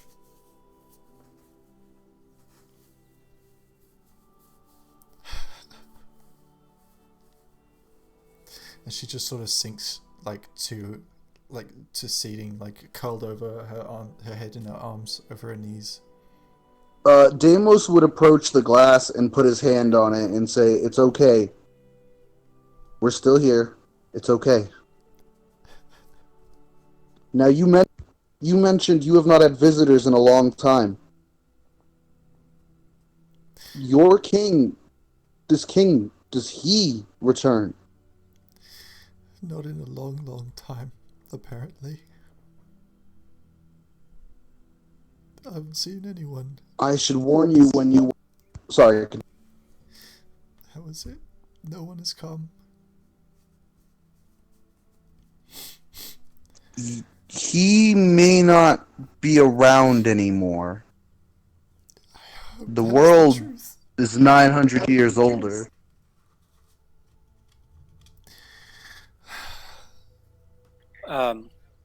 What you read to us, that's verbatim what it says. Uh, there's no quick, easy words. You're not replacing anything. It's verbatim. Are you talking to me? What are you saying? We're talking to her. Like, are you translating everything verbatim? You're not using idiosyncrasies, or you're not. He's saying, is it replacing- word for word? No, Yes. That's direct translation. Okay. Do you have? Well, you have something sharp in there, correct? Well, Uh, it's uh, not really sharp, but Something to scrape. yeah. I don't know if this is going to work. I'll be honest with you. Um, the uh, the outside you perished part, that phrase, can you reach it? She looks up. I think so. Yeah. Why? The exact word perish. Um, take. Well, actually, we step back one. The script and everything, is it just written on the wall, or is it like engraved or chiseled? It's like, well, I mean, they're kind of the same thing in this instance. It's firmly like grooves in the wall. Okay, the symbol for perish. Take something sharp and start bisecting the script, the hieroglyph, or the word. Maybe that'll invalidate the spell. I'll be honest. I think this is a really good chance. Just to make sure.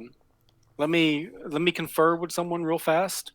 Um, but I think this is really good. Just let me know when you're ready to start scraping. Okay. I pull the party. Well, except for Damos, he's not going to leave the wall. I pull everyone else aside, and I ask for William to come here. He comes over. You have a little more experience in the Arcana than I do, but I don't honestly don't know if that's going to work, and I'm really worried that even if we get this door unlocked, outside you perish. That's a pretty in-your-face warning. Much rather dead out here than stuck in there for eternity. I would not want to be alive in there forever. Well, what I'm saying is, before she starts scraping, I know Damos doesn't want to leave, but maybe we should go find the key. Us messing with the script, it might turn off the spell, basically, but it also might do worse. Yeah. I agree. The key is probably the best option for us to get in here, and Animus turns to William. You need to agree to allow us to use it to free her before you run off. Of course. I do not wish to see this woman in here. There is one. The reason I called you over, William, there is one other option that might work. What is that? The spell you cast earlier, the spell magic. Yes. Correct me if I'm wrong. I don't have intimate knowledge of the detail, but a strong enough casting of that spell could invalidate whatever defenses this door has. But based on the spell that I cast, Identify, if it fails, it could do to you what it did to that poor young man.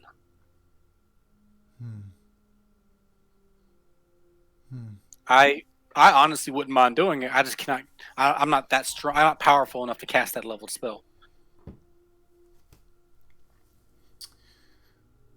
see. Do any of you perchance have anything that would perhaps bolster my stamina or vitality? Temporarily, even? I can only enforce. I can't give more help.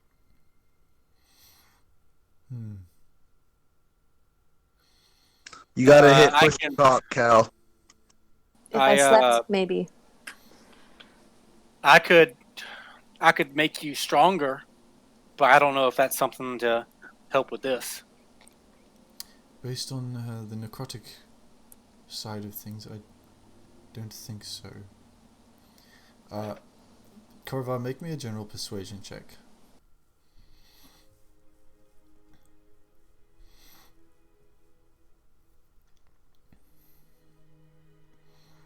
I believe that the key is the best option that we have so far, and maybe we should resort to this magic after. I am a charismatic wizard. Out of character, does protection from good and evil help in this situation and what he was asking? In what sense?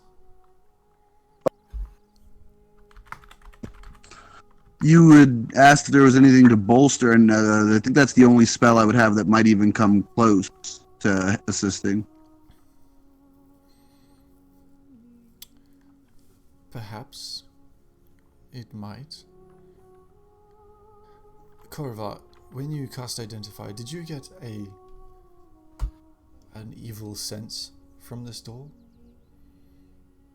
You said it was heavily necrotic. Yes. Specifically, any attempt to unlock the door without the key will result in a wave of strong necrotic energy, is what the spell told me. But, again, based on my limited knowledge, and what you did earlier, a strong enough to spell magic will overcome another type of magic, right? That's how that works? Yes, generally, yes. Unless it's a curse. Unless it's a curse. If we were to sleep, I would be able to help more, but as it stands, I don't believe I can. Yeah. Unless good. If we were to sleep, I could just cast Locate Object, but I need a different spell. I've got heroism. Is everyone but Damos kind of focusing in on me? And are sufficiently about, say, 15 feet away from the wall? Yeah. Damos would also be paying attention if he can hear you, for the record. Well, no, I didn't say that. I'm just me asking the DM that question. I cast... hold on.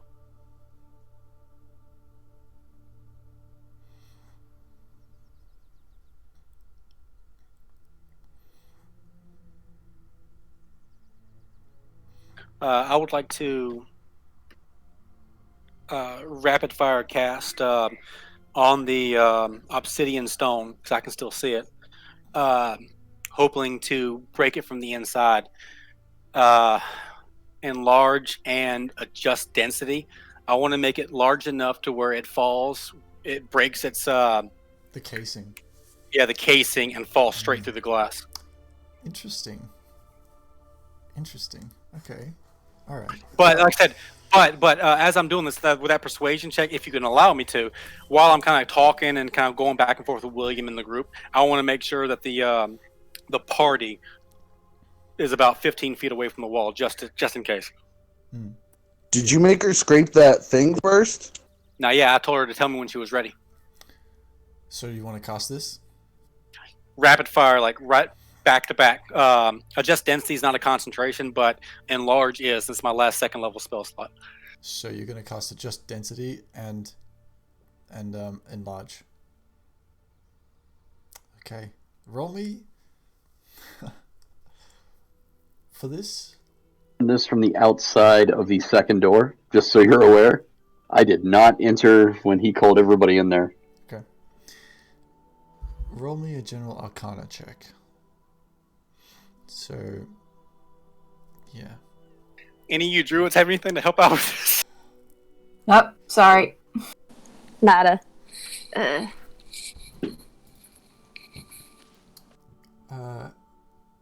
I have a spell that I can have ready if things go sour. 15. No, if it'll help, but we'll see. As soon as he says that, I snap both fingers and point toward the obsidian stone. Okay. All right.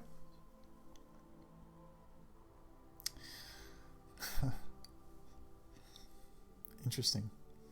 Out of character. Call me inadequate. So, and you're focusing on the stone when you do this? Correct. Yeah, I focus on the stone within the whatever's holding it. So hopefully it'll grow because it doubles in size, crack the casing, and then with the density, drop it. Or like yank it down? No. So I double the stone in mass, and then with enlarge, because enlarge, the spell enlarge already doubles it, and then I adjust density, double it again, basically. I see. Okay. It's basically just like a meteorite. Pretty much. I'm hoping that it'll expand. Yeah. It'll expand fast enough to crack it, because once I cut concentration, it'll shrink back to its normal size. Let me roll something. That's never a good idea. That's never a good thing. I have to say, I did not anticipate this. So for your next character, what do you want to play? I mean, I'm kind of really attached to Korvar, so I'm curious. What would a dark elf taste like? well, if anything happens to me like happens to that other dude, nothing. Mm. So. Alright. You cast the spell, and then you cast the other spell as part of your Correct. nature. And as you're focusing, you glancing through this glass, this solid, thick glass that you can now see is maybe a good foot thick.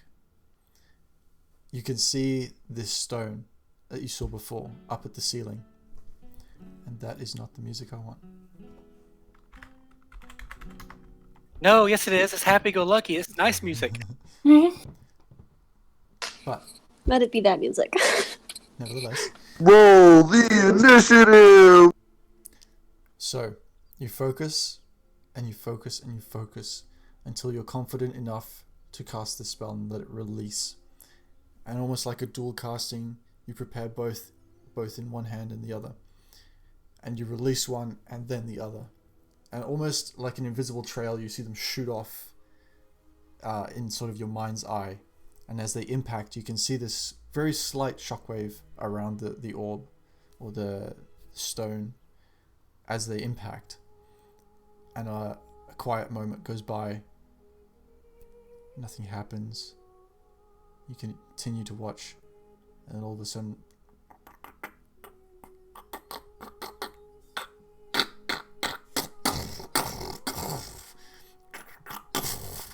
and you see the massive stone that just enlarges to about double the size that it was. It's now maybe, that's sort of like 2 feet by 2 feet wide.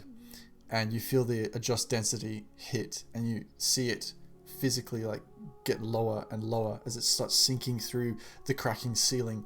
The ceiling now cracking all along the sides, straight to the walls, and even the walls themselves starting to crack a little bit. The glass that was encasing it shatters, and you see Tassar sort of look up, and she sort of gets into the corner and like covers her head like that, and she's just trying to like keep herself safe while this happens. And you watch as it seems to get stuck momentarily, and then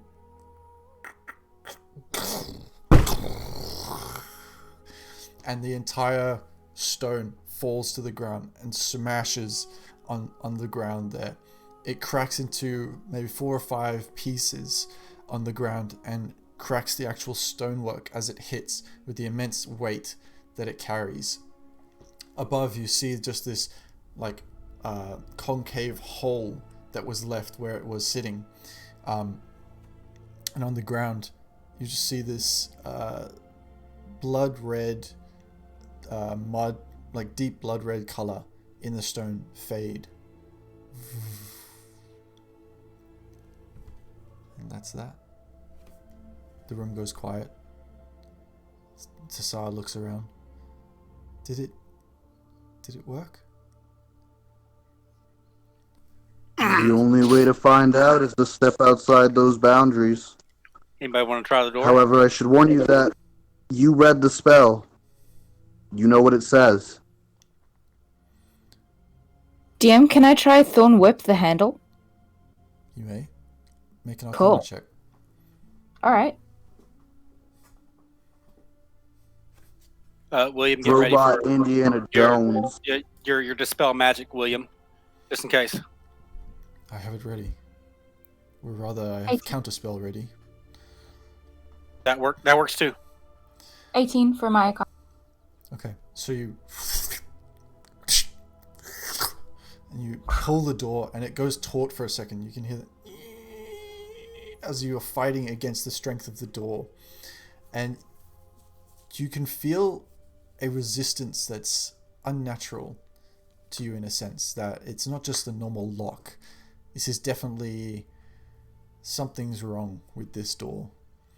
And as you pull, you hear the hinges start to creak, and you hear the glass start to creak as well. And you hear this as the entire wall of glass, as the door flings open, the entire glass, like kind of like a spider web effect, just sort of ripple through the entire glass till it's sort of shrouded. You know how glass gets like that, and then and like glass flies everywhere. And I'm talking like the entire room. Like this was a 20-foot tall, foot wide thing of glass, and it's just shattered everywhere. It's gonna get in some of your guys' eyes. Like it's gonna hurt like a bitch. Can I jump into my shell? Sure. As soon as I see the glass Jump into cracking, your yeah. shell, yes. As soon as I see that glass crack, shell. Doesn't affect you too much, Demos, but the rest of you just see this like the shards of glass just fly everywhere. Some of you get in your eye, and you're like, fuck, and William's just sort of like, and he loses the spell he was concentrating on, just, and like you all start to pick pieces out of your like attire and stuff. And Was it possible, for me to have let go of the door in enough time to have the Thorn Whip kind of like shield Tassa? I don't know if that works. You can try. I'd say make a dexterity check. Okay.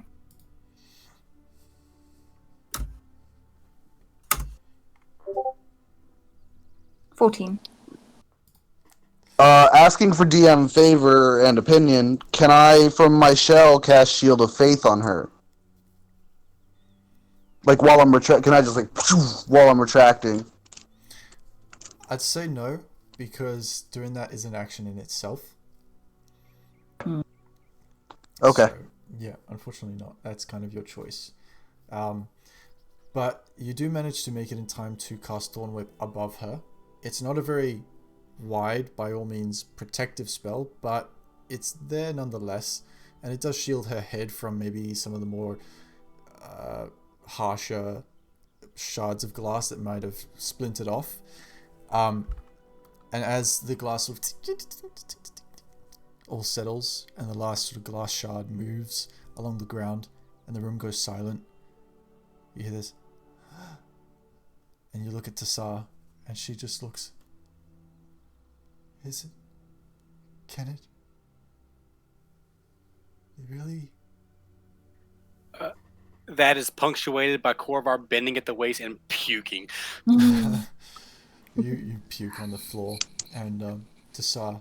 Deimos reminding her that there's still a chance that when she steps outside her boundaries that spell takes action. As you say this, she puts her hand outside on the wall, bracing herself. She looks down at where the barrier is, or was. And she moves forward.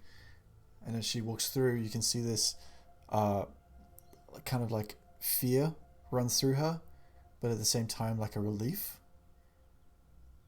And nothing happens. And she steps through. And she's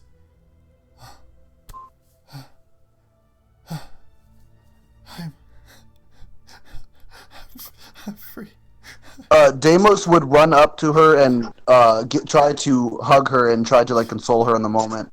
I told you we would get you out of here. And she sort of hugs you back. Thank you. Thank you. I stand back up. Yeah, it was nothing. Yeah. Kella will cast Druidcraft and make a flower crown on Korovar's head as a thank you. She's not going to say it. Yeah, and Deimos would also thank Korovar. Actually, I don't really want to go over there, Demos. If you want to thank me, that stone. Can you grab that in the pieces, please? Deimos would nod, and he would, as soon as Tassara is ready for to move along on her own, he would grab some of that stone that Korovar would like. Tassara, do you have anything here you would like to take with you? I don't imagine you'll want to come back. Only my notes. Well, now would be the time to get them. Yeah. She's just sort of like looking at it all and taking it in. She walks over and grabs her notes, a few books and stuff. She puts it in like her robe. And she walks out and she sort of stops at the doorway and just sort of puts her hand on the doorway as she's sort of standing there. Looks like she's taking it in. She looks at all of you. Thank you for freeing me. I appreciate this a lot. You have no idea. I'm afraid I wasn't entirely forthright with you. But a favor is a favor. And you watch as she steps forward a little bit. She sort of lets go of the door frame. I will be in your debt. And just to show you how much that means to me, let me show you something. I don't show many. And you watch like a slight wind pick up a little bit just around her, just like a gentle breeze. And you see her like robe flare a little bit in the wind, and then the mist turns like a dark color, starts to swirl around her, and she smiles just like a relieving smile, as if to say she hasn't been able to do whatever she's been able to, like whatever she's doing, she hasn't been able to do in a long time. And it's just this look of relief as the mist encases her, this black mist. And then through it, William? some purple eyes come through, and a smile gleaming with these sharp teeth comes out. And then you see this size, the mist grows in size, larger and larger and larger. And you watch as in the space, 15 to 20 foot space around you, almost filling the entire, like 3/4 of the room, now stands as the mist falls.